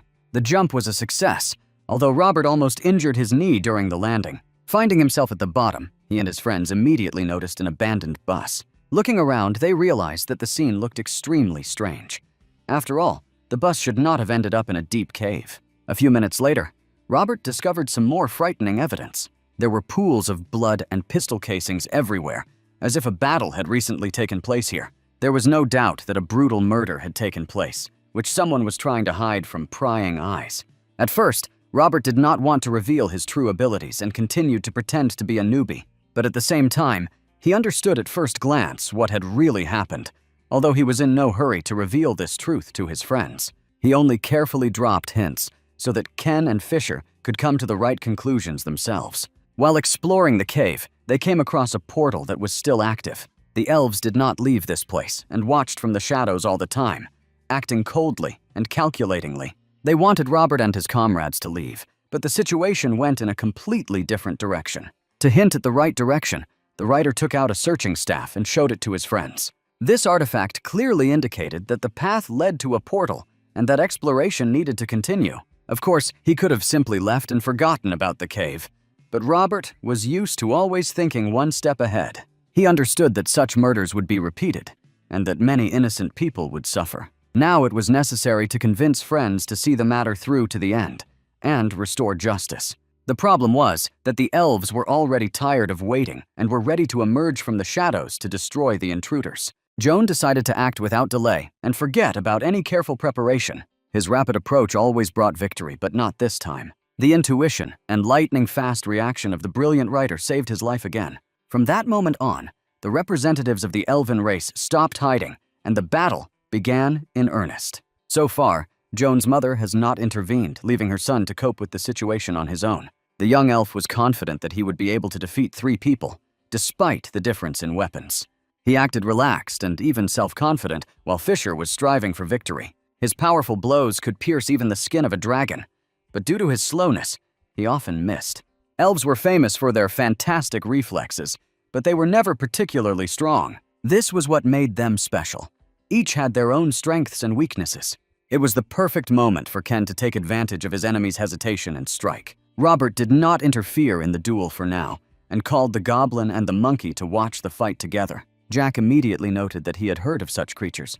They were called elves, and they were extremely dangerous. For some reason, they didn't wait for people in their world, but went out through the portal themselves. Usually something like this only happened during a massive dungeon breach. Apparently, the portal had been open for many months, but it had never been discovered. After a long wait, the system finally allowed the elves to go outside and explore the world themselves. To stop the daring aliens, it was necessary to resort to old and proven methods. Robert has always admired old-school technology, and that's why he decided not to take out his bow, but to take the golden rifle. In the next seconds, the elf looked like a character from The Matrix, desperately dodging bullets. In his rage, he was forced to reveal his special abilities and activate the summoning technique. The witch's call for help was so unexpected and shocking that it literally knocked the ground out from under my feet. Robert couldn't even imagine such a turn of events. He was expecting an easy walk, but in the end, it felt like he had been hit on the head with an axe. Meeting the witch was not at all part of his plans at the moment when he was preparing to fight the elf. Her piercing songs immediately began to drive him crazy, and there was no other way out but to call his friends for help. Fortunately, the timely intervention of Ken and Fisher saved the situation, which threatened to escalate to the limit. The two managed to repel the witch's attack and even threw her back several meters. After this, the witch no longer dared to sing her songs, and Robert decided to change tactics and call another ally. Instead of Chuck and Jack, a sinister worm known as the Lord of Terror appeared on the battlefield. With his sharp movement, he should have crushed his opponent, but the elf was faster and slipped away. Thanks to one of his precognitive abilities, Robert was able to look several seconds ahead. He realized that Joan was not dead at all, but was only hiding behind, waiting for the moment to deliver the fatal blow to the cobra. When the moment of truth arrived, Robert managed to react and brought his sword blade forward in time. It was a fight between two martial artists that was exciting to watch. Both warriors deserved to win, because they used not only strength, but also cunning intelligence. The elf was sure that only he possessed secret magical techniques and tricks. But when he realized he was wrong, it was already too late. Robert was using the Ring of Power. The force was enough to freeze Joan, unable to do anything as the goblin raised the sword above his head. A bloody scene erupted, the Green Goblin proving stronger than even the protective barrier of elven blood. Early in the fight, Polly decided not to interfere and let her son go through the ordeal on his own. She returned to Sophia's house and began her own preparations there. The experienced elf believed that her son would overcome any obstacles, no matter how difficult they might be. She couldn't even imagine that human strength would be able to challenge elven blood. Sophia's training took several grueling hours of constant practice and honing her skills to perfection. When the time came for a break, Polly left the room and contacted her assistants. At this time, the elves were busy exposing the Mexican cartel, taking away their weapons and jewelry. But there was no news from Joan, and it became clear that something bad had happened to him. Polly then ordered that her son's blood contract be checked to see if he was alive. It turned out that one of her sons had indeed fallen, and it was not at all difficult to confirm. Before his death, Joan activated his bloody vengeance and cast a curse on his rival. Now Robert had a mark on him that the elves could use to find him and kill him to restore justice. A furious Polly ordered her assistants to drop everything they were doing and rush off to find the one who was doomed to die. After the fight, Robert received a notification from the system that he was cursed. This was the first time this had happened to him, and he didn't know how to react to it properly. The green friend tried to calm him down, saying that such a curse was just a trifle, not worth attention. According to him, Robert has already survived many trials, and this small seal will not become a threat. Having defeated the elf, Robert still decided to behead him to finally make sure of his death. After this, the adventurers explored the dungeon and realized that they were facing a high-level portal. They argued for a long time about what to do, and still could not decide to go inside. In the end, they decided to finish their business here and calmly return to their adventures. Robert felt a sense of satisfaction, for the elf's death meant that the death of innocence would finally end. He didn't yet know that he had made a fatal mistake, and he flew carefree with his friends into the Sea of Cortez. There he tried to catch the waves and enjoy the simple joys of life. But the weather suddenly deteriorated, and the hero quickly began to face new problems. He never managed to catch the wave properly and was forced to admit a small defeat. Returning to the hotel, the writer finally had a quiet dinner and allowed himself to rest. But even in moments of peace, his thoughts returned to the curse that was depriving him of peace. A call to Christopher should have at least somewhat dispelled these disturbing thoughts. However, the head of the dungeon control department admitted that he had never heard of anything like this. He advised Robert to return to his hometown and undergo examination by specialists. Having received no support, Robert decided to take a desperate step. He went to the cemetery where he met his mentor, the Death Knight. Perhaps at least Claude can shed some light on the nature of the curse. The experienced knight named many rare materials and artifacts that could remove the seal, but all of them turned out to be extremely difficult to access. Robert was very upset and admitted that he didn't know what to do when there was no help to be found. Returning from the cemetery, he sullenly decided to take a walk before bed to clear his head a little. At that moment, a car stopped near the hotel, from which gloomy figures in black cloaks emerged. It was a squad of elite elven assassins who had come to avenge their brother. They moved silently, and Robert, having given up on the walk, fell asleep peacefully, like a kitten. He had no idea that death was already standing at his door. He believed that protecting Chuck and Jack would save his life, and he was partly right. As soon as the elves approached the door and began to cast spells, the goblin immediately sensed danger. He acted preemptively and thrust his sharp sword straight into the center of the door. Meanwhile, Jack woke up his owner and warned him that the real fun was about to begin. As soon as Robert opened his eyes, he saw that the roof above him was crumbling into pieces. A second later, two experienced elven assassins fell on top of him, and a terrifying spider killer loomed behind him. It would be almost impossible to imagine a worst-case scenario for waking up. The adventurer instantly pulled himself together and pulled on his protective suit, preparing to fight to the last. Seeing a multitude of enemies, he made himself invisible and tried to retreat. But the elves were determined and had no intention of letting go of their prey. The difference in levels was obvious, and engaging in battle seemed madness. All that was left for Robert was a desperate attempt to defend himself and prolong his existence. He clearly understood that it would be extremely difficult to survive, and he was preparing for drastic measures.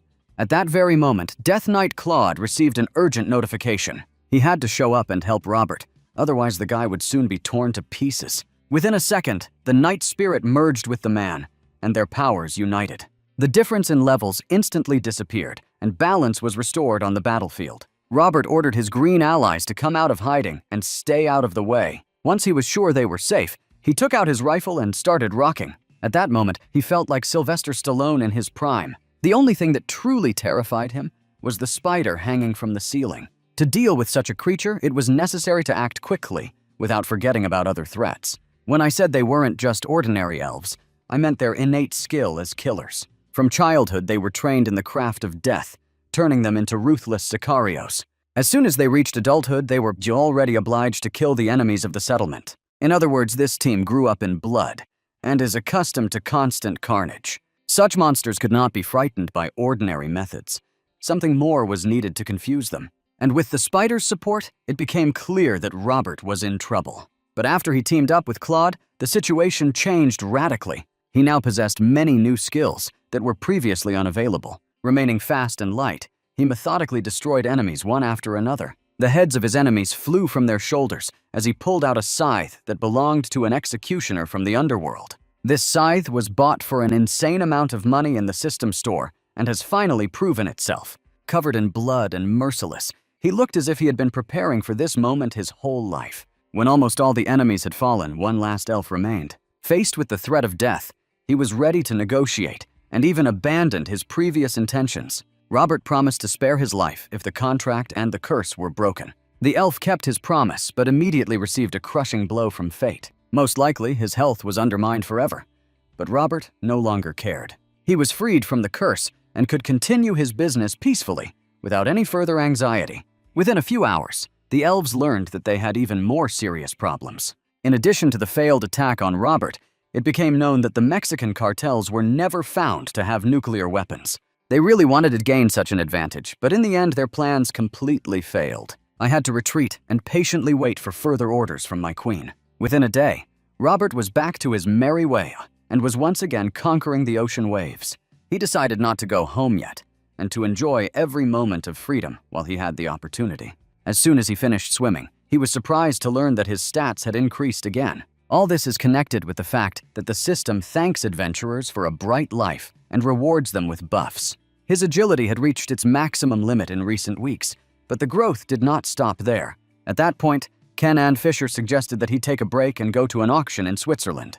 It was rumored that the main theme of this auction would be a mysterious dungeon that was generating great interest. By tomorrow evening, the entire team of friends was already in Switzerland, in the ancient city of Zurich. They finally took a break from the endless adventures and tried to spend some quiet time without fighting. The auction attracted many wealthy people and researchers fascinated by the secrets of the dungeons.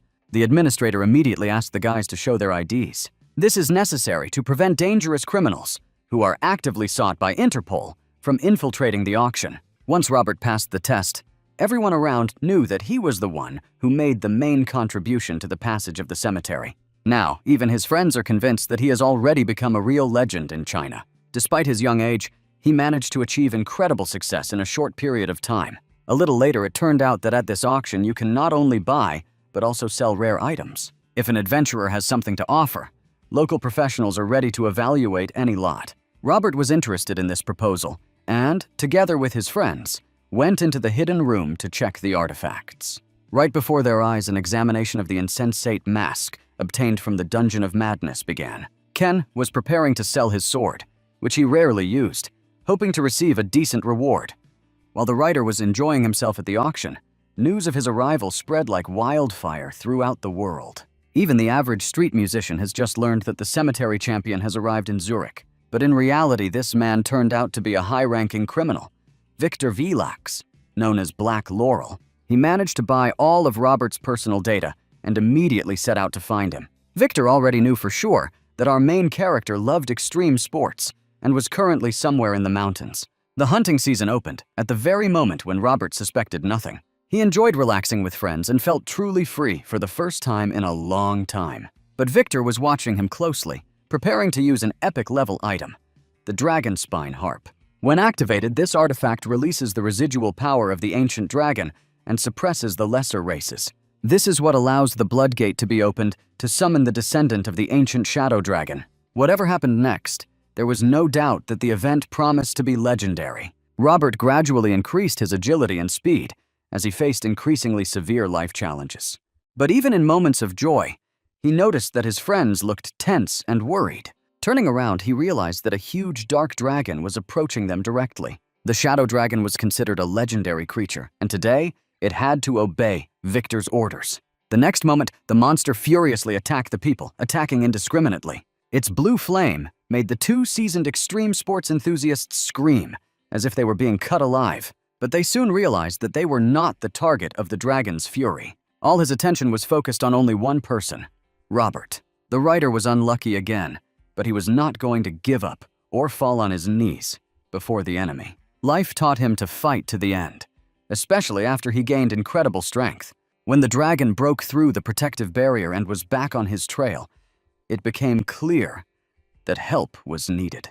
This time, the enemy was too strong, and it was almost impossible to deal with them without the Death Knight. Claude generously shared his strength and even gave Robert a horse to even the odds. But this did not mean that victory would be easy.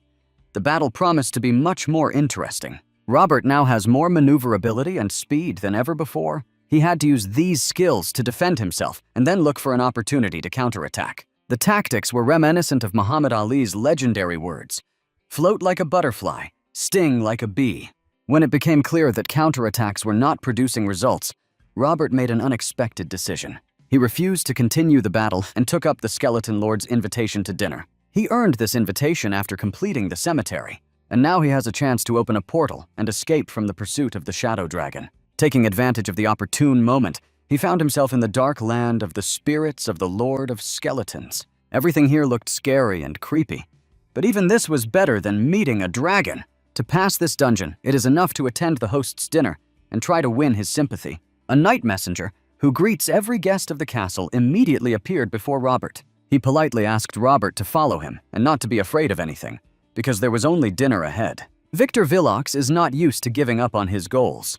He is not one to stop halfway. Jumping off the dragon, he approached the portal and immediately guessed what had happened. The cemetery has always been considered one of the best dungeons in the world, and the second stage promised to be even more dangerous. Victor even thought that the guy wouldn't be able to return alive, since at this stage, it was impossible to avoid death. Robert thought differently, or didn't think about it at all, but simply wanted to run away from the dragon.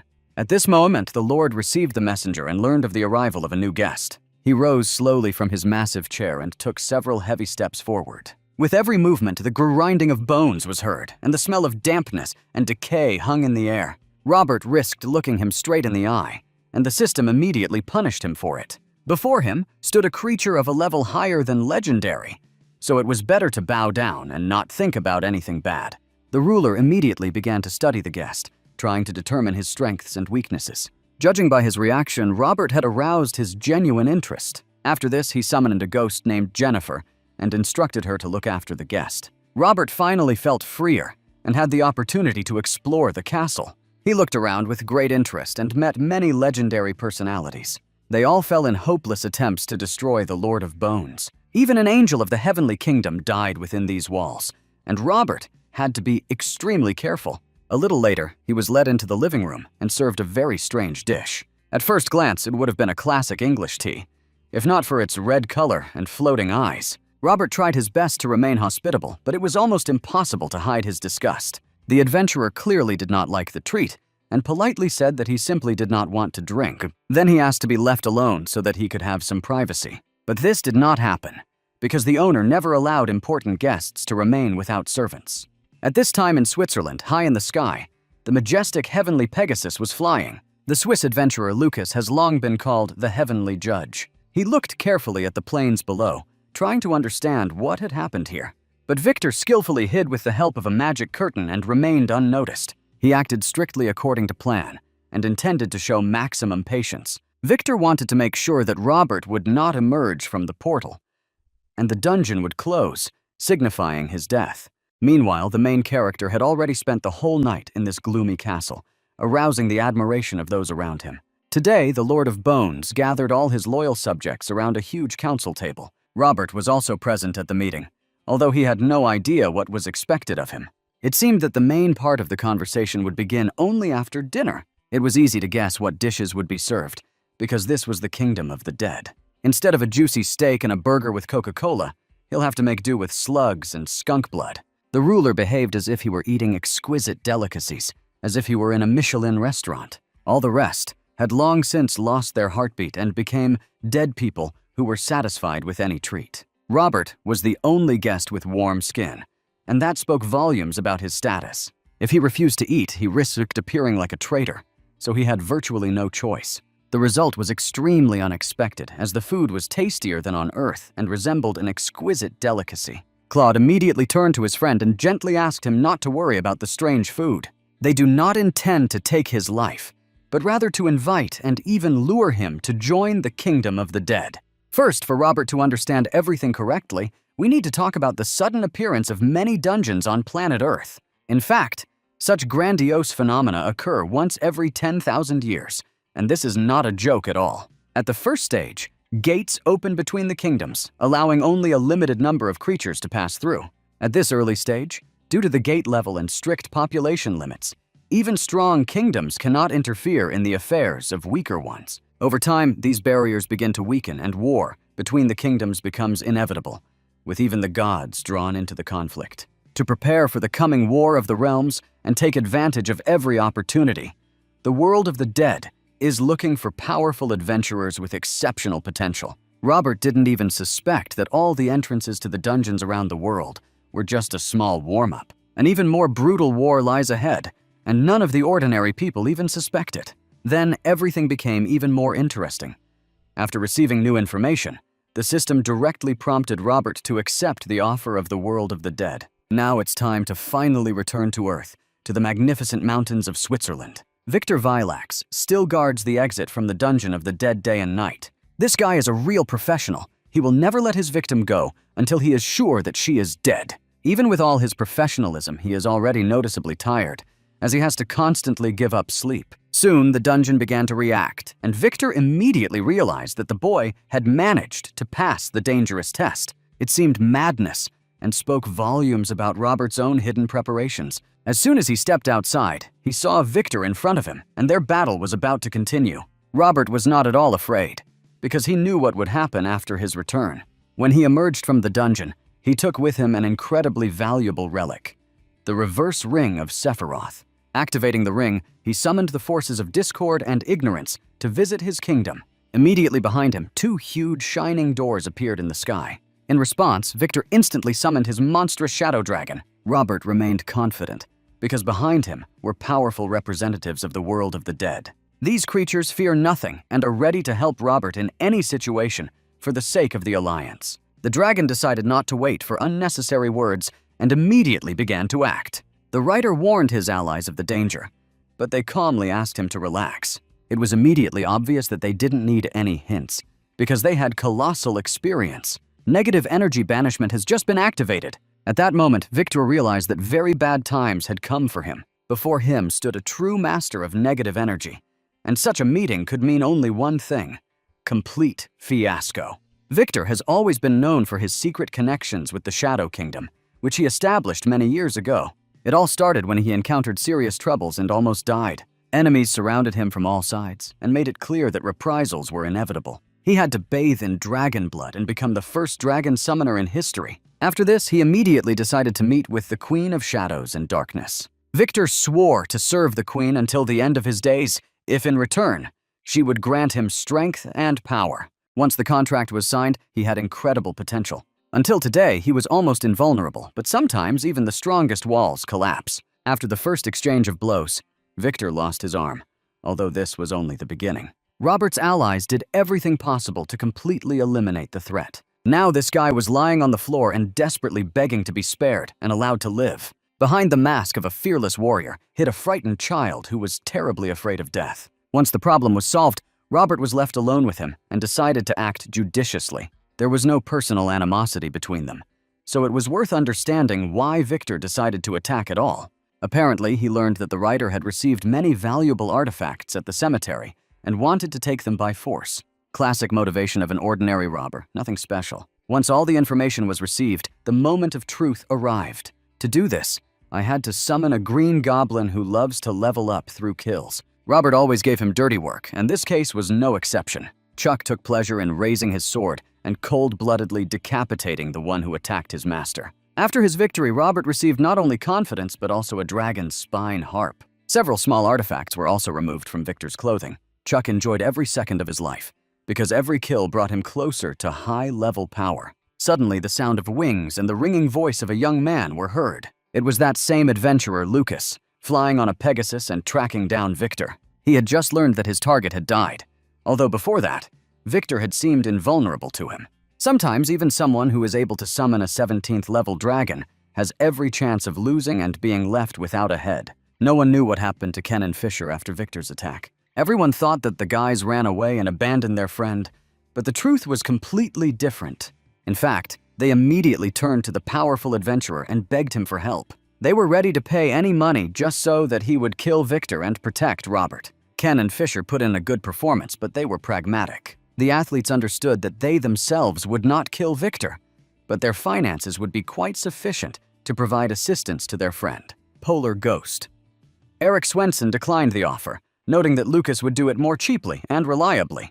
Just a few days later, another auction began in the city of Zurich, hosted by the well-known Isabella de la Cour. This auction featured not only rare artifacts, but even a real mermaid. Fisher and Ken came here to find something valuable and worthwhile for themselves. The auction was in full swing, and dozens of businessmen were competing for the right to get their hands on the mermaid. Two extreme sports enthusiasts were very surprised when another person sat down next to them. It turned out to be their close friend who miraculously survived the deadly battle against Black Laurel. It was too long a story to tell in all its details. I had to simply say that Robert was lucky and avoided serious trouble. He also kept silent about the fact that he managed to become friends with Lucas, who turned out to be a reliable guy. Lucas even gave him a rare kickback ticket as a reward for killing a dangerous criminal. In addition to the artifact, Robert also received black market coins, which he had just run out of. The writer came here with a specific purpose and made it clear right away. Robert was interested in the very lot that Isabella was currently listing. The protective ring allowed one to significantly increase survivability in battles against the strongest monsters and people. Suddenly, Robert raised the stakes to the sky. He made it clear that he was going to spend all the money he received from Lucas. He managed to quickly win the auction and take what he needed. Soon the auction came to an end and all the visitors began to go home. Robert invited his friends to go with him on a downhill skiing trip in the Alps. The guys refused because it is now almost impossible to activate the effect of increasing the characteristics of extreme sportsmen. This is because many have already achieved success and the system rewards risk-takers less.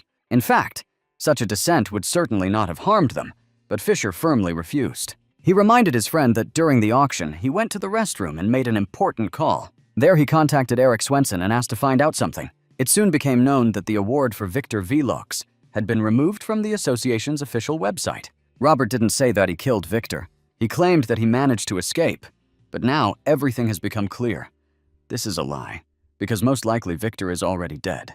The guy who had been going through the tests with them all this time and seemed like an ordinary athlete turned out to be a super adventurer. Apparently, he already possessed legendary level strength. Perhaps the Chinese Association sent him abroad only to understand and gather information about the deity that helps him. Robert has attracted attention from all sides and has now become a central figure in the world of adventure. However, this did not stop him from calmly enjoying life and riding through the snowy Alps. His dexterity gradually increased, and soon it even became too boring. The system strongly advised me to go to Venezuela and try the risk of Latin America. The Chinese writer never turned down a challenge, so he immediately set off for the new continent. At this very moment, local world climbing champion Adam is trying to conquer the most difficult mountain peak. For the first time in a long time, he sees that someone dares to impose serious competition on him. Mad Robert is already here and also intends to reach the very top. That's how it happens in life. You feel like an invincible champion, and then some weird Chinese guy overtakes you. In order to improve your stats, sometimes you really have to do the craziest things. Having reached the summit, Robert decided to use the coupon to order special equipment. Within a second, he received the Fallen Angel's earring, which allowed him to create an illusory wing. At that moment, Robert instantly turned into a real angel as if he had come straight from heaven. Even though it only has one wing, it is quite capable of maintaining flight. The world champion climber has been stunned twice in just a few minutes. First, a daring Chinese man overtook him, and now this madman jumped off the mountain and flew down like a raven. At the very last moment, the adventurer called upon his wing to soften his fall and save himself from death. After completing all these crazy affairs, he went back to his native land. Returning home, Robert collected the necessary things and soon went to a neighboring town. It was there that he hoped to meet his old friend John, who had been stubbornly ignoring him lately. John was completely surprised by such a sudden meeting and looked a little scared and confused. Robert, on the contrary, was calm and, with a slight smile on his face, invited his friend to take a walk in the park. He took out several bottles of Coca-Cola and sat down next to John on a bench in Central Park. Now he knew that John and Tercy were actually related. This conversation was necessary in order to understand what kind of person the mysterious Firebird really is. John answered honestly and bluntly. His brother is extremely selfish and is ready to cross any line for the sake of his goal. He has colossal strength and bottomless ambitions, but at the same time, he feels absolutely no responsibility for the lives of ordinary people.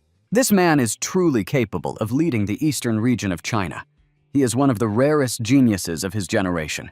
However, John is absolutely sure that Robert is truly more talented than his brother. Being the Firebird's brother is a heavy burden, as you have to do many things against your own will. Most likely, he will do everything possible to defeat Robert and prove to the world that he is number one. John advised his friend to remain calm and not to engage in this fight, as victory would only bring hatred and condemnation. Less than a month has passed, and the main character of this story has already returned to his hometown. Now he was finally rested and ready to continue his career in the Adventurer Association. A short conversation with Christopher turned out to be surprisingly interesting and rich. All of China already knew that their superstar had destroyed Victor Villox, who was considered the most dangerous criminal. Unexpectedly for his interlocutor, Robert started talking about the impending War of the Kingdoms.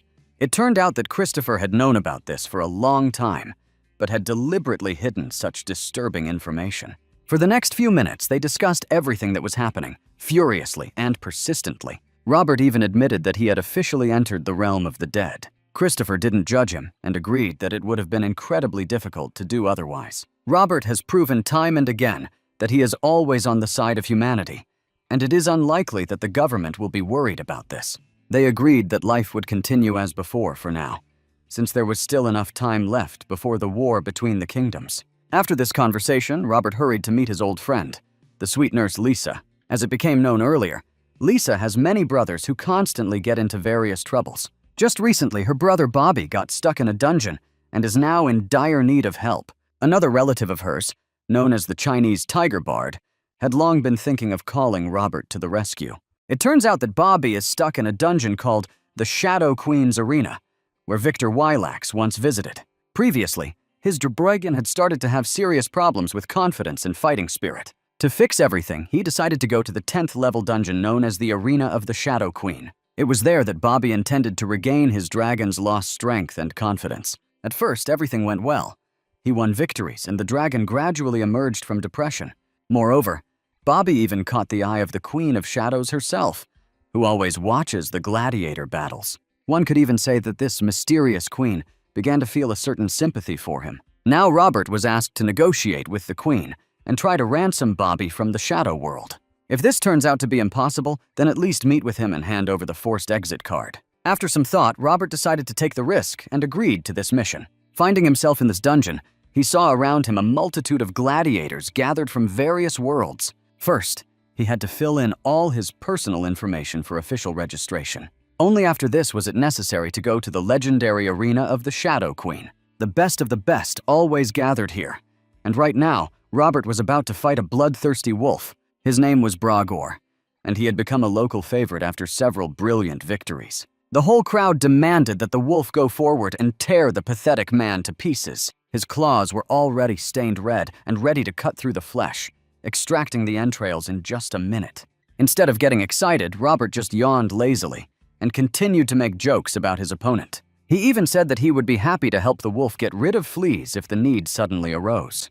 When the battle began, the wolf was already mad with rage and completely forgot about strategy. For Robert, these were ideal conditions to try out his new toy. It is symbolic that he obtained Victor's art edict in the very world where he once gained his power. A moment later, Bragor felt the terrible aura of death and saw a shadow dragon in front of him. He had no choice but to fall to his knees and admit defeat in order to save his life. Gradually, Robert began to win the sympathy and respect of the gladiators and spectators. Golden Lion.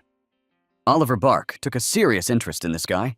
He seemed truly unusual to him. He even decided to talk to the nightingale named Lauren, because he also uses the power of songs in battle. Oliver wanted to know how to properly counter a man playing a dragon harp. After a short conversation, he learned many interesting details and soon returned back to the arena. By that time, Robert had already become a real crowd favorite, and everyone was eagerly awaiting his next battle. This time, they put a fighter nicknamed Iron Ridge, whose name was Brandon, against him. He looked closely at the man, and he seemed vaguely familiar to him. And he was not mistaken, because Brandon had previously fought with Bobby, who also came from Earth. The spectators were delighted and waited for the battle to begin with great impatience. The Nightingale and the Golden Lion were also there, anticipating the spectacle. Nightingale was considered one of the best analysts in martial arts. He knew very well that Brandon, who came from the kingdom of the dwarves, had received excellent training in his kingdom. No sane person would dare to face such an opponent. Gnome was clearly considered the favorite, but even favorites sometimes succumb to pressure. As soon as the battle began, Iron Ridge rushed forward, intending to cut off his opponent's head. Robert took it more as a joke and didn't even think about getting nervous. He was already accustomed to the fact that his opponents were going crazy with the desire to win, and he knew how to take advantage of this. Having deftly dodged the first blow, the writer pulled another unusual artifact out of his pocket. It was a horn that could summon a top-level green goblin to help. The adventurer has long wanted to make Chuck a real superstar, and now his chance has come. All that was left was to use our skills and defeat the dwarf together for another surge of power. Chuck walked forward confidently and decisively, as if his entire fate depended on this battle. For the first time in many years, the dwarf faced such a serious threat. At the same time, his real rival decided to help his faithful goblin a little. He took out the legendary bow and launched Zeus's famous arrows. The shot was a little inaccurate. Robert's excessive haste let him down. Fortunately, the goblin was not fazed by this.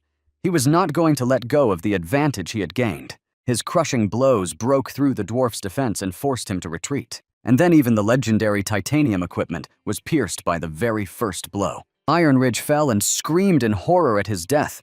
He was completely defeated. The winner was officially announced, and the crowd erupted in delight and shouts. Now, no one doubted that Robert had become the new bright star of this Colosseum. His victories further attracted the interest of Nightingale, who was also famous for his stubborn character and a series of resounding triumphs.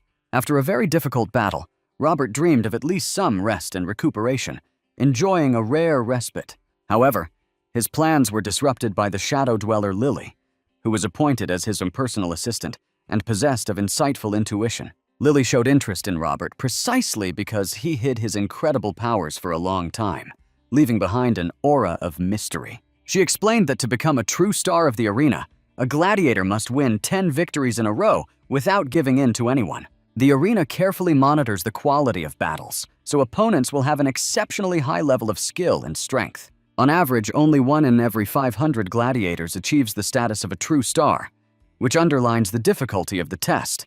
It is an incredibly difficult task, but successful completion grants the gladiator unprecedented status in the Shadow Kingdom, which also extends to his assistant. This is why Lily was so eager to become Robert's assistant, seeing in him colossal potential and rare skill.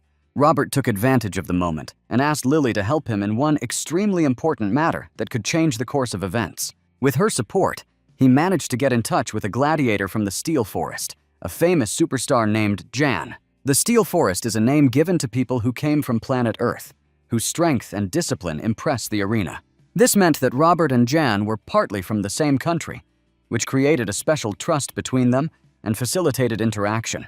Currently, Jan has 4 wins and 2 losses, and although he is talented, his power has not yet reached the absolute level. The difficulty of completing the dungeon is directly related to the winner's performance in the arena, making each subsequent step more challenging. The better the results, the more difficult and dangerous the adventurer will have to go through, testing his skill and endurance. After reviewing all the available information, Robert immediately asked Lily questions about Bobby, his friend, and former rival.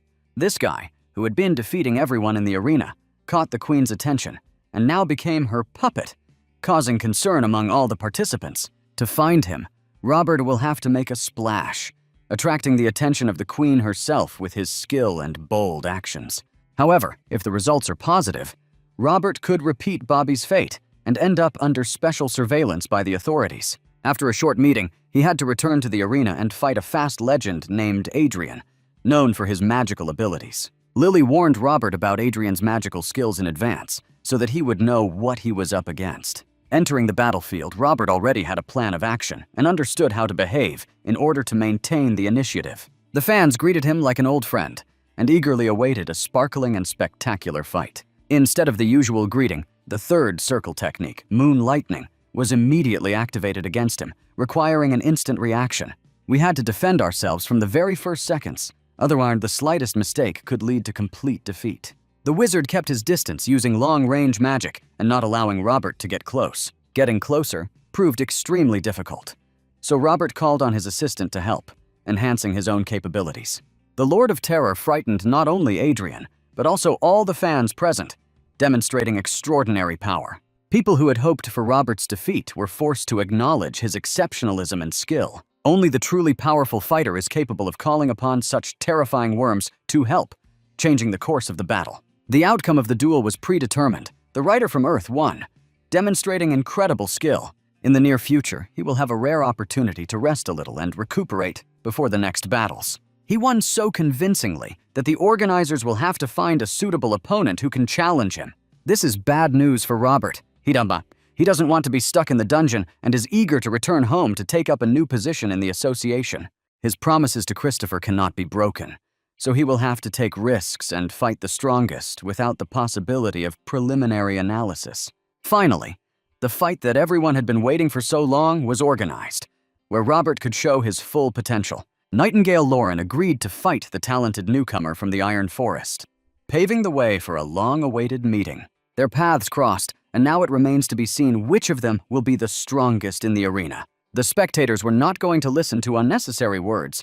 Their attention was completely absorbed by the beginning of the battle. As soon as the judge gave the go-ahead, Solovey and Robert immediately showed off their strengths, revealing unique techniques. Each of them had trump cards related to musical abilities that could change the course of the battle. Nightingale dedicated his entire life to music, which gave him a noticeable advantage and a deep understanding of the rhythm of battle. Robert had only recently received the dragon harp and could not yet be considered a master, but his talent and intuition compensated for his experience. To neutralize the threat, he once again had to call on the goblin for help, increasing his own chances of victory. Lauren anticipated this move and decided to change his usual style, demonstrating his fourth-round skills. This technique is called coercion and allows you to control the behavior of opponents, even strong creatures.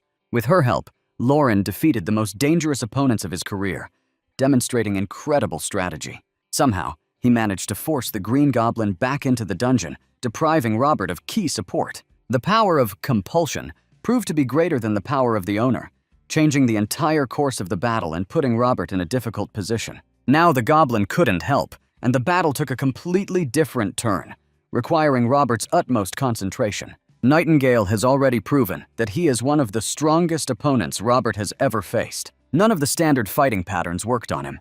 Everything resembled a game between an experienced cat and a small and nimble mouse. There was a catastrophic lack of air.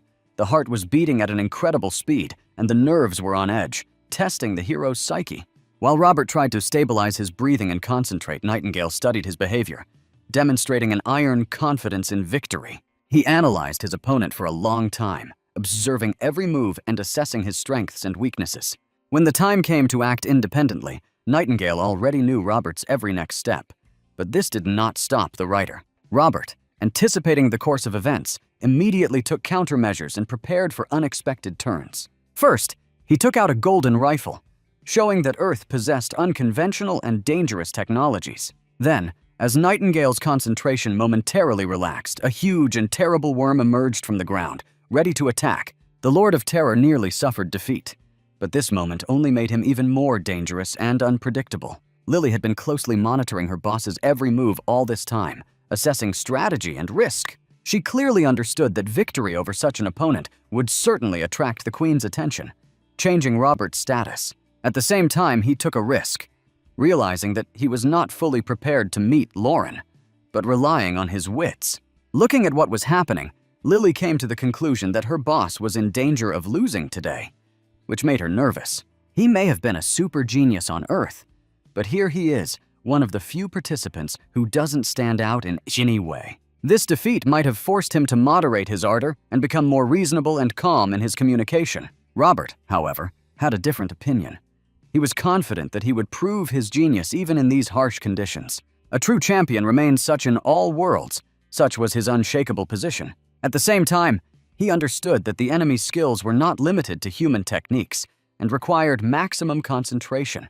The nightingale is famous not only for its songs, this is only the visible part of its arsenal, hiding its true power. When he starts improvising, his opponents are faced with real difficulties, unprepared for the unexpected. Dangerous melodies, sharp magic, and lightning-fast movements make his arsenal deadly and irresistible. All this makes up the main strength of Lauren, who is almost never defeated in the arena. Only a miracle can allow Robert to repel all attacks and survive this deadly confrontation. If this happens, he will undoubtedly attract the attention of the main woman of this world, changing his destiny forever. After a few powerful blows, the fans realized that the initiative had completely passed to Robert, causing them to admire. In his first fights, the writer avoided close combat, using a strategy of distance control. However, when the moment came for a close-range fight, he demonstrated incredible talent and courage. Nightingale had analyzed his previous battles, but had never seen Robert act next to an enemy, which became his weakness. Because of this, an unexpected plot twist caught him off guard and disrupted the usual rhythm of the battle. In close combat, Nightingale found himself powerless and, admitting defeat, was forced to restrain his emotions. The arena recognized its hero, and the crowd began chanting Robert's name, admiring his skill. Nightingale was upset, but his anger was directed not at Robert, but at the harsh fate that he could not resist. As a sign of reconciliation, he offered to take him and his friend to a tavern and relax a bit over a glass of ale. Lily, who had kept her opinion of her boss's defeat in the shadows, watched silently and blushed with shame, acknowledging his genius. She had to admit that the man from Steel Forest had exceeded all expectations and was above all praise. After all these bloody and intense battles, it was a real pleasure to relax a little and drink some ale. Besides, it was always interesting to meet representatives of other worlds, to exchange experiences and impressions. Robert felt comfortable among his new friends, Lauren and Oliver, who appreciated his skill and courage. They tried to understand why the powerful Steel Forest Kingdom had previously remained unknown to other worlds. Most likely, this was explained by the fact that the inhabitants of Earth could not leave the planet until the appearance of dungeons and special portals. During the conversation, Robert took the opportunity to ask about his friend, who was currently undergoing tests. The Dragon Rider is currently at the Queen's disposal, which places a special responsibility on him. He may even be undergoing the Dragon Trials, about which only a little information and rumors are known. Judging by them, this test allows one to obtain the highest class of Dragon Warrior, increasing the capabilities and strength of the Chosen One. The Shadow Kingdom and the Shadow Dragon clans have always maintained friendly relations, arranging mutual trials to test their skills. After receiving the Queen's favor, Bobby most likely became a citizen of the Shadows and was given the opportunity to test himself at the highest level. It's also important to explain why so many fighters flock to the arena, for the unique opportunity to grow.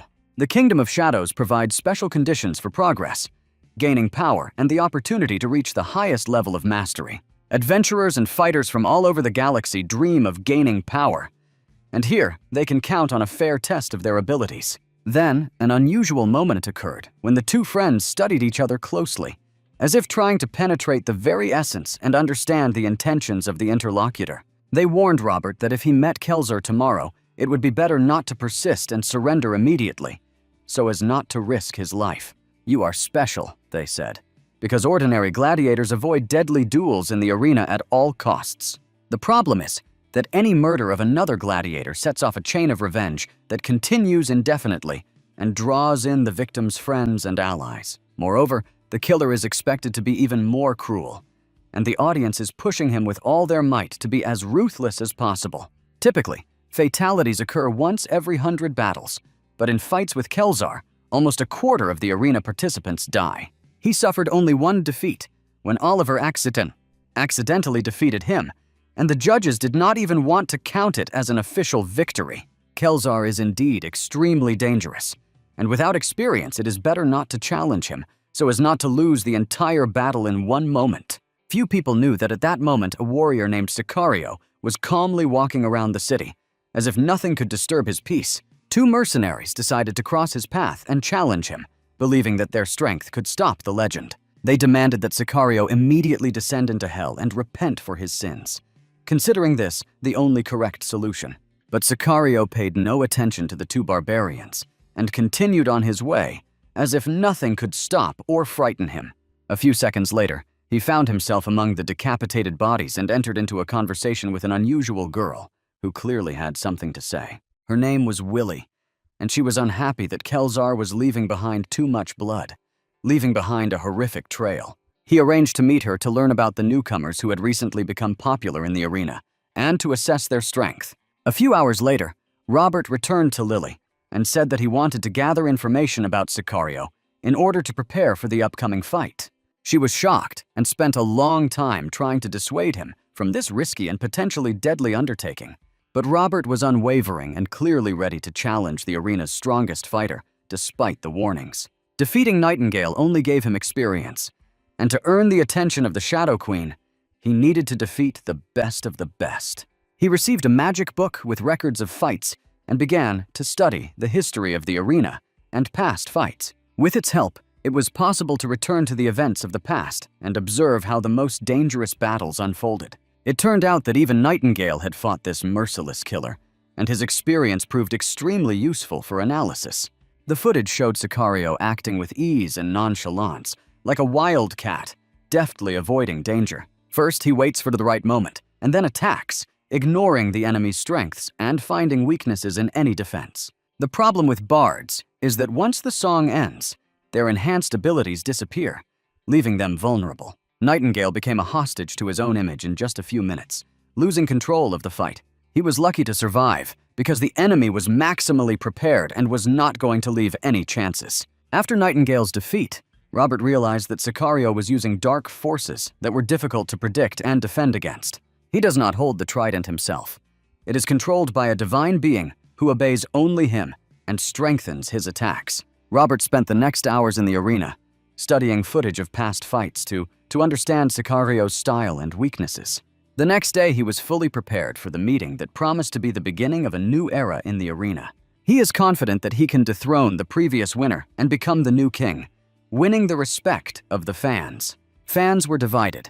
Some bet on Robert, others on Kelzar, predicting the outcome of the fight. Some believed that a man from Earth would turn the harsh reality upside down and become #1 in the arena. Most still preferred the old champion and bet on Kelzar, hoping for his experience and strength.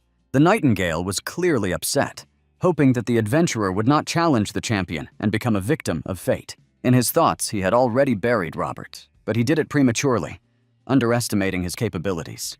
The protagonist intended to use the Death Knight's power to turn the tide of the battle. He summoned the Devil's Horse and made a spectacular appearance in the arena, stunning the audience and his opponent. Not only the fans, but also his opponent could not believe their eyes, amazed by the grandeur of his appearance. Fans began chanting his name, calling for decisive and courageous action. The long-awaited battle has finally begun, and the atmosphere is tense. The countdown ended, and Robert, usually one to wait, immediately went on the offensive, demonstrating determination. He entered the battle on a collision course, which many considered madness, but he acted with confidence. Previously considered a strategist and a genius, today he has chosen unconventional and risky tactics. Perhaps watching the fights yesterday gave him valuable information that he used to make a bold decision. Robert realized that he needed to act as quickly and uncompromisingly as possible, delivering a crushing blow and cutting through his opponent. But it was only a temporary victory. Sicario used Misty Step and quickly healed the wound, not allowing Robert to relax.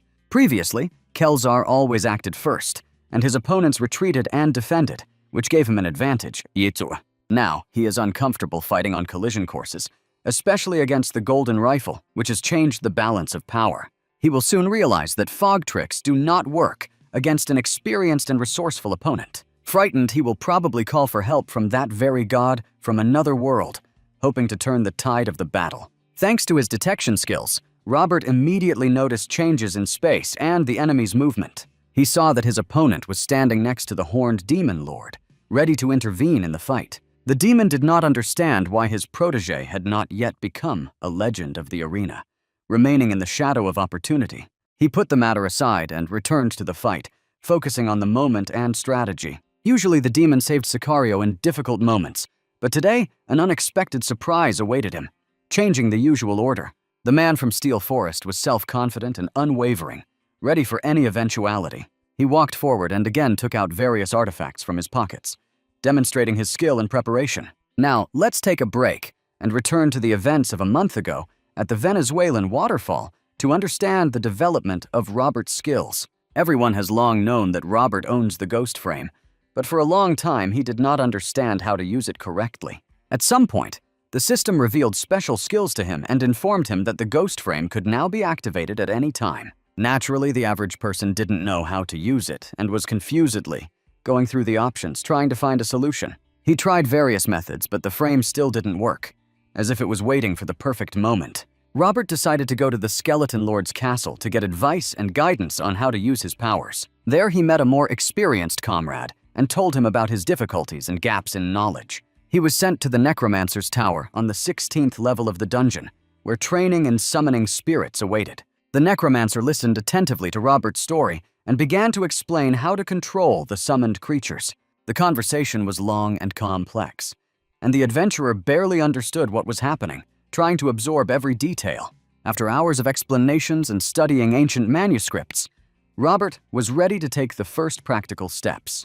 Imagining himself as Gandalf, a master of close combat, he mentally prepared himself for the practice of summoning. The Necromancer gave the opportunity to try his powers on the dragon skeleton in order to feel control over the entity. To gain more freedom of action, they moved to another reality where they could train safely. In his new environment, Robert began to actively use his skills, exploring the limits of his capabilities. The frame of ghosts allowed the souls of deceased opponents to be kept close, ensuring the constant presence of allies.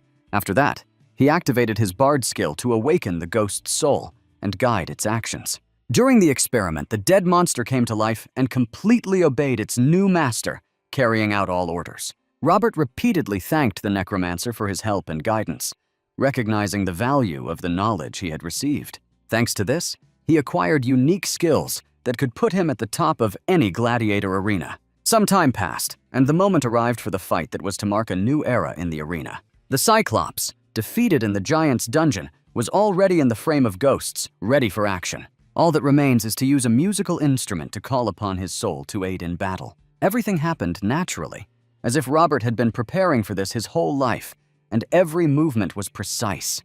When the spirit entered the battle, the opponents felt that the battle would be different from all the previous ones. At first, they didn't know how to react, frozen like hypnotized dolls, deprived of initiative. Only at the last moment did the demon begin to act, but his attempts at defense looked helpless.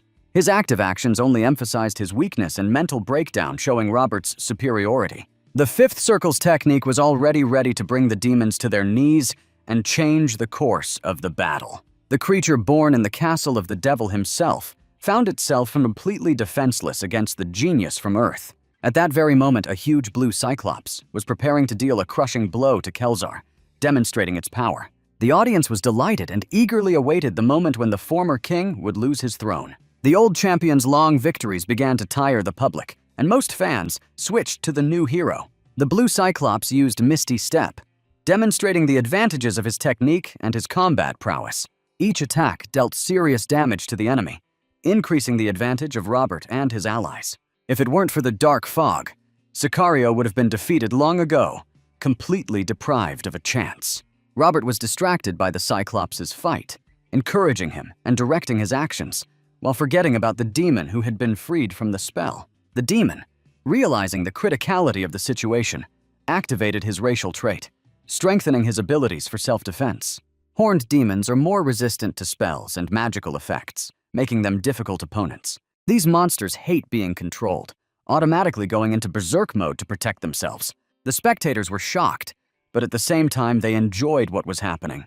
following every turn of the battle and admiring Robert's skill. Many of them finally realized that all this time, Kelzar had been fighting relying only on the strength of his spirit, and it turned out that in reality, he was not such a formidable opponent as he had previously seemed. Now Robert was driven forward with even greater fury, while the demon, consumed by a thirst for revenge, had no intention of retreating. Passions were running high, and any mistake, even the slightest, could result in inevitable defeat. The huge blue giant accepted the challenge and immediately stood up to protect his master, like a faithful guard. Once upon a time, they were sworn enemies, but now, contrary to the past, they fought shoulder to shoulder on the same side. Having freed himself, Robert immediately turned all his attention to the shadow spirit without wasting a moment. He fired from different angles and made the enemy feel weak, vulnerable, and completely helpless. The spectators demanded a bloody ending, thirsted for spectacle, and wanted the battle to end with the death of one of the sides. Having heard such support, the demon became even more dangerous, cruel, and truly bloodthirsty. The pressure on Robert and his allies increased, and they were forced to resort to the aid of the Death Knight. In such critical moments, it is almost impossible to do without Claude, because he always served as a support. His incredible strength, unbending fighting spirit, and willingness to sacrifice himself were to play a decisive role. Now that the Death Knight was nearby, one could breathe more easily and not fear the future. His knowledgeable tips and experienced advice would make Robert a true champion. No one doubted that. As Robert began to approach his opponent, Sicario felt as if he was now fighting against an entire army of the dead. The aura around changed. The air became saturated with the suffocating smell of rotten meat and death. The technique that allowed one to escape death itself had already saved Kelzar from the brink of defeat more than once. However, a fighter's energy always has a limit, and sooner or later it runs out, leaving him without support. Once he is completely exhausted, he will become easy prey and a snack for an experienced tiger. Friends can only watch closely and wait for that very moment when a break occurs and a turning point in the battle comes. So far, Robert was feeling confident and didn't give his opponent the slightest respite. His golden rifle made this guy a real nightmare for any gladiator in the arena. And even when Kelzar managed to adapt to the bullets, he was immediately met with a weakness technique. All of his basic stats were instantly lowered by several levels. The battle was so exciting that the audience was captivated that they completely forgot about the duel between the demon and the Cyclops. The red-horned monster was left without an arm and clearly felt how the strength was gradually leaving his body. At that time, the blue Cyclops did not doubt any of his steps and continued to stubbornly press the enemy. The frightened Sicario ran to his patron and admitted that he could not stand such a brutal pace. He hoped for support and believed that the demon would be able to defeat all enemies alone. Robert, on the contrary, was not tired at all, as if he had a second wind and new energy. He didn't even intervene when he noticed that the blue Cyclops was ready to deliver the finishing blow. The demon, on whom all hopes were pinned, collapsed dead, and in the next moments groaned from multiple fractures and ruptured internal organs. As soon as Kelzar was distracted from the battle, the harsh reality of defeat immediately overtook him. His shadow skills were no longer helping. His energy was running low, and his agility had left his body. Having lost his key skills, he became confused and eventually gave up his throne.